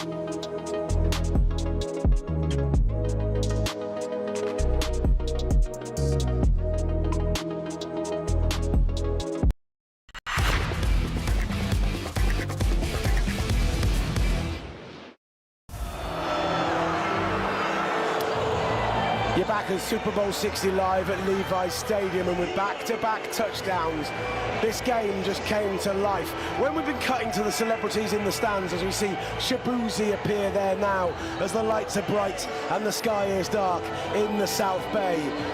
Everyone was sat in Lazy Boys, had a beer on the go, just chilled out. Now, everyone's on their feet. How about no touchdowns for the first 45 minutes of this game, the first 3 quarters, and now 2 minutes and 33 seconds into the fourth quarter, we've got 2 touchdowns. I told you, it's Gregg Rosenthal's fault. At least he's going to have a bit more fun when he goes down onto the field now. I mean, you know, I don't have a rooting interest. That's not the point of this broadcast. We're meant to be down the line, but for someone who wants to see a great game of football, a Patriots stop right now would be a delicious thing to see. No question. Listen, I think most people know this, but broadcasters, we just want close games. We just want competitive games. We want it to be entertaining and interesting. And honestly, after the Barner touchdown, 19-0, I thought we were in serious trouble. Kudos to the Patriots for never giving up. There was, and I didn't want to call them out at the moment because it was only a few, but I did see a few Patriots fans in section 145 below us get up out of their seats. Then maybe they were going to the toilet or going to get themselves some refreshments, but it felt a lot like they were heading for the exit. I think they'll be heading back in if they're still here. Rashid Shaheed fields it out the 10. He's going to cut up the middle. He's potentially got a crease here. Oh, and it's a great toe tip tackle for the New England Patriots. Brock Lamp in on that one, the fullback, and it means that the Seahawks will start this drive around the 25-yard line. Ross, if you are Clint Kubiak in this situation, if you are McDonald in this situation, how conservative do you think they're going to be?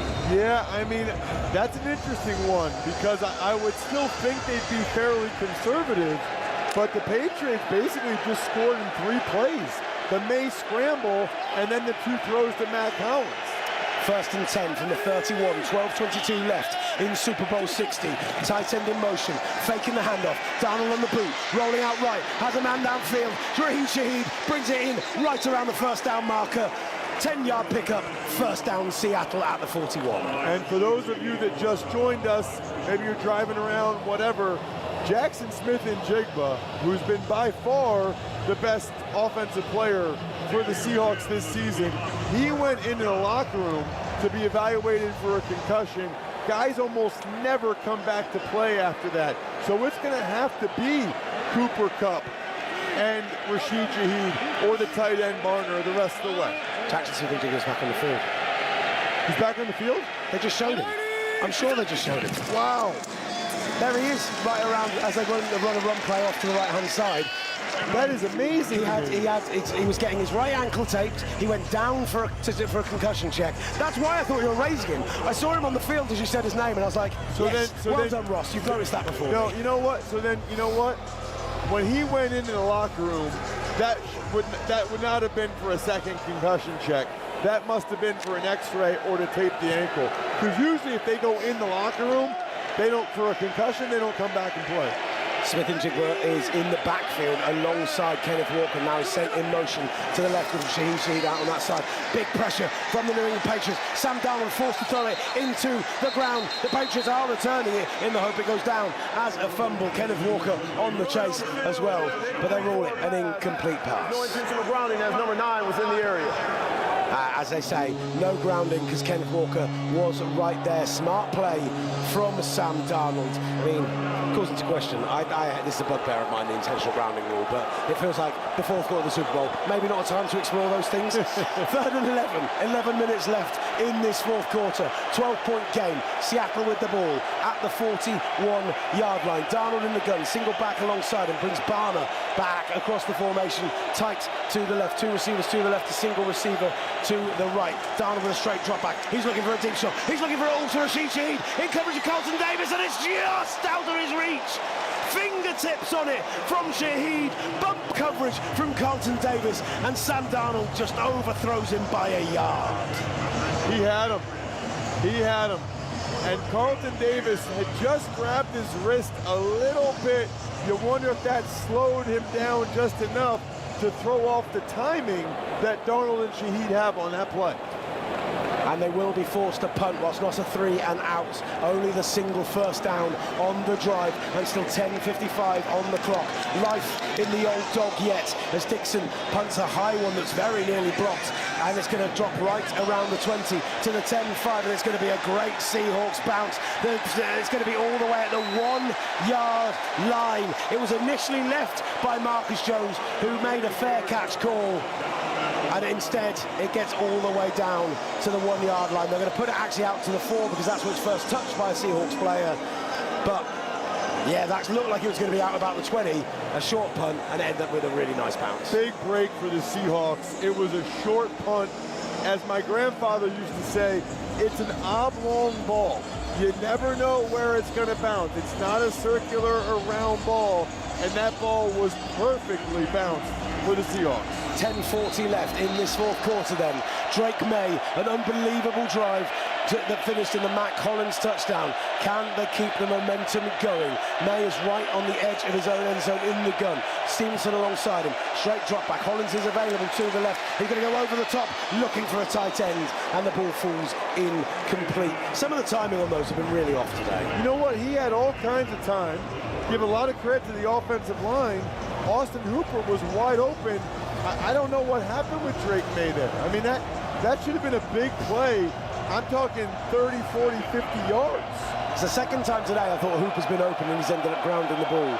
Drake May. May now in the gun again. Two receivers to the right, Abuti and Diggs. Hollins split out to the left. Stevenson alongside him in the backfield. They'll all go on routes. He's going to throw it to Stevenson on a little outgo on that side. Out to the 10. Gets out past the first down marker by leaping over a defender out of bounds and gives them a 1st and 10 at the 11, at the 12-yard line. In fact, sensational bit of athleticism from Ramondre Stevenson.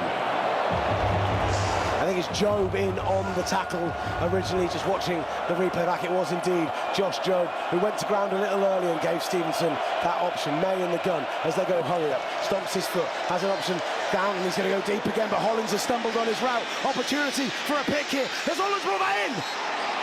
Oh, it goes incomplete. I thought somehow he'd managed to bring that ball in. He was surrounded by 3 Seahawks receivers. Hollins had a slight stumble on his route, and that meant the ball ended up being thrown up on a wing and a prayer. Love could have got to it, and in fact, I think Kobe Bryant and Love hit each other and caused there to be an incompletion instead of a pick. Wow. I mean, I thought somebody caught it, but nobody did. Kobe Bryant had the best chance at it. He's the one that high-pointed the football. 2nd and 10 then at the 17, 10:02 remaining, 12-point game.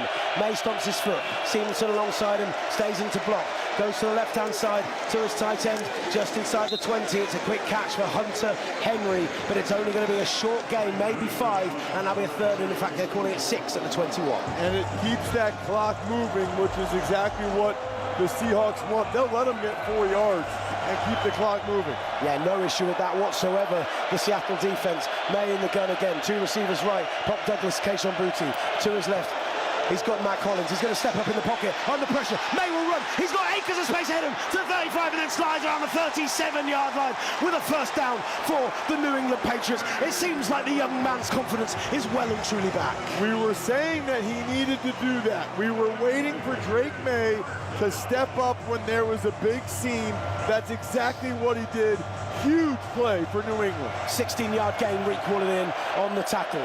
May in the gun. Henderson stays into block. Just a quick out route to the rookie. Carl Williams gets 8 yards on that one and goes out of bounds.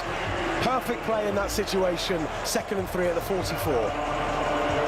Clock is still rolling. 8:58 remaining, ticking down. They need to hurry up here. Trayvon Henderson in the backfield. 2 receivers right, 2 to the left. May stomps his foot, gets the ball. He's looking deep again to Williams. He steps up again. He looks over the middle. This one is going to be straight into the arms of a waiting Seahawk. Job with a return, getting all the way out to the 40, back to the 35-yard line, and it's Love on the interception. Julian Love received that ball like a Christmas gift straight into his arms, and Drake May have just thrown the Super Bowl for the New England Patriots. I have no idea what that throw was. When it's that bad of an interception, typically it's a miscommunication. So I don't know if he thought Kyle Williams was going to sit down, or he thought he overthrew Boutte. One way or the other, that's about as bad as you'll see from Drake May, and as easy of an interception as Julian Love has ever had in his career. Wow. Julian Love picks the ball off, returns it for 36 yards, pushed out of bounds at the New England 38. And what was that about Patriots comeback? Darnold's coming out under center. Kenneth Walker in the backfield behind him. Single receiver on the left-hand side. Heavy set formation. It's a toss play to Walker. Finds an edge. Gets to the outside. Breaks the tackle. Gets out past the 25-yard line. That's a 13-yard pickup on 1st down. A 1st down for the Seattle Seahawks all the way down to the 23-yard line of New England. Huge. And again, they're able to get the edge. Terrific blocking on the edge by both tight ends, Barner and Saubert, as well as Arroyo. They had 3 tight ends in on that play, and every one of them had a good block right at the point of attack. Kenneth Walker, huge day for him today. Darnold's back out under center. Kenneth Walker in the backfield behind him. Heavy set line with a single receiver as JSN split out to the right-hand side. Takes the snap, hands it off to Walker, who just tries to time his run. Manages to make a man miss. finds a hole and picks up another 9, even 10-yard gain. They're going to call it the full 10, down to the 11, into the red zone. Another first down, Seattle. Kenneth Walker hit him with the Le'Veon Bell there, which is how he ran the ball at his first college, Wake Forest. He almost stopped his feet 3 yards in the backfield, waited for everything to develop, and then he hit it as Kenneth Walker is trying to run his way into the MVP. 128 yards on the ground for Walker, another 26 in the air today. Over 150 on the day for the running back who has taken over this offense in so many games over the ending stretch of the season. And it will go to Walker again on a stretch run to the outside. He does make another man miss. This time only picks up maybe 3 yards on the play. Gets down to right around. In fact, gets just back to the line of scrimmage. Give him 2, 2nd and 8 at the 12. And this whole drive, Will, the clock just keeps spinning. This is ideal for Seattle. They're moving the ball, but they're keeping the clock moving. You want to shorten the game if you're the Seahawks. Every time you can keep that clock moving, you're eliminating time for the Patriots to come from behind. 2nd and 8, ball on the 12. Darnold under center. Kenneth Walker in the backfield behind him. JSN split out wide. Elijah Arroyo there as well. Cooper Kupp also in the formation. They hand the ball off to Walker. Again, he goes to the other side of the formation, and he just slips and stutters. Falls down. He falls on the ball after it came out, but he was already ruled down, and he picks up maybe a yard on the play, 3rd and 7. But it's exactly what you've been saying about him all day. Just doesn't want to run where the blocking's going. No, and I think he would have been better off on that one if he did. He ended up losing his feet and falling down. But again, that clock keeps moving. I would expect the Seahawks to tell Sam Darnold to be very, very careful here. Even a field goal would be massive. Make it a 15-point game, 2 scores already, but that would be 2 touchdowns and a 2-point conversion. Surely a step too far for Drake May and the New England Patriots. Sam Darnold, straight drop back, looks for Jackson Smith-Njigba. We've not said his name a lot today, but he hauls one in and goes out of bounds on this near sideline. Picks up maybe 3 or 4 on the play, and it's a time out for New England. That is an early timeout from Mike Vrabel, but I think it's the right decision. You're down 12. You're very likely to be down 15. You have a chance to stop the clock, you do it. A little bit of afters going on in the middle of the field, in on that Christian Barrymore, just having a bit of back and forth with the interior of that Seahawks line. But they are going to set up for a 5th Jason Myers field goal of the game. This one, his shortest of the day, from just 26 yards as Mike Dixon is wiping down the area of the field at the 16. He steps up. Chris Stoll steps up to snap the ball. Patriots desperately looking for something here, maybe a block, and indicating as such. Seahawks taking their time with this one. Ball is snapped, ball is down, kick is up, and kick is right down the middle. A 15-point game now, Super Bowl 60. That New England Patriots comeback that looked so promising after the Matt Collins touchdown, brought to an end by a Julian Love interception where it looked like he was the intended target of Drake May. And the Seahawks had 3 more to the board, making it a 15-point game with 5:35 remaining live here on talkSPORT.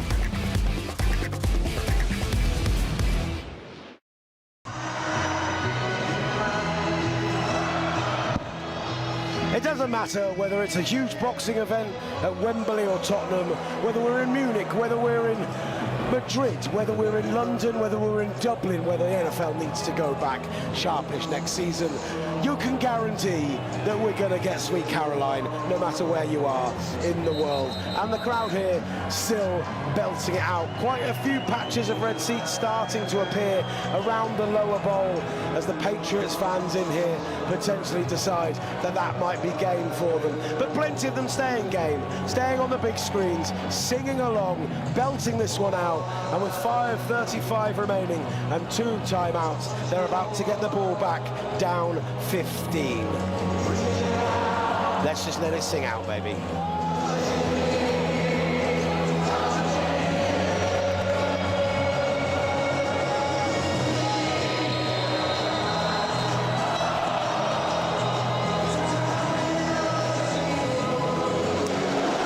Seen on the screen, the Seahawks have had a 51% pressure rate off a 17% blitz rate. As Trayvon Henderson brings one out, gets out to the 30, to the 35, to the 40. I nearly broke that one off, and I was talking about the pressure rate of the Seahawks defense. That and Jason Myers made the tackle. Maybe he is trying to become MVP. MVP. Jason Myers just broke the record for most field goals in a Super Bowl, and now has made a tackle to stop a potential kick return touchdown that would have actually made this a game. I'm just saying, that's some MVP stuff. This is a personal campaign now at this point for anyone who's watching us on YouTube. Ross Tucker just doesn't like it being thrown out into the world. Right, Drake May. What can he do? In the gun. Kayshon Boutte to his right, 2 receivers to the left. It's a straight drop back. He steps up and he is just swallowed up by this Patriots defense. It took a while to get him down. The man who gets him down in the end, Byron Murphy, with his second big sack of the day. He had the fumble recovery as well. And yet again, the plays being made by the Seahawks defense are the difference in this game. Bang. They rush out to play it quickly. 3 receivers left, 1 receiver right. May goes to Ramondre Stevenson out of the backfield. He gets back up to about the 40. There's a little stutter step. Nicky Mamori pushing him out of bounds in the end. And he picks up the yardage from that first down, plus a couple more. It'll be a 3rd and 8 with the ball on the 40. Clock stopped at 4:57. And now that we're under 5 minutes in the 4th quarter, when they go out of bounds, the clock will stop. So that's a mental error by the Seahawks. You want to make sure you tackle him in the field of play to keep the clock moving. That's important. May in the gun again. Stevenson alongside him. Boutte to the right. 2 receivers to the left, and Matt Collins and Stephon Diggs. He's looking for a deep shot potentially. He goes over the middle, finds Hunter Henry, gets out past the 45-yard line of the Seattle Seahawks. That's a first down, and they are into Seattle territory. But the clock continues to tick. Down inside 5 minutes, 4:45 remaining. Down 15. They need to score quick here if they're going to have any chance of winning Super Bowl 60. May in the gun, takes the snap. Huge rush off the edge from Devin Witherspoon, and the ball comes out. Witherspoon hits him. The ball is out, and it's going to be returned all the way for a Seahawks touchdown. Boy, Murphy! 30 yards, and this is the play that this game truly deserves. This Seahawks defense have been the best in the NFL over the last 10 weeks, and they seal Super Bowl 60 with a huge fumble recovery and touchdown. Devin Witherspoon came free on the blitz again. And when Drake May went to throw the ball came out of his hand right to Uchenna Nwosu. And Nwosu's able to grab it out of the air and take it back for a touchdown. Uchenna Nwosu! I'll do it again just to make sure. I can't believe I got the touchdown scorer wrong on the biggest play of Super Bowl 60. But I just had no expectation that ball was going to come out. I saw Witherspoon come over the side. I saw him take Drake May down, and suddenly a 28-7 lead for the Seattle Seahawks as Myers lines up to kick the extra point. And suddenly it's the Seahawks by 22. Wow. Unbelievable, absolutely unbelievable. Devin Witherspoon, sensational. You know, the Patriots were in a hurry-up offense there, and the Seahawks were late to get a couple guys out on the field. Kudos to Mike McDonald for still having the blitz call on, and Drake May was trying to do the right thing and not take the sack. But it is wild that when Witherspoon hits him, the ball goes right to Nwosu. What a catch by Nwosu. Unbelievable play. Uchenna Nwosu stepping up. Is there an argument? I know Kenneth Walker has had an unbelievable day on the ground, but is there an argument that this could be one of those games where a defensive player deserves MVP? Because that defense has just been unstoppable It's a good point. I mean, it would probably be Devin Witherspoon, if anybody, with the way he's made a bunch of plays. 2 sacks, 21 yards, a forced fumble, and now a touchdown off the back of it on the fumble. That led to the game-sealing touchdown. Yeah, unbelievable. Unbelievable. So they line up to kick the ball off immediately, and actually there's going to be a flag called on this one. Jason Myers isn't sure at all what this is for. Some kind of illegal formation, extra man on the field, trying to figure this one out. Ready for play. We'll redo the free kick. So the ball wasn't placed and ready to play, and so we're going to have to re-kick it. Jason Myers was absolutely livid. There is still a flag on the field on the far side. Finally been picked up. And as we settle up for this, I now imagine a few more Patriots fans may well be leaving the stadium. Yeah, I'm actually surprised more of them haven't, to be honest with you. There's a fair few of them down below us, so you can still see Drake May jerseys, Julian Edelman jerseys, and Malcolm Butler there. There's going to be no miracle play to end this Super Bowl like 11 years ago. Revenge for the Seattle Seahawks as Carl Williams takes a knee in the end zone, and Drake May will come out and start from the 35 with 4:27 remaining, but down 22 in Super Bowl 60. Now, from a Patriots perspective, and I know we'll talk about this a little bit post-game, but you have to reflect brilliantly on this season, even if today was just that hurdle too far. Yeah, and listen, I mean, 4 minutes, I wouldn't be surprised if they score again, but it's extremely unlikely they would come back. What matters now, if you're the Seahawks, you want your outside corners, your outside players, to play outside in. They call it outside leverage. Don't let these guys get out of bounds. You'll let them catch it in the middle of the field like this. Catch it at the 40, moving up to around first down at the 45-yard line. Pop Douglas is going to be marked for the first down, but maybe a yard short as he went to ground.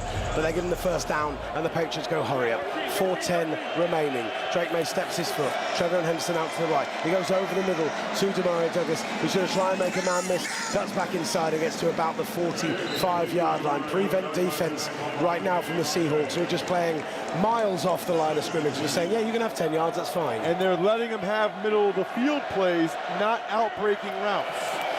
Drake May drops back again. Again, the middle of the field is available. Instead, he goes to Austin Hooper, who gets the first down and gets out of bounds on the far side. That'll be first down around about the 41-yard line for the New England Patriots, with still 3:42 remaining on the clock and 2 timeouts in their pocket. And that's one where Witherspoon needs to make that tackle in the field of play.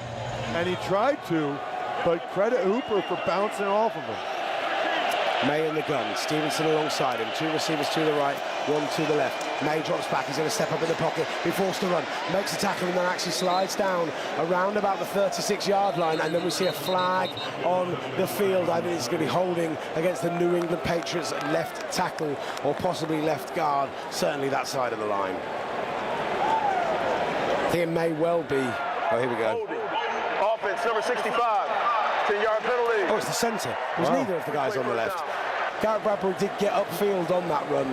We'll have to see the replay, but yeah, holding given for his hold on Uchenna Nwosu, and yeah, that's almost a horse collar. It's such a big hold. Yeah, that was a good call. Obviously, Bradbury did not know that Drake May was stepping up to run there.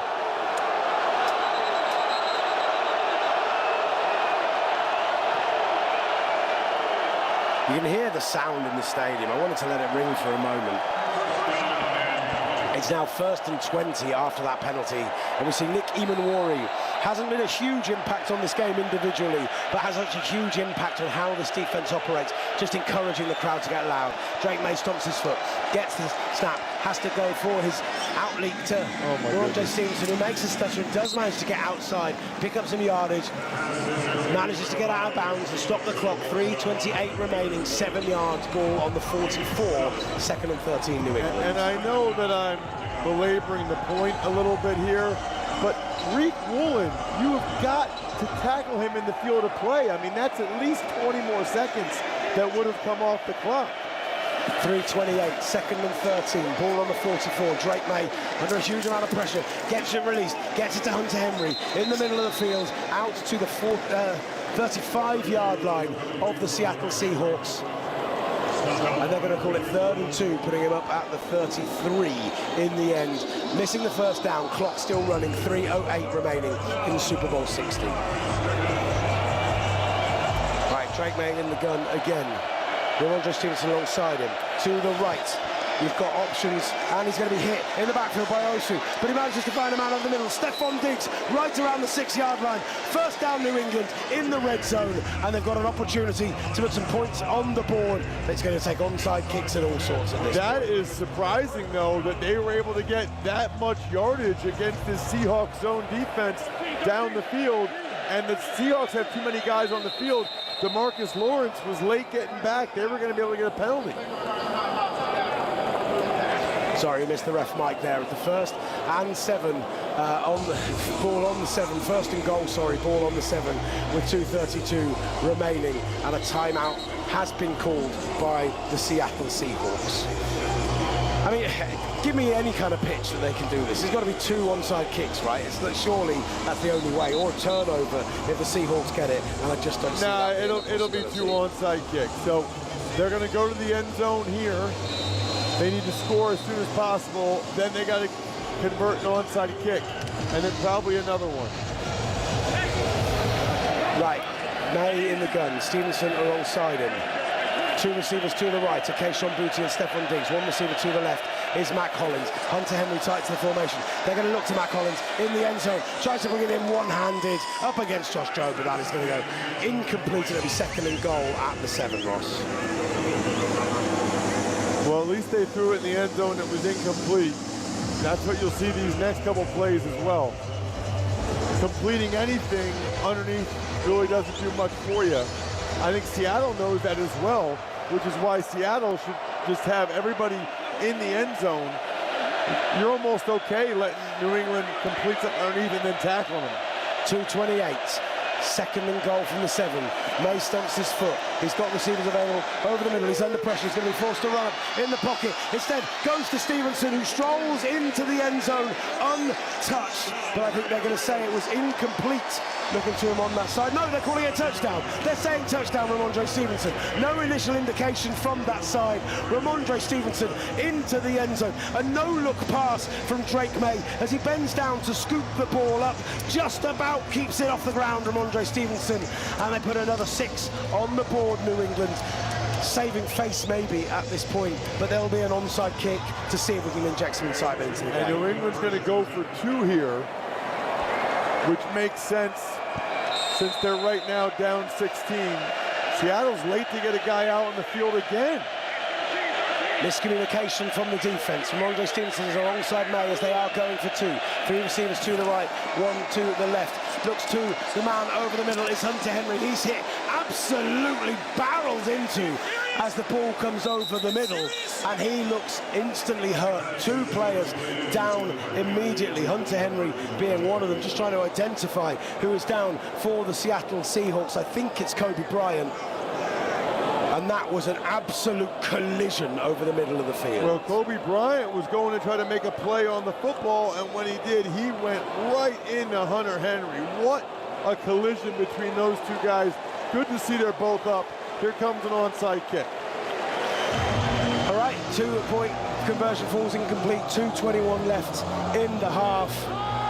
In the Super Bowl, in the season, at a 16-point game.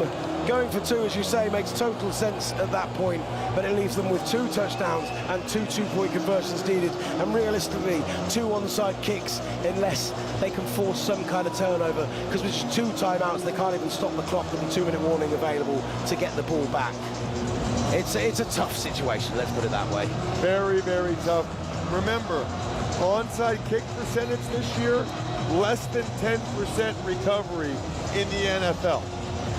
It's very, very difficult at this point to recover onside kicks. The Seahawks will have their hands team out there. That's the guys that they feel most comfortable with fielding the ball. If they get it, should be noted, the Patriots have 2 timeouts and the 2-minute warning. So even if they don't recover this, they still can get the 3 stops before we get to, including the 2-minute warning. But I mean, we're then talking about punting the ball away, having to go, whatever that ends up being, 80, 90 yards down the field, like, and get it, and score a touchdown, and recover another onside kick. Like, it's as rough as it could possibly get for New England. Well, maybe not possibly get, they're still in the game in a way. Andy Borregales steps up, onside kick formation. Looks like he's going to go to this left-hand side, and I think that's going to be a timeout called by Seattle. They blow the whistle. Seattle, the Seahawks decide, like you said earlier, a Kodak timeout. Get Kodak a picture of what they're going to do. You guys know what Kodak is? Yeah, absolutely. All right. I mean, it's a little bit old school. I don't think and people in their 20s in America even know what Probably it is. not. That's from for 40-somethings like me. Yeah, 40-somethings like me as well, buddy. Just about fall into the elder millennial range. But I remember Kodak. I remember having to get photos printed out. Yeah. I remember film, all of that. So yeah, I think we can still call it a Kodak. But I just don't know what the youth of today are going to call it in 20 years' time when they're in our position. Right, the Patriots line up then. 2:21 left in Super Bowl 60, 29-13. The Seattle Seahawks lead. Onside kick for Andy Borregales. They go for a high looping one into the air. It is recovered with ease, fallen on by Helani. And even with the fact they've got the 2 timeouts, you'd have to think we're just going to see a super conservative moment here from the Seattle Seahawks. Maybe they go wild and try and get the first down. Well, they will run it, you would imagine, and at least get it to the 2-minute warning with a chance to win the game if they can get 1 first down. The Gatorade being stirred on the sideline. It's orange, just in case anyone decided to prop for it, although it has not been spilt quite yet. Sam Darnold under centre. Kenneth Walker in the backfield. A first down finishes this game. They go to Walker. He pops to the outside, gets a corner and looks like maybe he's going to get to the outside, but smartly goes to ground before going out of bounds, maybe gains a yard on the play, but most importantly will force the Patriots to use one of their 2 timeouts. Very smartly, and interestingly, the Seahawks just brought 2 linemen into the game. So now the Seattle Seahawks, I believe, have 7 offensive linemen out there, including Josh Johnson and Oluwatimi, the backup center. I mean, there's heavy, and then there's heavy. It's fitting for this booth. Stick your 13 personnel, we're going to run 7 offensive linemen. Yeah, look at them. Wow, that's a whole lot of man on the field for the Seattle Seahawks as Sam Darnold gets under center.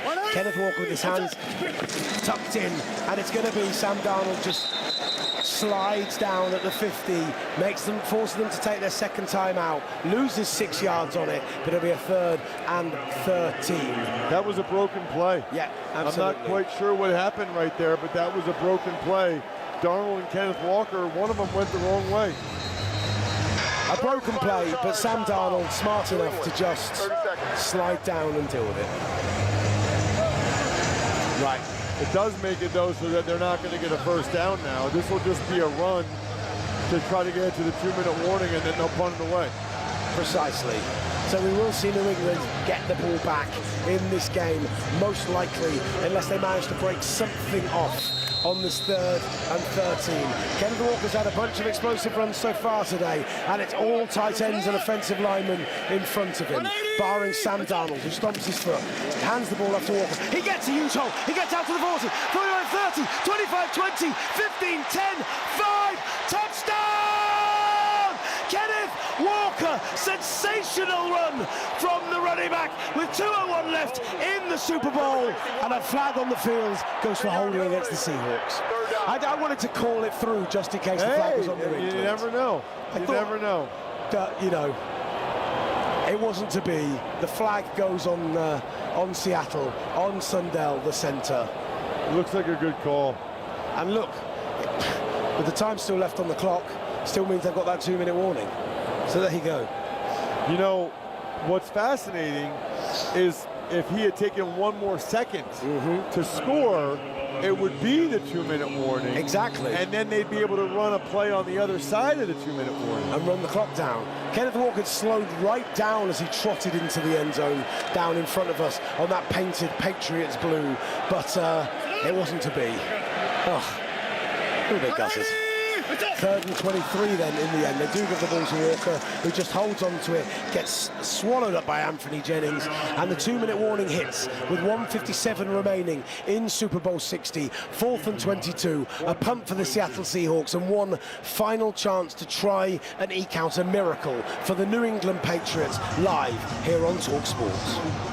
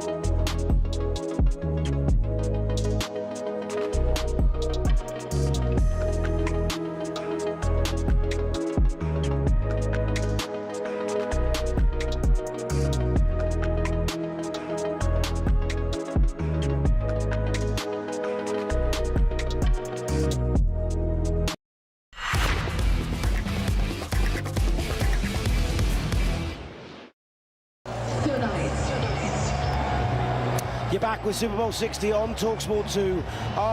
Why did I do talkSPORT 2 again? Just natural. It's where we are normally in the season. But obviously for the big game, we're on the big station. You're listening to the Super Bowl live on talkSPORT with 5. Don't forget you can watch the Super Bowl for free on 5 live right now.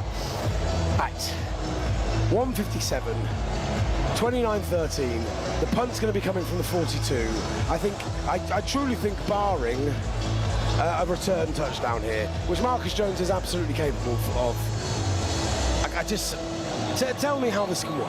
Well, I'm not sure the Seahawks even give Marcus Jones a chance here. This will be interesting.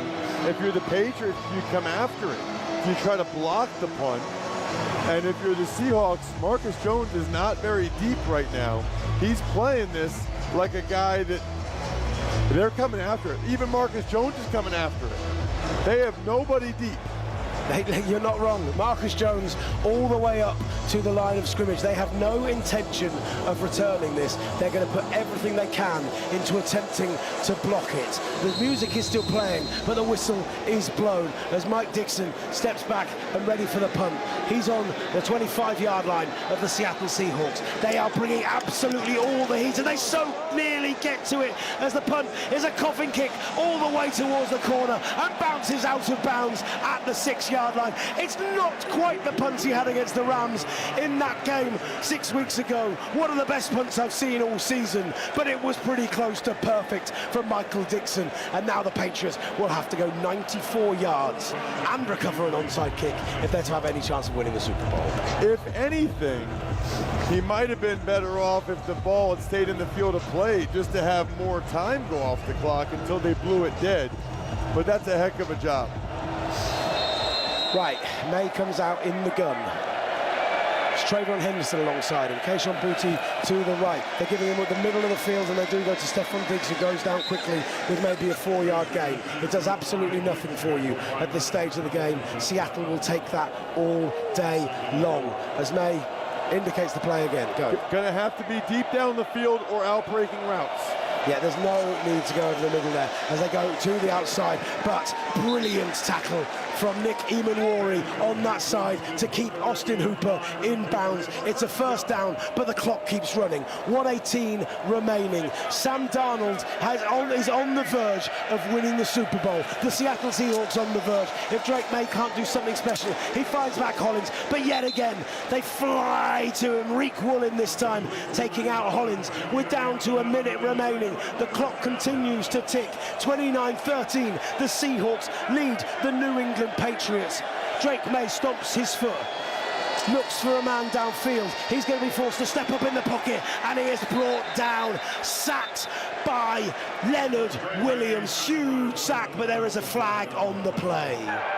Offside. Defense, number 7, lined up in the neutral zone. 5-yard penalty. Replay first down. It's a touchdown hero, Uchenna Nwosu, and that stops the clock for New England. 47 seconds remaining. 1st and 5 with the ball on the 33. We're essentially in Hail Mary territory almost at this point. Yeah, boy, and that's a tough penalty, too, because with the sack, the clock would have just kept going and going, and Nwosu lined up in the neutral zone. May steps back, he's supposed to roll out to his right. There's all sorts of flags down the field. He throws downfield looking for Kyle Williams. What's that laundry all about? Right around the 40-yard line. Drake May just landed very hard on that right shoulder that was previously injured. It looks like it's going to be some kind of either OPI or defensive holding, I'd imagine, most likely. Oh, there you go. Defense, number 27. 5-yard penalty, automatic, first down. I mean, at this point, you can give up those penalties because it just takes time off the clock every time. Like, remember the way the Ravens ended Super Bowl 47, where they just went, well, we're going to run and take that safety intentionally because, as far as I'm concerned, it doesn't really matter. I mean, that illegal hands to the face seems a little weak, but it keeps us going. 39 seconds remaining in Super Bowl 60. 1st and 10, ball on the 38.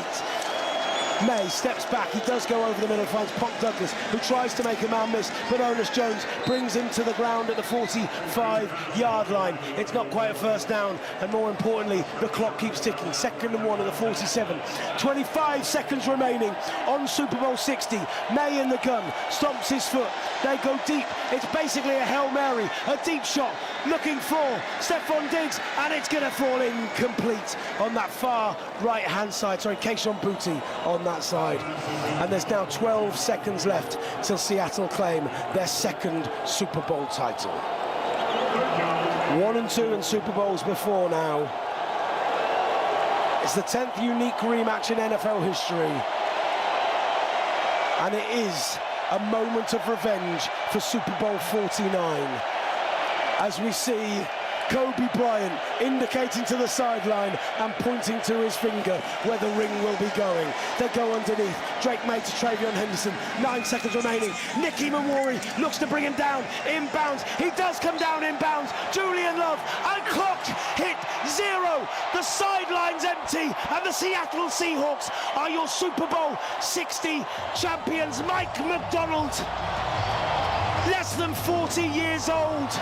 The 4th youngest head coach in NFL history to reach this pinnacle. Sam Darnold may have not been the MVP today, but what a story this season has been for him. The first player under 30 to be a Week 1 starter for 4 different teams, failing in the playoffs with Minnesota last season. They said he couldn't do it in the clutch moments. Well, now he's done it in the clutchest of moments, and he has won the Lombardi Trophy. But above everything else, the brilliant Brit, Adam Durdy, and this sensational Seahawks defense who shut down Drake May and the New England Patriots for 3 quarters of this game. The only score they gave up, the deep shot to Mac Hollins in the 4th quarter. They are the ones who will take the plaudits tonight. The late touchdown for Uchenna Nwosu being the exclamation point on a brilliant, brilliant defensive performance. And your Seattle Seahawks are now 2-time Super Bowl champions, going home with Super Bowl 60. Well, they were the best team over the last couple months. I think everybody could see that. And they were certainly the best team tonight. Very much deserved this victory. They did enough offensively, but they were utterly dominant on the defensive side of the ball, yet again. Just 38 years old, the 4th youngest head coach to ever reach a Super Bowl, and he'll be older than only Sean McVay and Mike Tomlin in winning a Super Bowl title. He's also set a new record for most wins in a season by a head coach under 40, including the playoffs at 16. And I mean, what can we say about this defense who just harassed and harried Drake May all night long? The sack numbers are just unbelievable. Derek Hall and his story, 2 sacks, 17 yards. Byron Murphy, 2 sacks for 6 yards. Devon Witherspoon with the sack for 10 yards and then forcing Drake May to make the mistake. They're now calling it an interception for Uchenna Nwosu to return the pick 6 for the Super Bowl winning score. But all in all, that defensive unit, the very best in the NFL this season, have taken them to a Super Bowl title. We see Sam Darnold at midfield hugging Cooper Kupp. Kupp becomes just the 2nd wide receiver in NFL history to win the Super Bowl as a starting receiver on 2 different teams. And the celebrations are going to go deep into the night in the South Bay. And I don't have a rooting interest, but I got to tell you, Will, as a guy that played for 5 teams, there's not many of us. I am so happy for Sam Darnold. Sam Darnold right now is the king of the 5-team club as a Super Bowl quarterback, Super Bowl champion. To have 4 teams more or less say, no thank you, we can do better. And on his 5th team, he wins the whole thing. Will Varney, what do you say? Well, I say they're going to be sleepless in Seattle tonight. The Seahawks have I knew he'd have a line. I knew he'd have a line. I've been planning this all of the second half. The Seahawks, well, they've taken the NFL by storm this year. They were doubted, underestimated. Nobody saw this team coming. Tonight, they showed that spirit of the 12 and ultimately a city which has fallen in love yet again with its football team. Tonight is Seattle's night, just their 2nd Lombardi Trophy, revenge for Super Bowl 49 complete, an explosive offense, an elite defense, and it did the legendary Legion of Boom proud. The Seahawks are your Super Bowl 60 champions, beating the New England Patriots 29 points to 13. Will Gavin.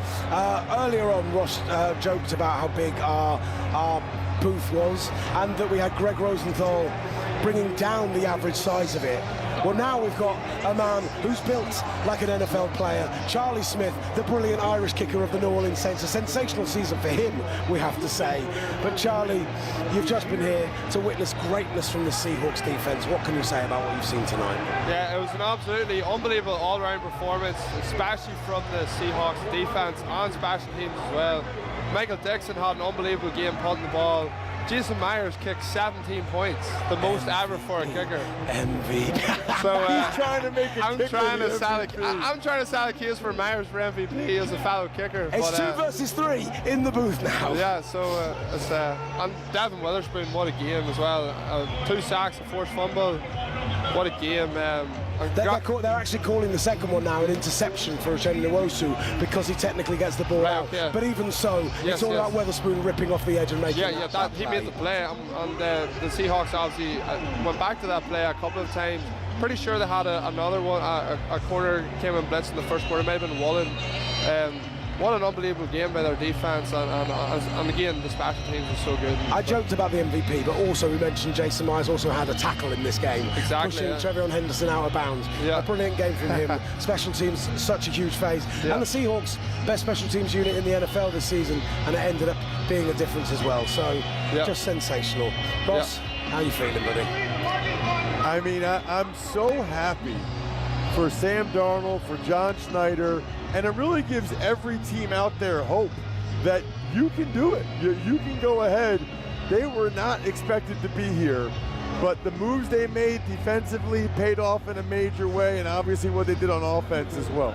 Look, it was a stellar performance from the Seahawks, especially in that second half. It was tough sledding in the first half. We spoke about those struggles on offense, but ultimately getting the job done. And this defense, Charlie, that we've just spoken about, I compared it there to the legendary Legion of Boom. And I just think what we've seen today is this defense, this beautiful mix of veteran presence, of rookies who have continued to shine, And ultimately, this is a defense that's to be feared for years to come, is it not? Yeah, definitely. Yeah. Especially if you've got guys that you're not really paying that much money right now. So the Seahawks, I'm sure they'll have some cap space to pay these guys in the future. But you know, that's why it's so good. You know, you have to draft well. You pick your players in free agency well, and this defense has been unreal. And this young secondary that I believe they drafted a couple of years ago and just kept adding and adding to it. And it definitely is something that compared to the Legion of Boom now. But you know, even the young linebacker, Eamon Worry as well, has been a stud all year. And I know he got hurt as well. But look, yeah, what an unbelievable year for the Seahawks. You know, we played them early on in the year, and it was our toughest game of the year by far. They just came at us, and I think it was like 28-0 in the end of the first quarter, and you're like, what was going on here? They're just relentless. They just carried it on and on and on, and then once they get going, they're very hard to stop. And their offense didn't even have to do that much today, and they're still ran out comfortable winners. So you really have to give credit. Let's just talk about the way this team has been built this year. Because John Snyder was under some criticism when Pete Carroll left, and there were some expectations that maybe John Snyder should also have left the job at the same time, do a full reset. 3 drafts back to back to back where they've just been absolutely sensational. Picked up, I mean, so many great players, but so many stars, both their starting tackles, Nick Eamon, so many stars on the back end of that defense. It has been such a huge part of what this team has done. And then they bring in Sam Darnold. They pay him $100.5 million guaranteed over 3 years. They say, we like what we saw in Minnesota enough. He won 14 games, and yes, he lost week 18, and yes, he lost the first game of the playoffs, but he came so close to proving with that team that he was a starting quarterback in the NFL and potentially a franchise quarterback in the NFL. He's been up and down this year. He hasn't been perfect. First 9 games of the year, he was a lot of the offense. Him and JSN, deep shots. They had more deep completions than anyone else in the league except for Drake May this season, right? But then you look to the second half of the year when they're running the ball. You think that Sam Darnold's been taken out of the game. And then that NFC Championship game against the Rams, throwing for over 300 yards, 3+ touchdowns, no turnovers. Sam Darnold had 20 turnovers in the regular season, right? Led the league by a country mile, 40 interceptions, 6 forced fumbles. He had 0 in the playoffs, not one single takeaway. The last quarterback to win the Super Bowl, the only quarterback, in fact, to win the Super Bowl, but when they're leading the league in turnovers, was Eli Manning in 2007. It just shows you get hot at the right moment. You have a game like he had in the NFC Championship game where the defense didn't stand up against the Rams, where the running game wasn't there, and then he just puts on a performance like that. Tonight it didn't take a lot from him. He had some good throws. He had the big completion to Varney. He obviously had the touchdown to Varney as well. They could rely on Kenneth Walker, over 150 yards between ground and air today. He did everything he needed to do as the quarterback, and his story is so sensational, so like life-affirming, that I think that's a huge thing we should be focusing on after the Super Bowl. Yeah, it's brilliant. And like one of the questions I think we all had over Darnold coming into the playoffs was, would he be able to handle the big moment? And as you said, well, there are 0 turnovers in the playoffs. That just goes to show that he can. And that was the, that was the big question mark over probably the Seahawks coming into the playoffs was, can you trust Darnold in the big moment? And he's proven that he can. And he hasn't had to be the superhero. And I know he played very, very well against the Rams. He hasn't had to be a superhero, and he's been happy enough to do that and just been a facilitator, game manager, and it's ultimately about winning games, and that's what he's helped his team do that. Just looking out on this field right now, plenty of bodies getting ready for the trophy presentation, the handing over of the Vince Lombardi trophy. Still plenty of fans in this arena at Levi's Stadium. A lot of red seats, but still just seeing these blue and green jerseys, the green ticker tape out on the field, and there are so many stars. And I mentioned this beautiful blend that the Seahawks have managed to do, and again, a lot of credit goes to John Schneider, but this veteran presence, they bring in Cooper Kupp. DeMarcus Lawrence comes in, somebody who knows Adam Durd so well, wanted to come to the Seahawks because of the relationship they built in Dallas. And then you add in that exciting youthful, those rookies who come in like Nick Emenwari, even Torrey Horton, who didn't feature today, even what he gave them earlier in the season. These guys, it's just been this great blend, and ultimately it's come together in a Super Bowl victory, and nobody gave this team a chance. And I think even just touching there on Sam Darnold, I think it just goes to show in the NFL, we can be continually surprised. We never know what one season is going to bring to the next. This is a team that heading into the season, everyone saw the San Francisco 49ers and the LA Rams as the real contenders in the NFC West. The Seattle Seahawks, they trade away Geno Smith, trade away DK Metcalf, and look at them rising to the very top, winning just their second Super Bowl trophy. The stage is out on the field. They're getting ready for the trophy presentation. Jody Allen, the owner, who's going to receive the trophy on behalf of her late brother Paul, who passed away in 2018. There's been a lot of talk about whether the Seahawks might be sold in recent days. Well, I think they might have a few suitors. Well, and that's part of the point. They do plan to finally sell this club up after Paul Allen did sadly pass away. And what you're now set up with is one of the best head coaches in the NFL. You've kept hold of your defensive coordinator. Yes, you're going to have to figure out something on offense with Clint Kubiak going off to the Las Vegas Raiders, but you've got a brilliant young core. You've not got a huge amount of unrestricted free agents as well. In fact, I bothered doing the research because, you know, that's actually my job, of bringing up who their unrestricted free agents were this offseason. And I've got to tell you, right, Kenneth Walker is the big one. Reek Woolen, I don't know if they'll keep around, even though he had a couple of plays today. You've got a few on that back end like Kobe Bryant. You've got Boye Mafe, Rashid Shaheed. So you'd probably say you need to keep Shaheed. You probably want to keep Kobe Bryant. Boye Mafe, possibly, but you've got so much other talent up front. But there's no like superstars there outside of Kenneth Walker. There's no like, oh my God, we're going to have to pay somebody big.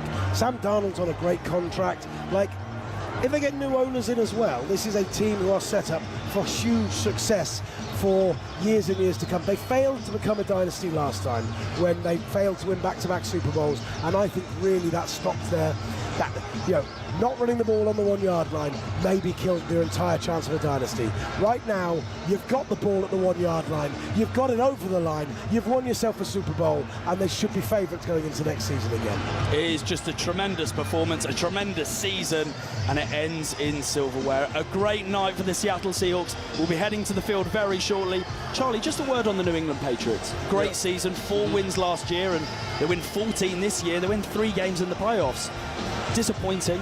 Drake May struggled out there on the field today, but the culture that Mike Vrabel has brought back to this organisation, they've had a fantastic season that deserves appreciation. Yeah, definitely. Coach Vrabel got Coach of the Year, turning a team from 4-13 into a team that makes the Super Bowl the next season in your first year as head coach. What an achievement! It's been really cool, and good for the Patriots. They've had some really smart signings in the off-season as well, and some guys have stepped up like Keishon Boutte, Douglas with the wide receiver core. They've had some really good success in special teams, defense as well. Like it's been really cool to see. It gives, even just from a personal point of view, seeing a team that maybe doesn't make the playoffs in 1 year goes on and makes the Super Bowl the next year. It gives the likes of us, hope going into the future too. And congratulations to the Patriots doing a great year. Well, they're starting the trophy presentation down on the field. Time to hand some sterling silver over to the Seattle Seahawks. Let's head straight down to the field and Commissioner Goodell. 12 is a big number tonight. It was 12 years ago tonight you won your last Super Bowl trophy. So the 12s dominate. Jody, to you and your organization, to John, to Coach, to your entire organization, these great players, congratulations on the Super Bowl win. Take it back to Seattle. You're Super Bowl champs.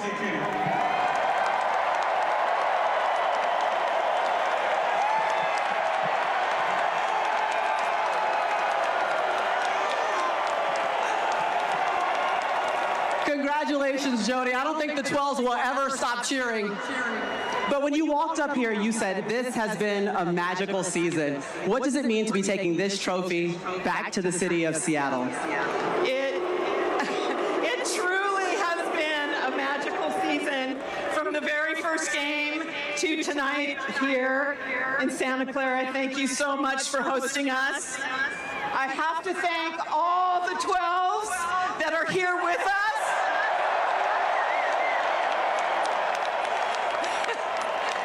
All the 12 everywhere and all the 12s around the world. Yes! And Jody, I'm sure not enough great things can be said about the job of John Schneider and Mike McDonald. How would you describe how they orchestrated this season? Right. I have to thank the organization led by John Schneider and of course the team, the players. We love you guys. We love the legends led by Mike McDonald. I love it. Let's go ahead and pass the trophy back to Mike McDonald. Come on up, Coach.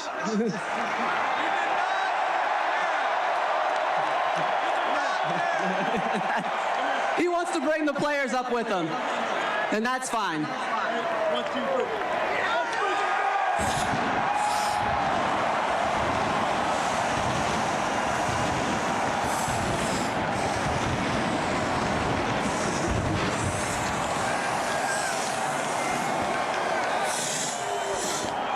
You know, Mike, what I think is crazy about the story is when I sat down with you, you said during training camp, I knew we could end up here holding this trophy. I just need to know what confidence you had in these men that are standing right here in front of you to lead you believe you'd be going home with the Lombardi Trophy.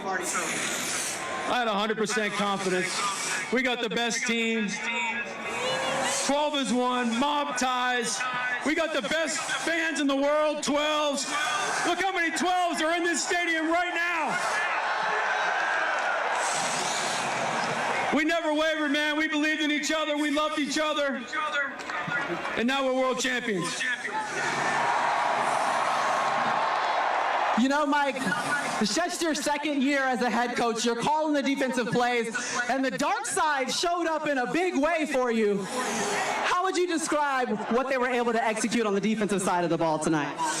They just made a decision. They're going to play a certain way. They lived up to the dark side today. It's going to go down in the history books. We love our players. Look, they made it happen. They made it come to life, and we won the game. Hey, I know you don't like to talk about yourself that much, but just describe for a guy who almost walked away from coaching, was going to be in corporate America, in his second season, you now have a Lombardi Trophy in your hand. What does this moment mean? I believe God called me to be a coach, and I listened to him, and I thank him, and we are incredibly blessed to be Seahawks, to be 12s, and now we're world champions. Congratulations again, Coach. I want to bring up the Super Bowl MVP, Kenneth Walker, ladies and gentlemen.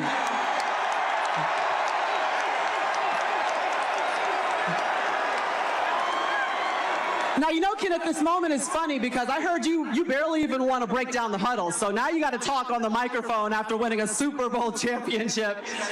But what was going through your mind and the mentality that you had to make sure that you were powering this offense throughout the game tonight? First and foremost, I want to thank God for this, blessing to be here. Also, I want to thank my brothers. This don't happen without them. We went through a lot of adversity this season, but we came together and we stuck together, and, that's what we got. Congratulations, Kenneth. Thank you so much. And last but not least, I want to bring up the quarterback. Hey, shout out to the 12s. Shout out to the 12s. Now, last but not least, I want to bring up Sam Darnold, your Super Bowl winning quarterback, ladies and gentlemen. Sam, I think you just completed one of the greatest redemption stories we've ever seen in football. Your 5th team in 8 seasons. What gave you the belief, the will to know that you could stand up here on this stage holding this trophy?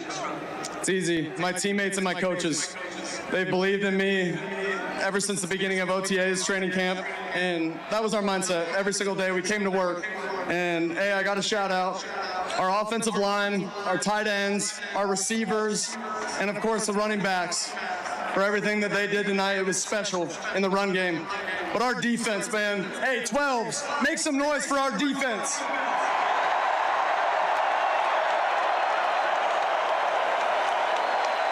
Hey, listen, with all the ups and downs that come from a season, when you saw the confetti coming down, first thing that went through your mind? We did it. That was it, man. It was. It's been such a special journey with these guys. So much hard work that's been poured into this, and That's it. It was just a job well done. Job well done, Seattle Seahawks. Congratulations, Sam Darnold, Mike McDonald, John Schneider, Jody Allen, Kenneth Walker, your Super Bowl MVP. Congratulations, 12s. Continually celebrate this one. Well, goodness me, the celebrations are certainly going to start, and they are going to continue late into the night as we see the green and silver ticker tape once again fly into the air on the field with the Lombardi Trophy hoisted aloft.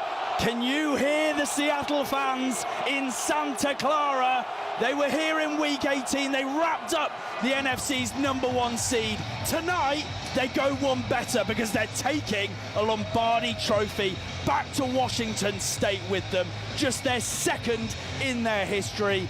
This momentum that they've built throughout this season, doing it for the 12s, the 12th man, and they have certainly had the fans on their side tonight. The celebrations continue here at Levi Stadium. What a night it is for the Seattle Seahawks. And just before I bring you back in, Will, I did just want to mention a huge shout out to Mike McDonald, because this team and what they've been able to achieve in just his second year as a head coach, well, goodness me, he stepped into the shoes, big shoes to fill, of Pete Carroll, and look how he's taken to it like a duck to water. He was seen as the defensive coordinator of the Ravens as the next hot shot, the next big thing. His defense tonight, alongside Adam Durd, they have stepped up, they have lived up to the billing. They continue to excite, and you heard from Sam Darnold there, a big shout out to the defense, and it's a recognition. I don't think they get this done without that elite unit tonight. Yeah, unbelievable performance. And it was so interesting earlier in the week to talk to McDonald, to talk to Adam Durd. I'm sorry because my voice is going slightly. I'm not sounding more enthusiastic, but honestly, I feel that this is a stadium that erupted for the 12s tonight. They did an unbelievable job as a fan base, an unbelievable job in coaching. They turned this team around, and let's be frank, most of the football glitterati did not believe in Sam Darnold, and that's why he's going to be my first winner from tonight. Has to be Sam Darnold, even though he didn't have the greatest game of his own history. 19 of 38, 202 yards, plus the big touchdown shot to A.J. Barner, but he made the big plays in the big moments. He had that big completion to Barner over the middle when they needed something from a drive. He called the defense right, and under a huge amount of pressure from a good Patriots front, he didn't turn the ball over. That's the big thing. Everyone wanted to say last year that he wasn't clutch, that he wasn't able to raise to the big occasion, that he wasn't able to win in the postseason, and yet 20 turnovers in the regular season, led the NFL. Now he joins Eli Manning as just the second quarterback all-time to lead the league in interceptions and fumbles and turnovers.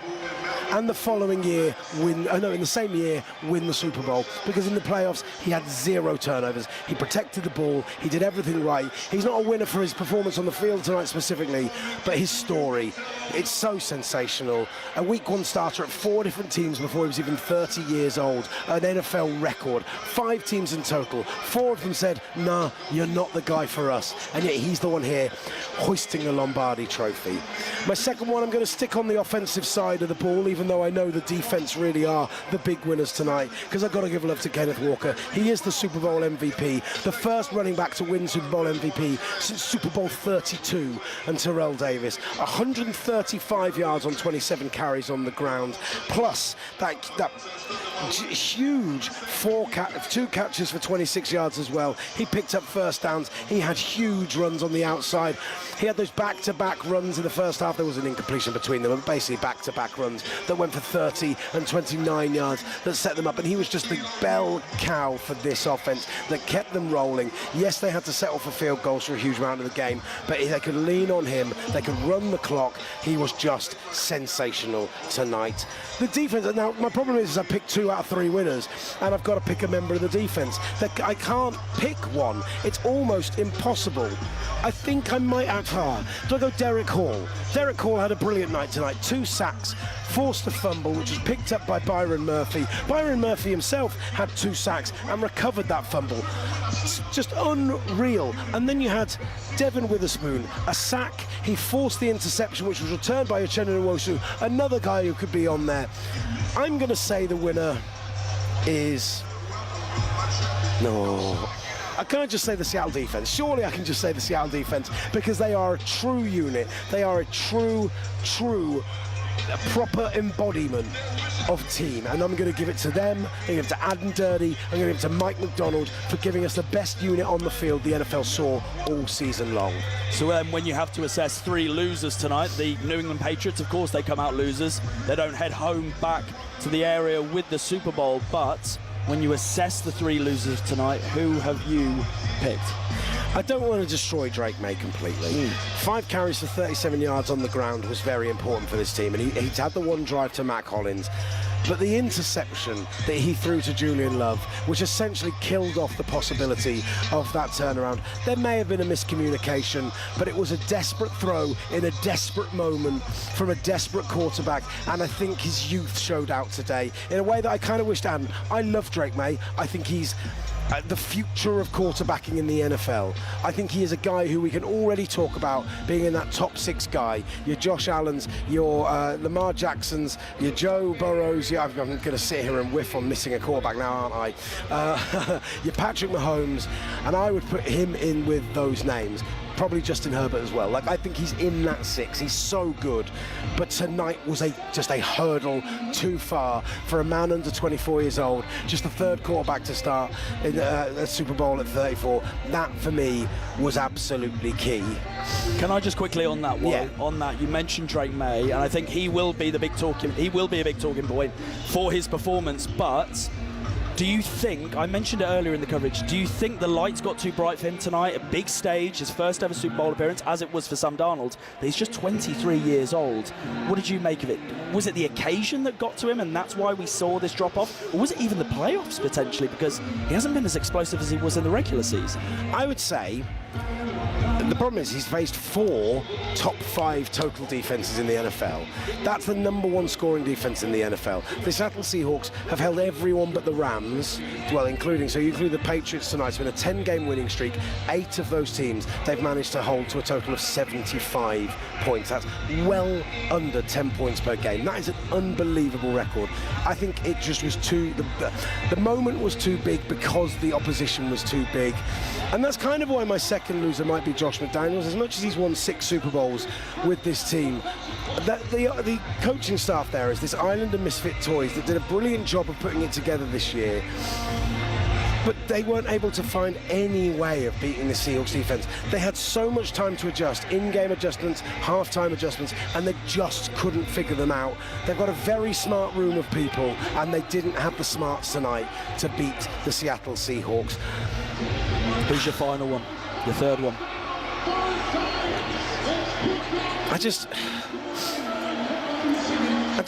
I'm really struggling to think of exactly who it should be. The Patriots blitzed at 71% tonight, right? They pressured Darnold on 50% of his dropbacks, but were barely able to bring him down. Didn't force turnovers, didn't sack him. So I've got to say the Patriots defensive line as a unit. I think what Darnold did brilliantly in replacing the blitz, in throwing the ball away, and this comes back to why Darnold should be one of our winners. Like, it was not perfect, but it was exactly what it needed to be. The Patriots threw a good defensive game plan at them, but didn't get the big play that they needed, didn't get the stop. Milton Williams eventually got his sack, but he nearly wrapped up Sam Darnold 3 or 4 separate occasions and didn't bring him down. And so I've got to say, missed tackles on Kenneth Walker on the outside. Like, the Patriots defense is a loser tonight. It's a shame because they've been so good in these playoffs, but between the missed tackles and the inability to actually get to Sam Darnold despite pressuring him, they've got to go down as a loser. 3 winners, 3 losers, but ultimately the big winner is the Seattle Seahawks tonight. They're heading back with a Lombardi trophy in their hands. The field is still filled with members of the media, with players out that's been cordoned off by the security staff as they celebrate with their loved ones. just so much goes into an NFL season. It's relentless, everything, whether it starts in free agency back in March and all of these moments of training camp, of OTAs, everything that goes into it. And it is that relief right now on the 8th of February where the Seattle Seahawks players and coaching staff can realize that a dream has certainly come true. I mentioned Mike McDonald, I mentioned Sam Darnold, this elite defense, and often we talk about the offense leading teams to victory. Tonight, the Seahawks defense stood up in a big way, and they are champions. What a night it's been. Will, final word from yourself on what you've seen out here today calling the action and how impressive the Seattle team is. I mean, the 49ers have got a lot to do. As good as they were this year, they're going to have to prove they can beat this Seahawks defense, who are so good against them twice. The Rams and Matthew Stafford, they came so close in that NFC Championship game. They lost to a 2-point conversion in the regular season. They feel like they're the ones who managed to beat Mike McDonald. That division is the best division in football, and I don't think it's even close right now. So, as much as I'm saying Seattle have a chance to really put a stamp on this league right now, we saw so many great defenses. It's been a brilliant season. Brilliant season from you, Will Varney. Brilliant season from Tom Scholes behind us, and the main man on the social medias, coming out to all our international trips, filming it, getting those brilliant viral clips that have done so well for us and really helped us get so much great stuff here at the Super Bowl. Paul Prenderville, Brian T. Smith from the talkSPORT website, all their support, everything they've done for us this year. Iron's back in the studio. Ollie Hunter, who did Sunday Night Football this year so brilliantly. Nat Coombs, who did the early games so brilliantly this year. This has been, I think, our best season overall of NFL coverage, whether it's online, whether it's the brilliant web team, and there are so many of them to mention, it's so difficult to go through them all. But just a huge shout out to everyone at talkSPORT who's made this season so brilliant. You in particular, Will Varney. I've had a whale of a time. My voice is completely gone. I've got to go and try and interview Seahawks players in a locker room where there's going to be loud music, and none of them are going to be able to hear me with my voice. But we're going to make it happen because we want to bring you the best content. So keep an eye on the talkSPORT USA YouTube channel, talkSPORT website, everywhere else, because we're going to be bringing you some top-tier locker room content. And a big thank you to you, Will, for all of the work you've done this year, calling the action, whether it's been in Dublin, in London, in Berlin, Madrid, out in Seattle, in Philadelphia, and then here tonight in 9 Santa international Clara. games next year, baby. Let's get ourselves to Melbourne for Rams 49ers week 1. The NFL continues to grow, and so do we. Our NFL coverage, bigger, better than ever, will be coming to you for the 2026 regular season when it all gets underway back, or should I say forward, in September this year. Thanks to Will, like he mentioned, a great team of people that we got working with us. Gregg Rosenthal, Ross Tucker, Charlie Smith on the call. Here in Santa Clara, a fantastic team, like I mentioned. Brian T. Smith, Paul Prenderville, Tom Scholes, who's done all the great work on socials, and that fantastic studio team who's been helping us through this evening. Alex Irons, Paul Kitchener, Zach Jackson as well. And look, our brilliant NFL team who keep us covered throughout the season. Ollie Hunter, Nat Coombs, Gabriel Anderson, Sam Harris, for all of the great work that they have done in helping us to build our coverage and have our biggest year yet. And one final thank you, that is to you. That is the people, our listeners, our viewers, the people on our watch-alongs, the people who see us in the stadium and say hello. We have such a thrill bringing you the action, and we hope you enjoy it as much as we do when we take in this wild ride, whether it is the regular season, the playoffs, the international series. We just love bringing you NFL action on talkSPORT, and we will always do that, that is for sure. The party, it's just getting started in Seattle and in Santa Clara right now. Seattle fans, you've got a Super Bowl to celebrate right now. For just the second time in your franchise's history, the Lombardi Trophy being hoisted aloft, you are taking it back home with you. Get ready to celebrate, 12s. The Seattle Seahawks have beaten the New England Patriots by 29 points to 13. That's all from Levi's Stadium. Thank you for being with us throughout the night and the early hours of the morning. I'm Will Varney. How to Win the World Cup comes next on talkSPORT.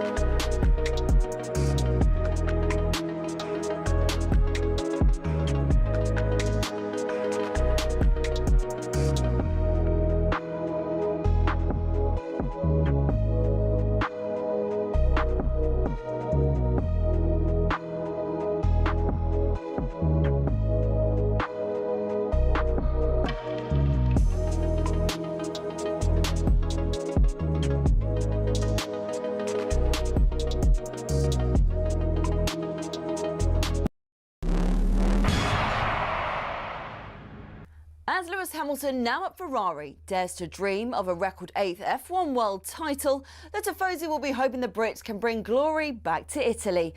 To many, Ferrari and Formula One are inseparable. They're the only team in the sport today to have competed in the first World Championship in 1950, are the most successful team in history, and have built some absolutely gorgeous cars. Their first driver's title was won in 1952 by Alberto Ascari. Considered one of F1's most dominant and best-loved champions, he drove the iconic Ferrari 500 and defended his title the year after. It was Juan Manuel Fangio in his Ferrari 250 who secured the team's next driver's title in 1956. Remember, he was world champion 5 times with 4 different teams. Mike Hawthorne, Phil Hill and John Surtees also won titles for Ferrari in the 50s and 60s, and the cars back then were beautiful, and they even sounded great, didn't they?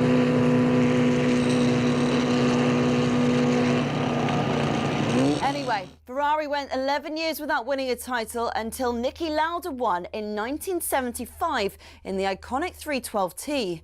Throughout much of the 80s and 90s, though, Ferrari looked like they'd never go all the way again. Le Professeur Alain Prost came pretty close in 1990, but lost out to his bitter rival and former teammate at McLaren, Ayrton Senna.